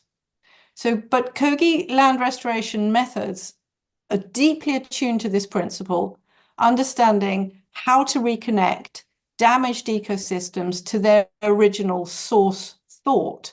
And by re-establishing a link to this foundational thought, an ecosystem like a forest can be restored, allowing it its original order, if you like, or true identity to be reawakened. And anecdotal evidence suggests that the methods that the Kogi use are remarkably effective in restoring degraded land. So in 2019, faced with this escalating environmental degradation of their ancestral territories based on the practices of people much further afield, the Kogi decided it was time to teach a small team of non-Kogi the ancestral knowledge and practices that they've relied on for millennia to care for the world, and to find ways to, quoting them, unite in the care for our planet. So at the core of this initiative is a collaborative transdisciplinary team of Kogi knowledge holders, anthropologists, and environmental researchers on an immersive experiential learning journey, which is aiming to return degraded Kogi ancestral territories through thought laboratories, their term, the term used by the Kogi, which will be created for the purpose of knowledge co-evolution. So we learn together on the land what the Kogi do through explanation and through deep dialogue. And this provides the opportunity for the Kogi to teach the so-called environmental experts from the global north and yeah, let's just say the global north for now, to teach their methods and techniques and their philosophies of land regeneration, and for the team to work together to co-create a framework that shows how Indigenous knowledge can inform and interact with scientific approaches, and hopefully without excluding these spiritual components, these principles of that actually are echoed through a lot of different Indigenous ontologies. So it's hoped that this will contribute to developing more inclusive and effective conservation strategies by actively learning together.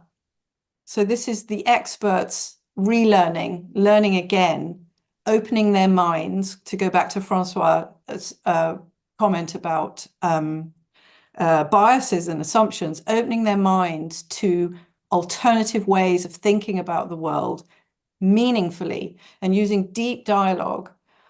This project then challenges the prevailing epistemological hierarchies that often separate Indigenous and scientific knowledge.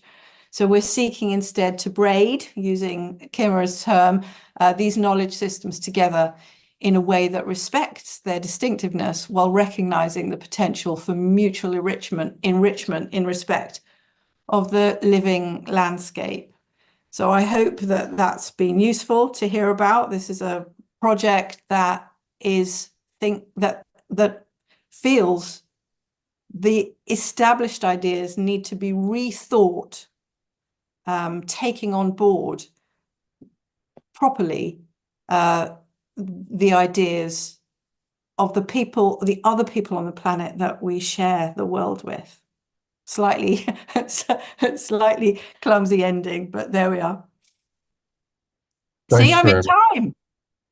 You were in time. Well done, well done. And thanks so much. It's a fascinating project, and I think that it's a project from which we stand to learn as much, almost at the meta level, as we would from the specific cases here, as far as how that can begin to inform approaches in other contexts that try to blend together Indigenous knowledge and mainstream scientific knowledge.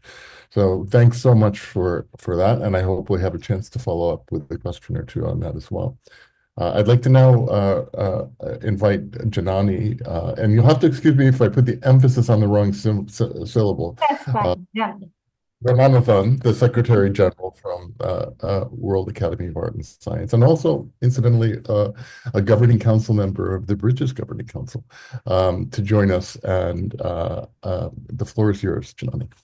Thank you, Stephen. Very happy to be here. And Gary couldn't join us today, and so I am here in his place. When calculators were first introduced in Indian banks in the 1970s, the accountants in the banks, they started to use it. But initially, after totaling a column of figures, they would add the numbers once again, this time mentally, just to be sure that the calculator had got it right. We are in such a position with AI now. We do use it, but many do so with some reservation, caution, doubt, and there sure are reasons for that. But I would like to focus on one issue that can be significantly addressed by technology, including AI, the quantitative gap in education. We really have no chance of bridging this gap without technology. 250 million children and youth are out of school, and there is a shortage of 44 million teachers worldwide. So it is not possible to make affordable quality learning available to all without the use of internet and communication technology, ICT, and AI. Take India, for example. India's gross enrollment ratio is 26%. The government of India aims to raise it to 50% by 2035. Now, this requires creating an additional 35 million vacancies in institutions of higher education. How can this be achieved? How can we fund it, get the infrastructure ready, find the teachers? At present, over 30% of teaching positions are vacant in Indian universities. We are unable to fill existing positions. How do we multiply the number of teachers? It is possible for the first time ever to expand our system infinitely using ICT to provide everyone, anytime, anywhere in the world with the means to acquire an education that is affordable, self-paced, interactive, personalized, transdisciplinary, contextual, relevant. I'll mention a few situations that make these terms come to life.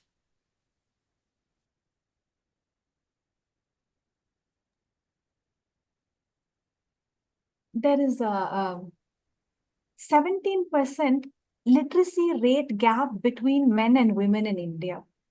Girls and boys are at par when it comes to enrollment in primary school, but the gap develops steadily after that through high school, graduation, and beyond. The odds are just stacked against young women, especially in semi-urban and rural regions. The reasons can be financial, social, cultural, religious, political. Now, a digital device and basic internet connectivity can be a lifeline for these girls.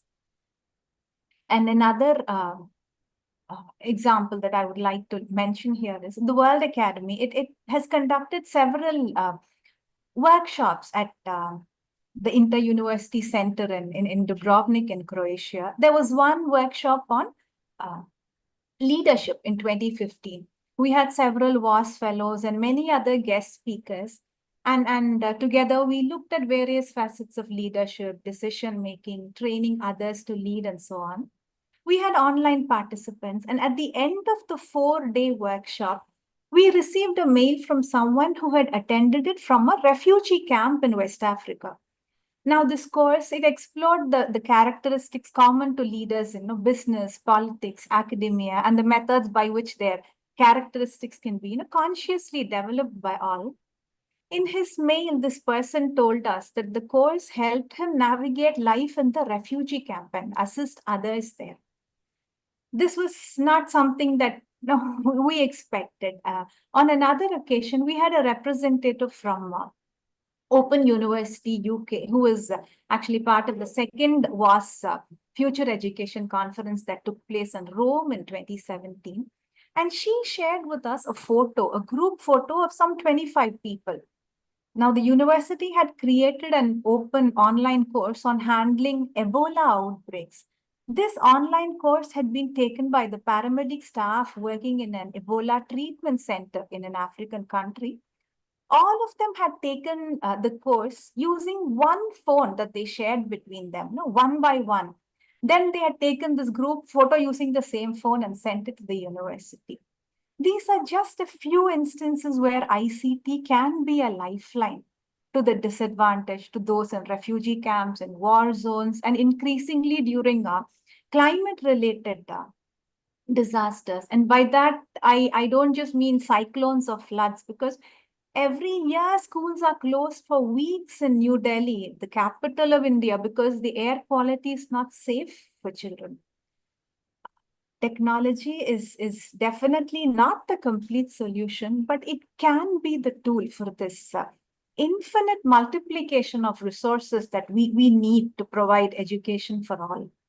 In 2012, when MOOCs became famous, there was much criticism about how it was mass manufacturing courses and impacting on the quality of learning. Today, with AI-powered technology, much of what was cited as weakness of technology-enabled learning can be overcome. In fact, it is making possible what otherwise cannot be done physically by the conventional methods. So I feel there are two things that we need to do urgently. One is to train teachers to use ICT and AI and teach them to teach the students to use it, not to let AI do their work for them in a way that prevents the students from developing, but so our youth can develop higher order thinking skills. And another is to bridge the digital divide.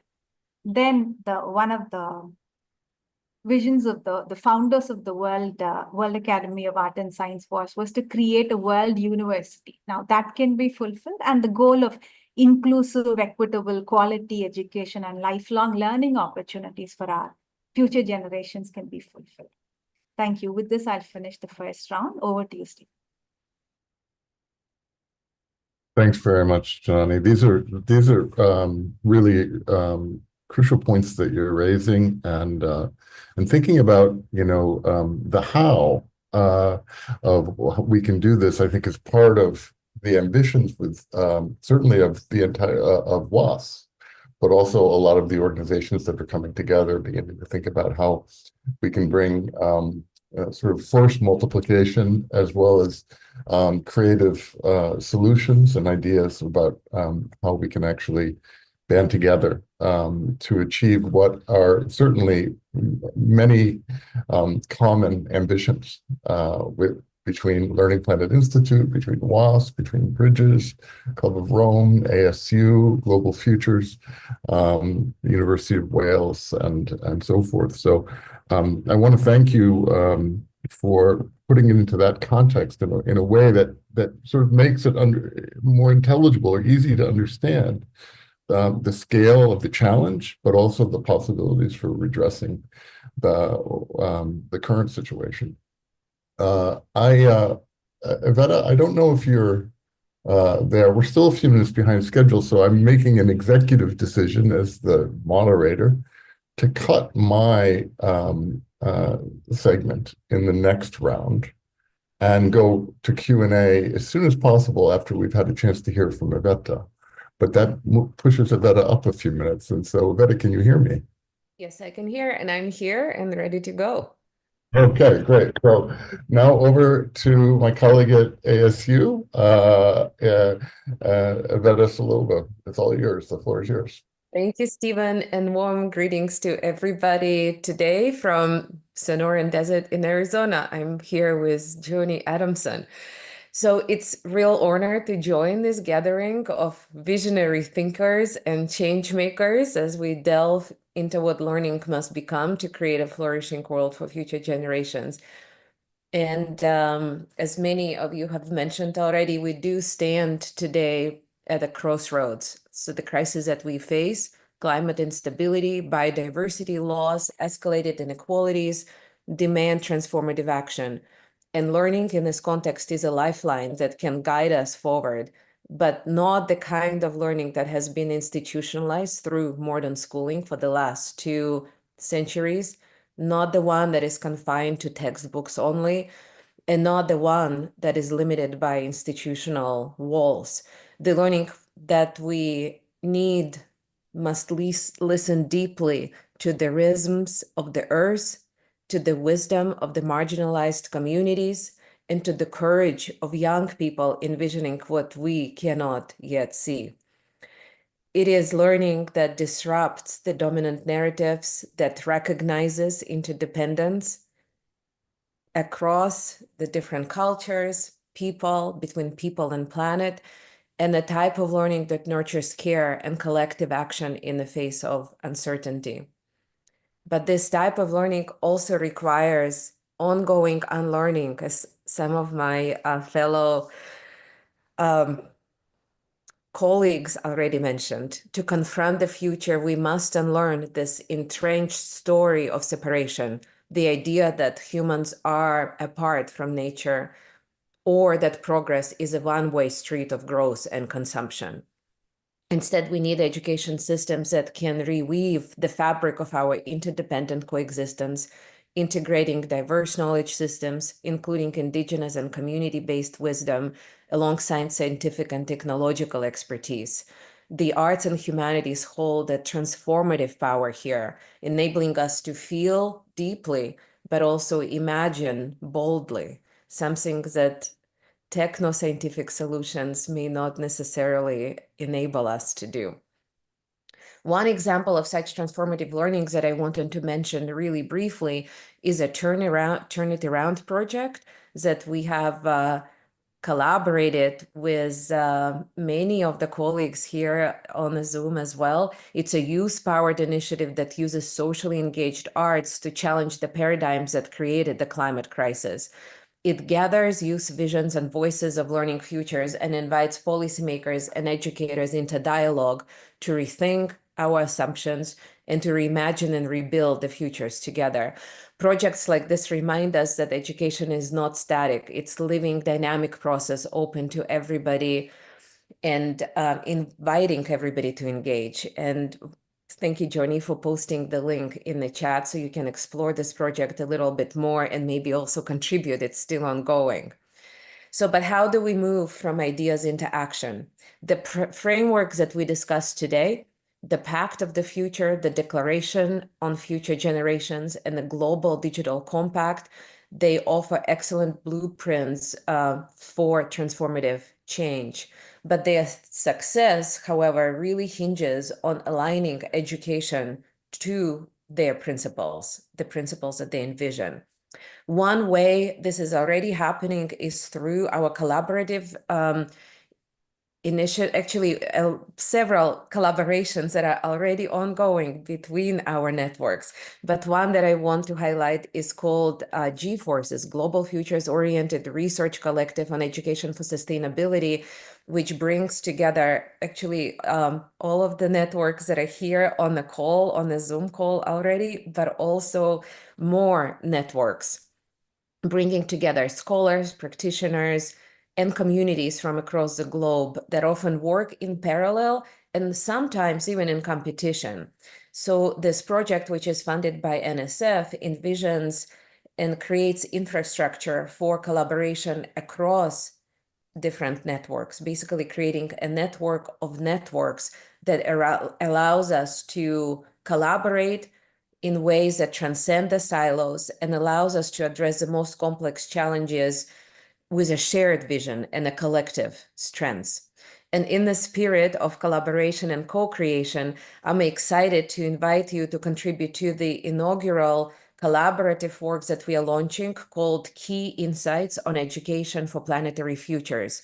This initiative synthesizes urgent and innovative ideas in education for planetary sustainability, creating a resource that could inspire policymakers, practitioners, and the broader public.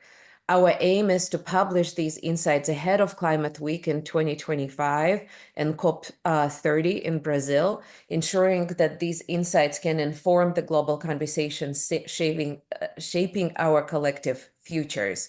We welcome your contributions by January 20, and we hope that this opportunity will create a movement of transformation. And it's meant to be an inclusive process that crowdsources the insights that we will then curate collectively as well. So it's an opportunity for younger scholars and youth activists and established scholars to contribute to this visioning exercise. So as we leave this gathering and continue to work our work together, I invite us to reflect on the role of learning as a lifeline, not as an abstract exercise, but as a living bridge to the past and to the future generations. Learning is how we honor the wisdom of those who came before us, but also how we plant the seeds of the care and the courage and creativity for those who come after. We are in this really interesting space in between And through our collective efforts, like the ones that we highlight today, the ones that my colleagues have highlighted earlier, we are reminded that the solutions we seek already exist within the connections that we forge, the voices that we elevate, and the paradigms that we challenge. So I'm really looking forward to working together to co-create futures that generations will come to cherish, not for what we have left behind, but for what and how we choose to turn it around, how we choose to turn the world around. So thank you, and let us move forward with purpose and hope. Thank you.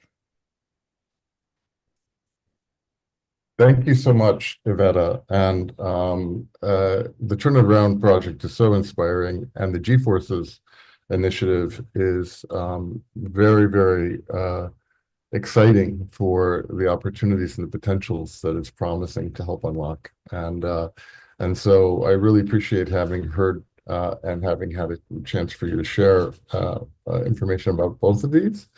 And I was wondering, now we're kind of caught up.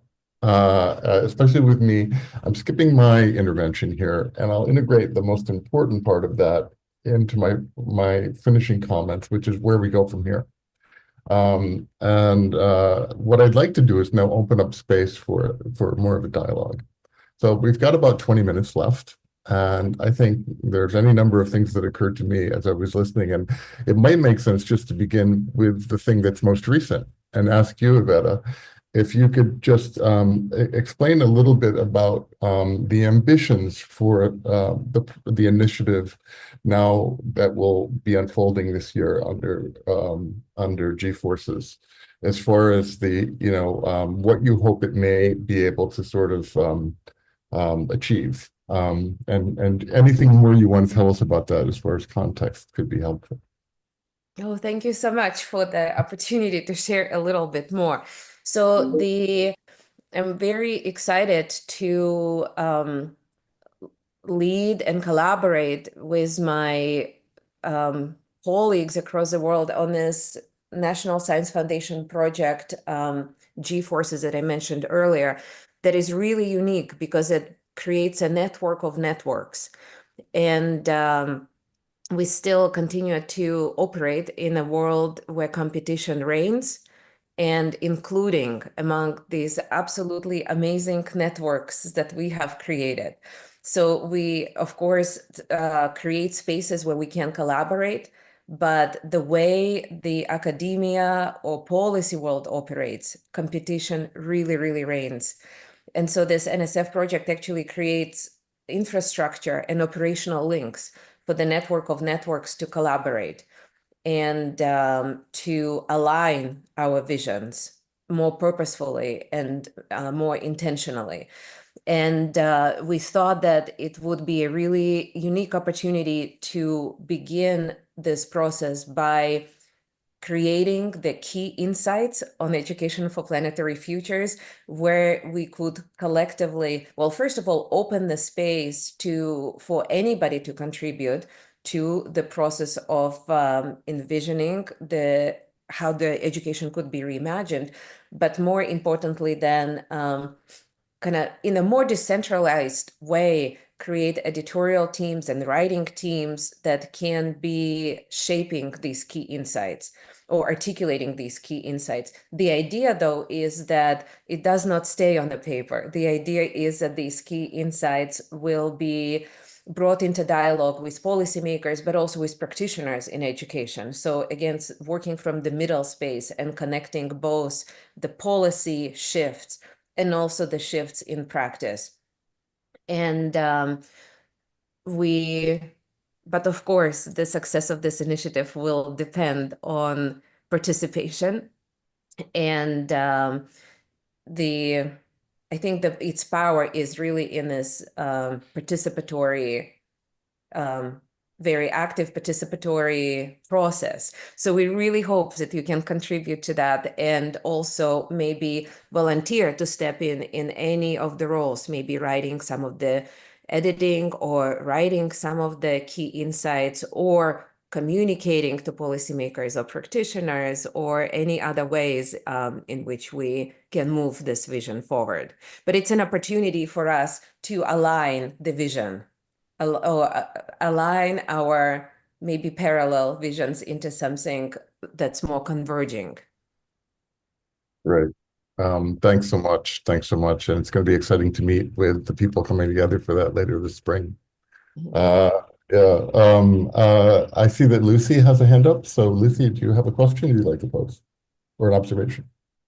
Yeah, could I just follow on a little bit and also do a tiny bit of weaving while I go? There's some sort of connections between what people are saying with Karima, for example, earlier on saying, you're asking us to trust humanity, which I've got to say, Karima, is very difficult at this point for, you know, a lot of very obvious reasons that I don't need to labor on about. But at the same time, the things that have been explained here and the ideas and the possibilities that have been shared here are starting to make me feel a bit hopeful. So that's fantastic. And Iveta, you know, the work that you're doing is fantastic, but the phrase network of networks kind of sprang into my mind because it's exactly what the Global Tapestry of Alternatives, the group, an alliance of academics wanting to really fundamentally, radically alter education, termed their organization,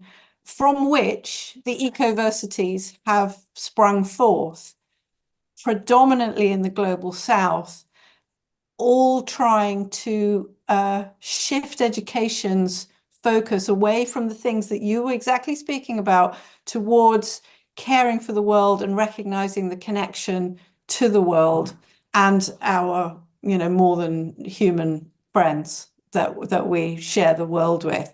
So there are some convergences right there. The Ecoversities group are fantastic. They're doing some great, so I'm sure you know about them, Iveta, but just, you know, for other people, have a look, just type in Ecoversities into the internet and you'll get a view. And also you can join the global tapestry of alternatives who are working to weave all of these ideas together and almost create a critical mass, I think, of people with already doing stuff to inspire people to work differently in other areas. So yeah, I just thought I'd weave those few things in. Thanks. Thanks very much, Lucy. That's the very, very helpful observations. And it didn't seem to pose a question to Iveta, so I'm going to go right over to Karima and invite her to intervene now with either a comment or a question. Yes, thank you, Stephen. Very much in resonance to what you just said, Lucy, and before Iveta and Janani, all these really insightful and inspiring reflections and experiences, because this is what is beautiful, is that all is spoken from lived experiences. It's not something that, and coming together with all these different understandings, we are able to reveal in that between that you mentioned, Iveta, we are able to reveal the not yet thought of and the not yet imagined.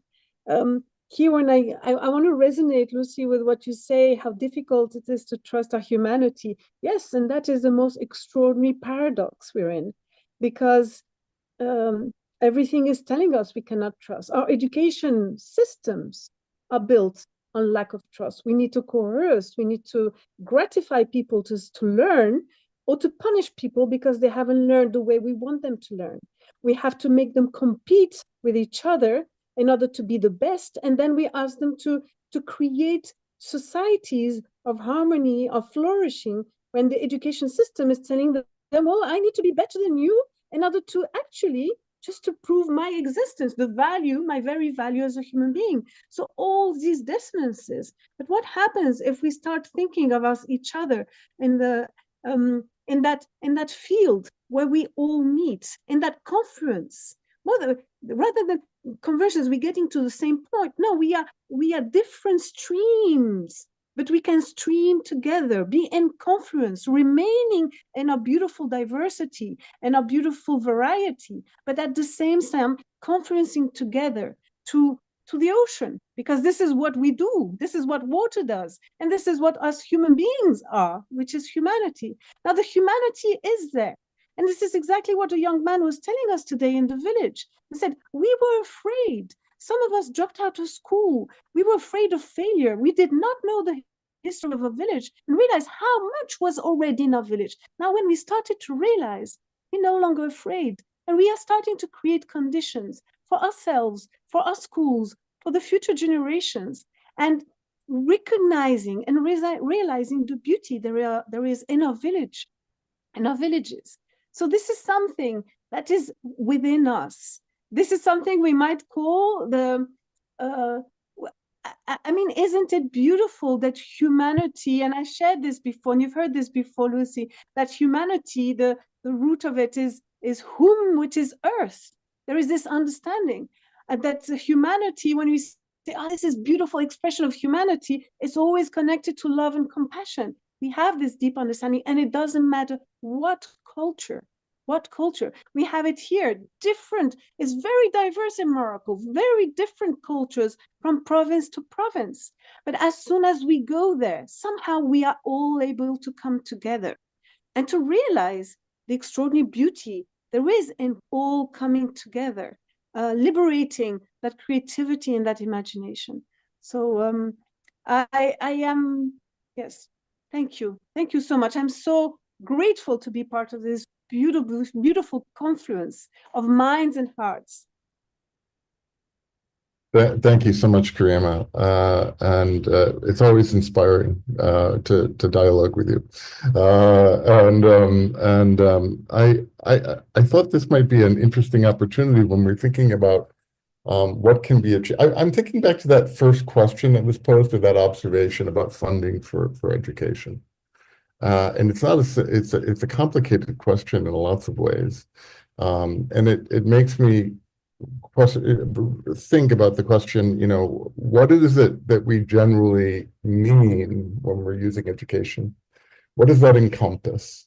And of course there's formal education, informal education, higher education, primary, secondary, but there's also education that occurs through other channels completely outside of the education systems in our governments and so forth. And so and of course, these things are going to be a bit different from one governance context to next in terms of the structures and mechanisms by which education gets funded or not funded. But education and learning goes so far beyond those channels.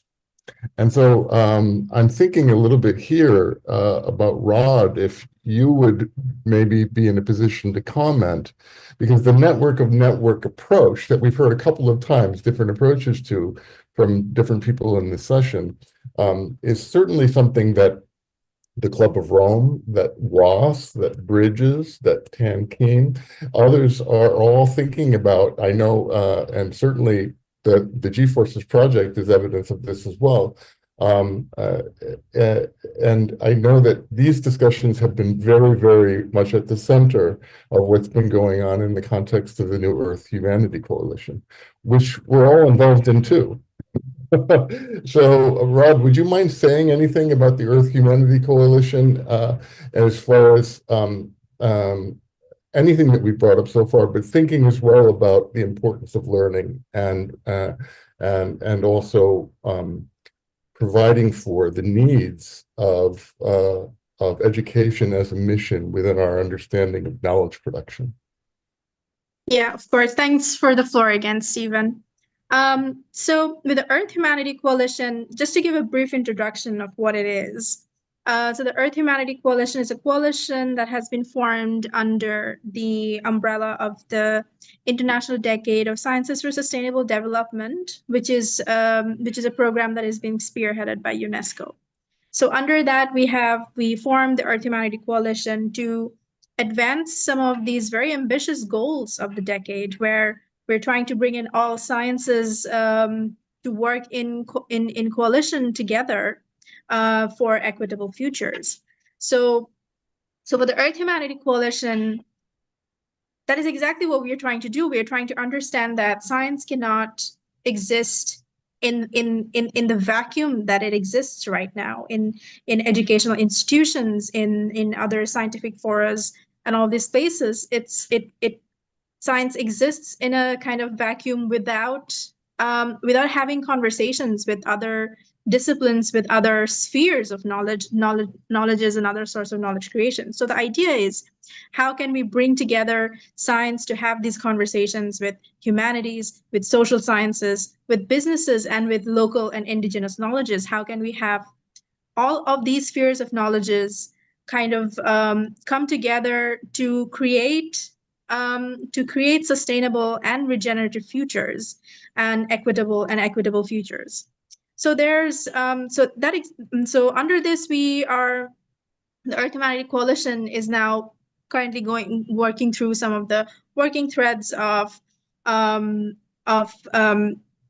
incorporating transdisciplinary dialogues, and also promoting transdisciplinary education and learning, and also trying to understand and learn from existing transdisciplinary practices all over the world, especially in the global majority, where so many people in grassroots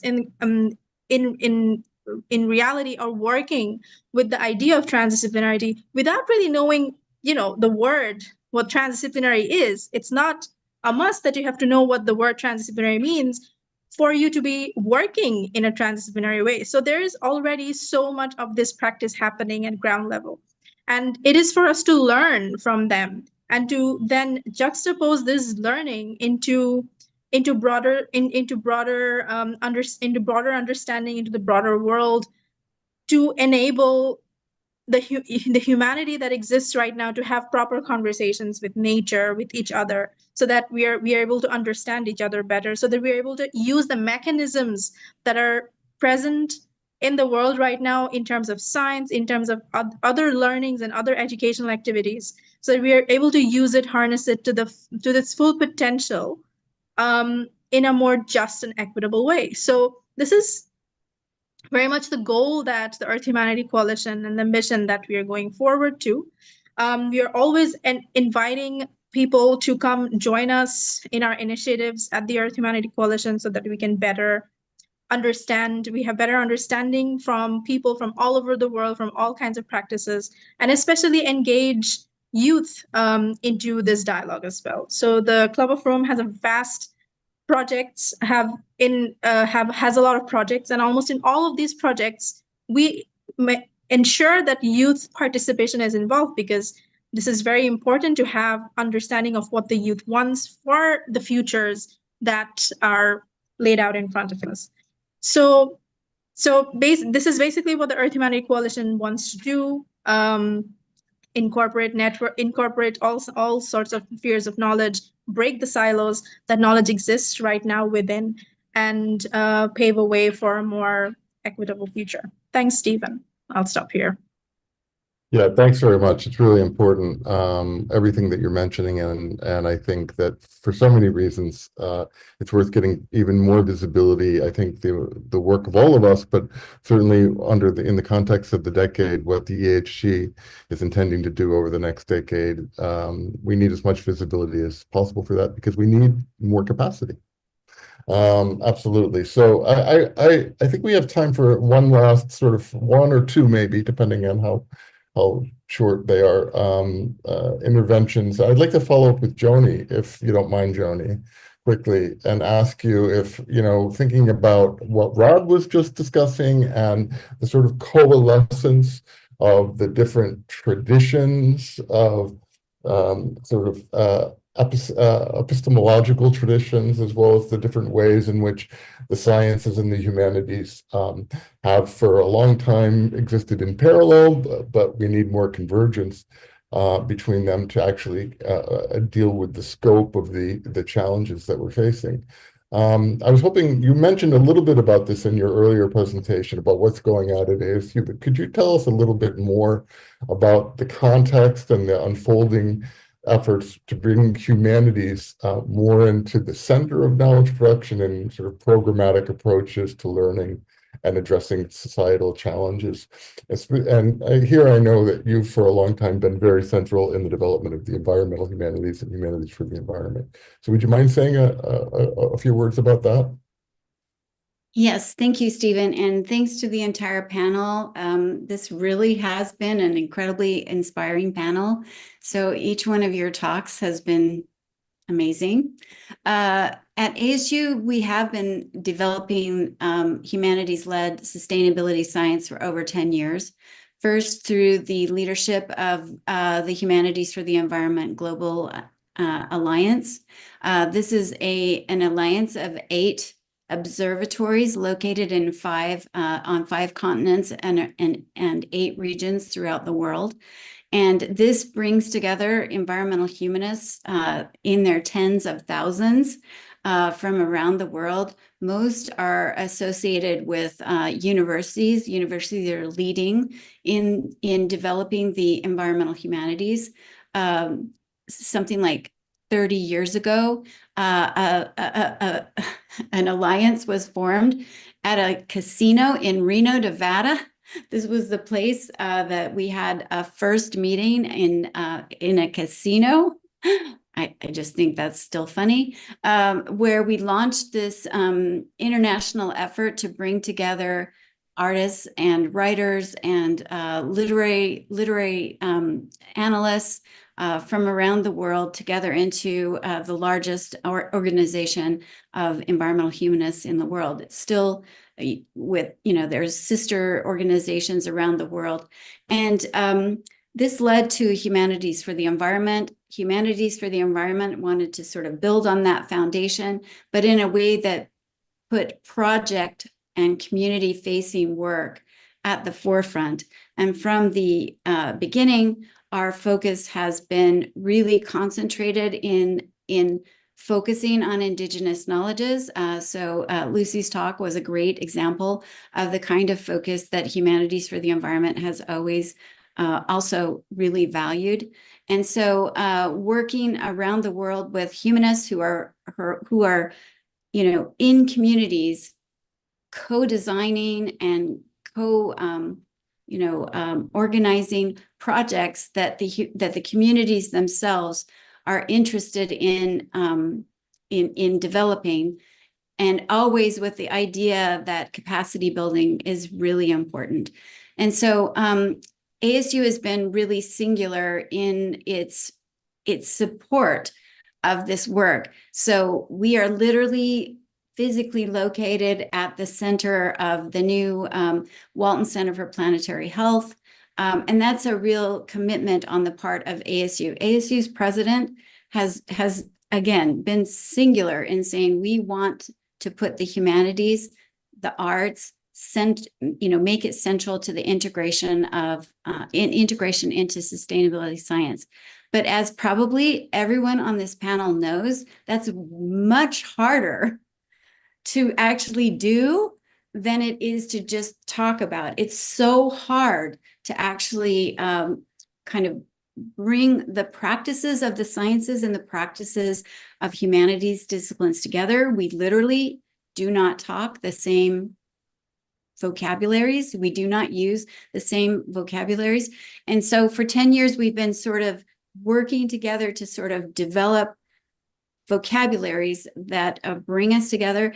And the Humanities Lab has been really central to this work because Rod's talk just a minute ago was so inspiring, but how are we going to do that on a practical, everyday level with students working in universities? How are we going to teach them this? So we do it by bringing them into these humanities-led labs, which are co-taught, and where they can see the literal disagreements that might sort of emerge between the instructors. And they see the instructors working those potential disagreements or coming to some sort of collaborative, ideas together, and then working to support the student teams. So we're literally working to build youth capacity for leadership for tomorrow on a really sort of basic level at the university. And the university itself has been supporting this effort, which again, it takes more financial funding to make this work. So it's a commitment on the institution's part. How can we get more universities around the world to make these kinds of commitments? That's a goal, a challenge that I think that UNESCO Bridges is working towards. And we're coming together in a network of networks. The HFE has always called itself a network of networks. So we love the work that Iveta is doing, and we're super happy to be part of the work that the network she's, bless you. And so, yeah, it is hopeful. It is inspiring. It does make you feel, as Karima just said a minute ago, it does make us feel a little bit more hopeful, a little bit more like when we look around this panel and we look at the network of networks, we can say that there are some humans that we can trust. And there are some humans that are working to build capacity among youth and are working, to help youth see themselves in the movement to make this transition. So thank you, Stephen, for asking the question. Listen, I'm going to ask one more question, but I'm going to prepare you all before I do that. So we're going just a few minutes over, but we won't go more than another 4 minutes or so. So we'll try to wrap this up in that time frame. So I'm going to ask everybody in the panel to think about, and I'm going to turn to you, and those will be the last things we hear. One sentence, one concrete action that you think you could propose that we ought to be thinking about doing to be making learning more effective as a resource for society in terms of the challenges we need to meet for the future. So one sentence, everybody can think about what their one sentence will be while I first turn to Lucy and ask her, because I think that this project resonates with a lot of what we've heard about. If you'd mind telling us a little bit about the Coastal Tales project. No problem. Yeah, so the Coastal Tales project is an international co-designed, co-creative project that's funded by the Belmont Forum and draws together ASU, Washington, Alaska, Dublin, and Wales to think about how the stories that we tell are helping people to adapt to the climate already changing. So it seeks to inspire a greater understanding that places heritage stories, but also some of the current stories that we're telling each other about the climate and what can we do and so on, are at the center of meeting some of the ecological and societal challenges that we're facing. So in Wales particularly, we're concerned about food sovereignty and about eating well and reducing air miles and so on. And we chose the coast as a place to start with this because the coast is feeling the effects of climate change more readily than other areas at the moment, because the project focuses on global north locations specifically. So our colleagues in Alaska are looking at education and learning about the heritage stories of the local Inuit population and how to inspire intergenerational dialogue. Our colleagues in Dublin are looking at maps and oral histories of what the coast looked like to try and inspire people to think again about how to re-engage with the coast and protect the coast through biodiversity and avoiding putting concrete down to stop the coast crumbling. And in Wales, we're working with a range of societal partners, including ocean farmers who are growing seaweed for a variety of different purposes, including making clothes, it turns out now, to think about our shared worlds again. And And the stories that we tell ourselves about who we are and how we engage with the world and how our ancestors did are coming together to form something very creative across these three different examples, allowing us to find, points of correspondence and synergy between all of them that we hope will be able to inspire other people to make some changes or adapt, innovate in their own areas to help with resilience. I think that's enough, unless you want, you're muted. No, thanks very much, Lucy. That's perfect. And so in a moment, I'm going to ask everybody for their one sentence suggestion. But can I just say that's so unfair, because I haven't thought of anything, because I was just gassing away. Saying there's now for a moment. But anyway, it's not meant to be the comprehensive solution, but what is one thing that our organizations that we represent can do?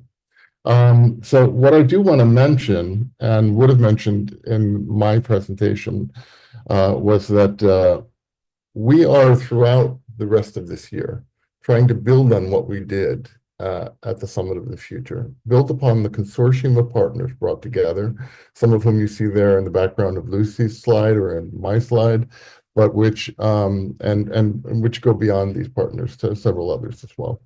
And we're going to be coming together in different workshop and symposia and consultations contexts or during 2025, and producing a set of recommendations to UNESCO and to the Management of Social Transformations Program, which is an intergovernmental body, try to urge that intergovernmental body to think of the examples that we can bring to them, the recommendations we can bring to them through a co-consultative and co-productive process with a variety of different groups of people, many of whom didn't really have an adequate voice at the Summit of the Future.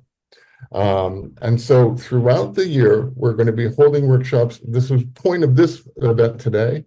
WAS and Bridges have decided they're going to frame something that will be a consultation of this sort. We'll have takeaways from that, and we're going to be building our recommendations to UNESCO and to MOST on the basis of that.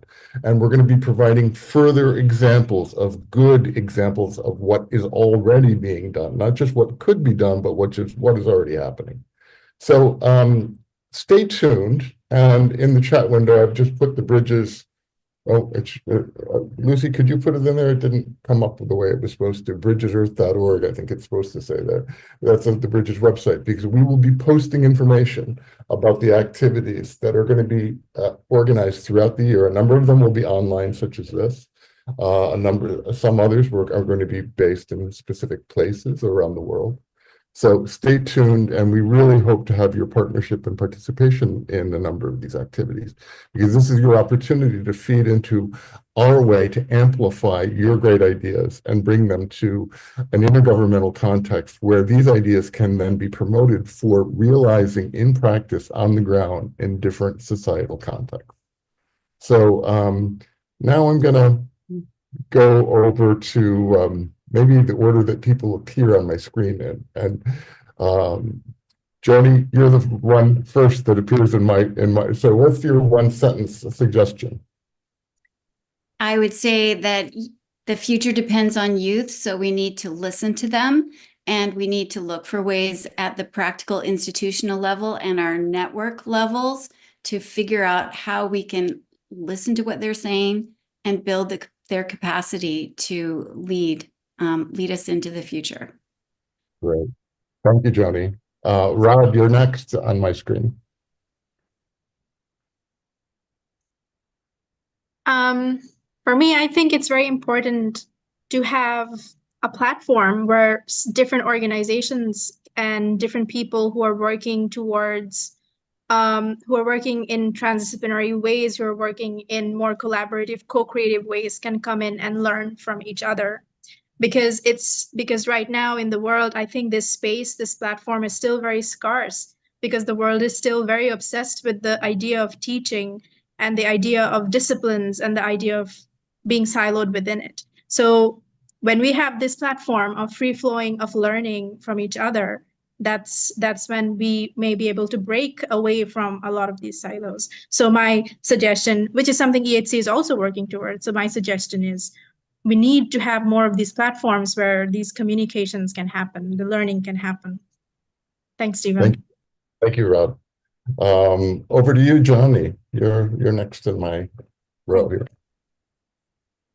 Information doubles something like every 12 hours, but the useful lifespan of knowledge, it decreases at an accelerating pace. So I would just like to add one dimension to what I already talked about, the technology enhanced learning.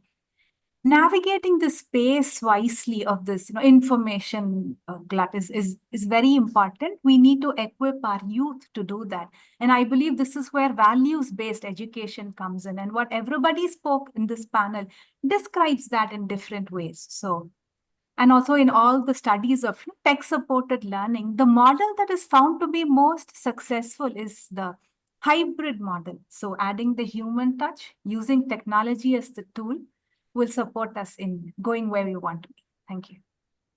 Thank you. Thank you. Oh, Iveta, do you have time to say your sentence before you go?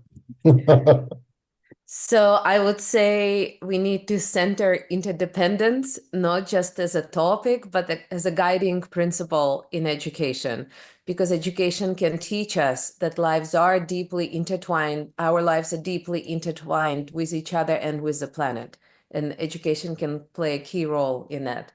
And I wanted to mention before I leave really quickly that we look forward to hosting everybody in May 1st and 2nd at ASU. And the World Academy of Art and Science will also join us at that meeting. Thank you so much. And I look forward to the conversations too in the future. Thanks, Iveta. Thanks. And I'd like to now turn to, I promised Lucy I'd let you go last, so I'll keep that promise. And I'll ask Karima, please, if she could share her suggestion that she could urge for us to think about trying to realize in practice.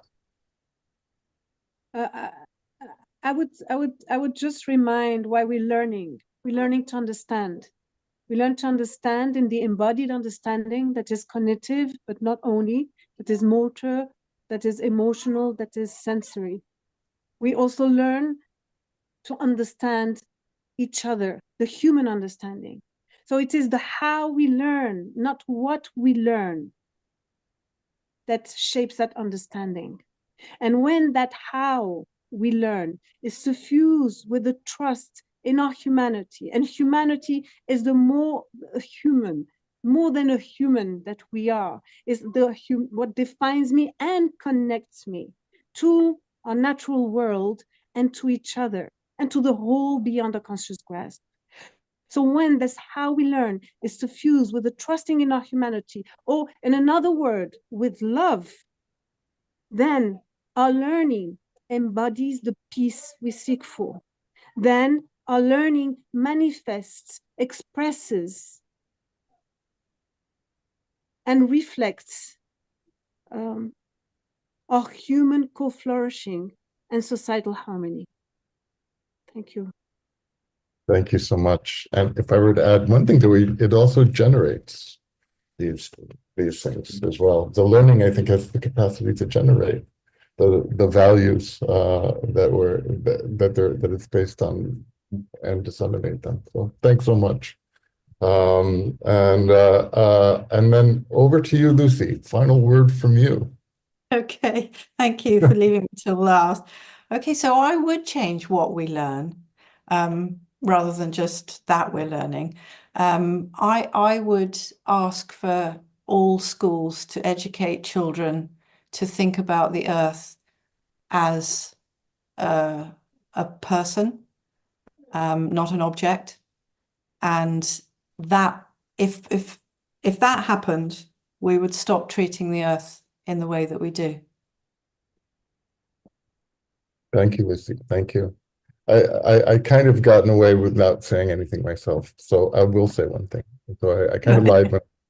I'll just say that I think the shift from education to learning is significant because we're all learners and we all can be learners. And a lot of what we've been hearing about throughout this entire session is learning from one another and bringing the power of different, otherwise siloed, sort of very positive concentrations of knowledge and understanding to bear more in stronger hybrid forms.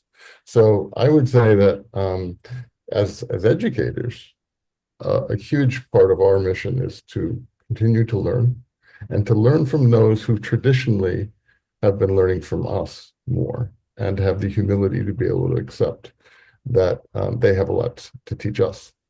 So that's where I'd maybe end with this session. Thanks. I want to thank everybody for what has been, I think, a great conversation. We went 15 minutes over, sorry for that, but hopefully it was worth the extra 15 minutes. And it's the last session of the day, so we had the luxury of doing that. I want to thank the World Academy of Art and Science and all of the co-sponsors there in Turkey for allowing us to organize the session and organizing it together with us. And thanks to all our partners here. Thank you. Look forward to seeing you again soon. Bye-bye.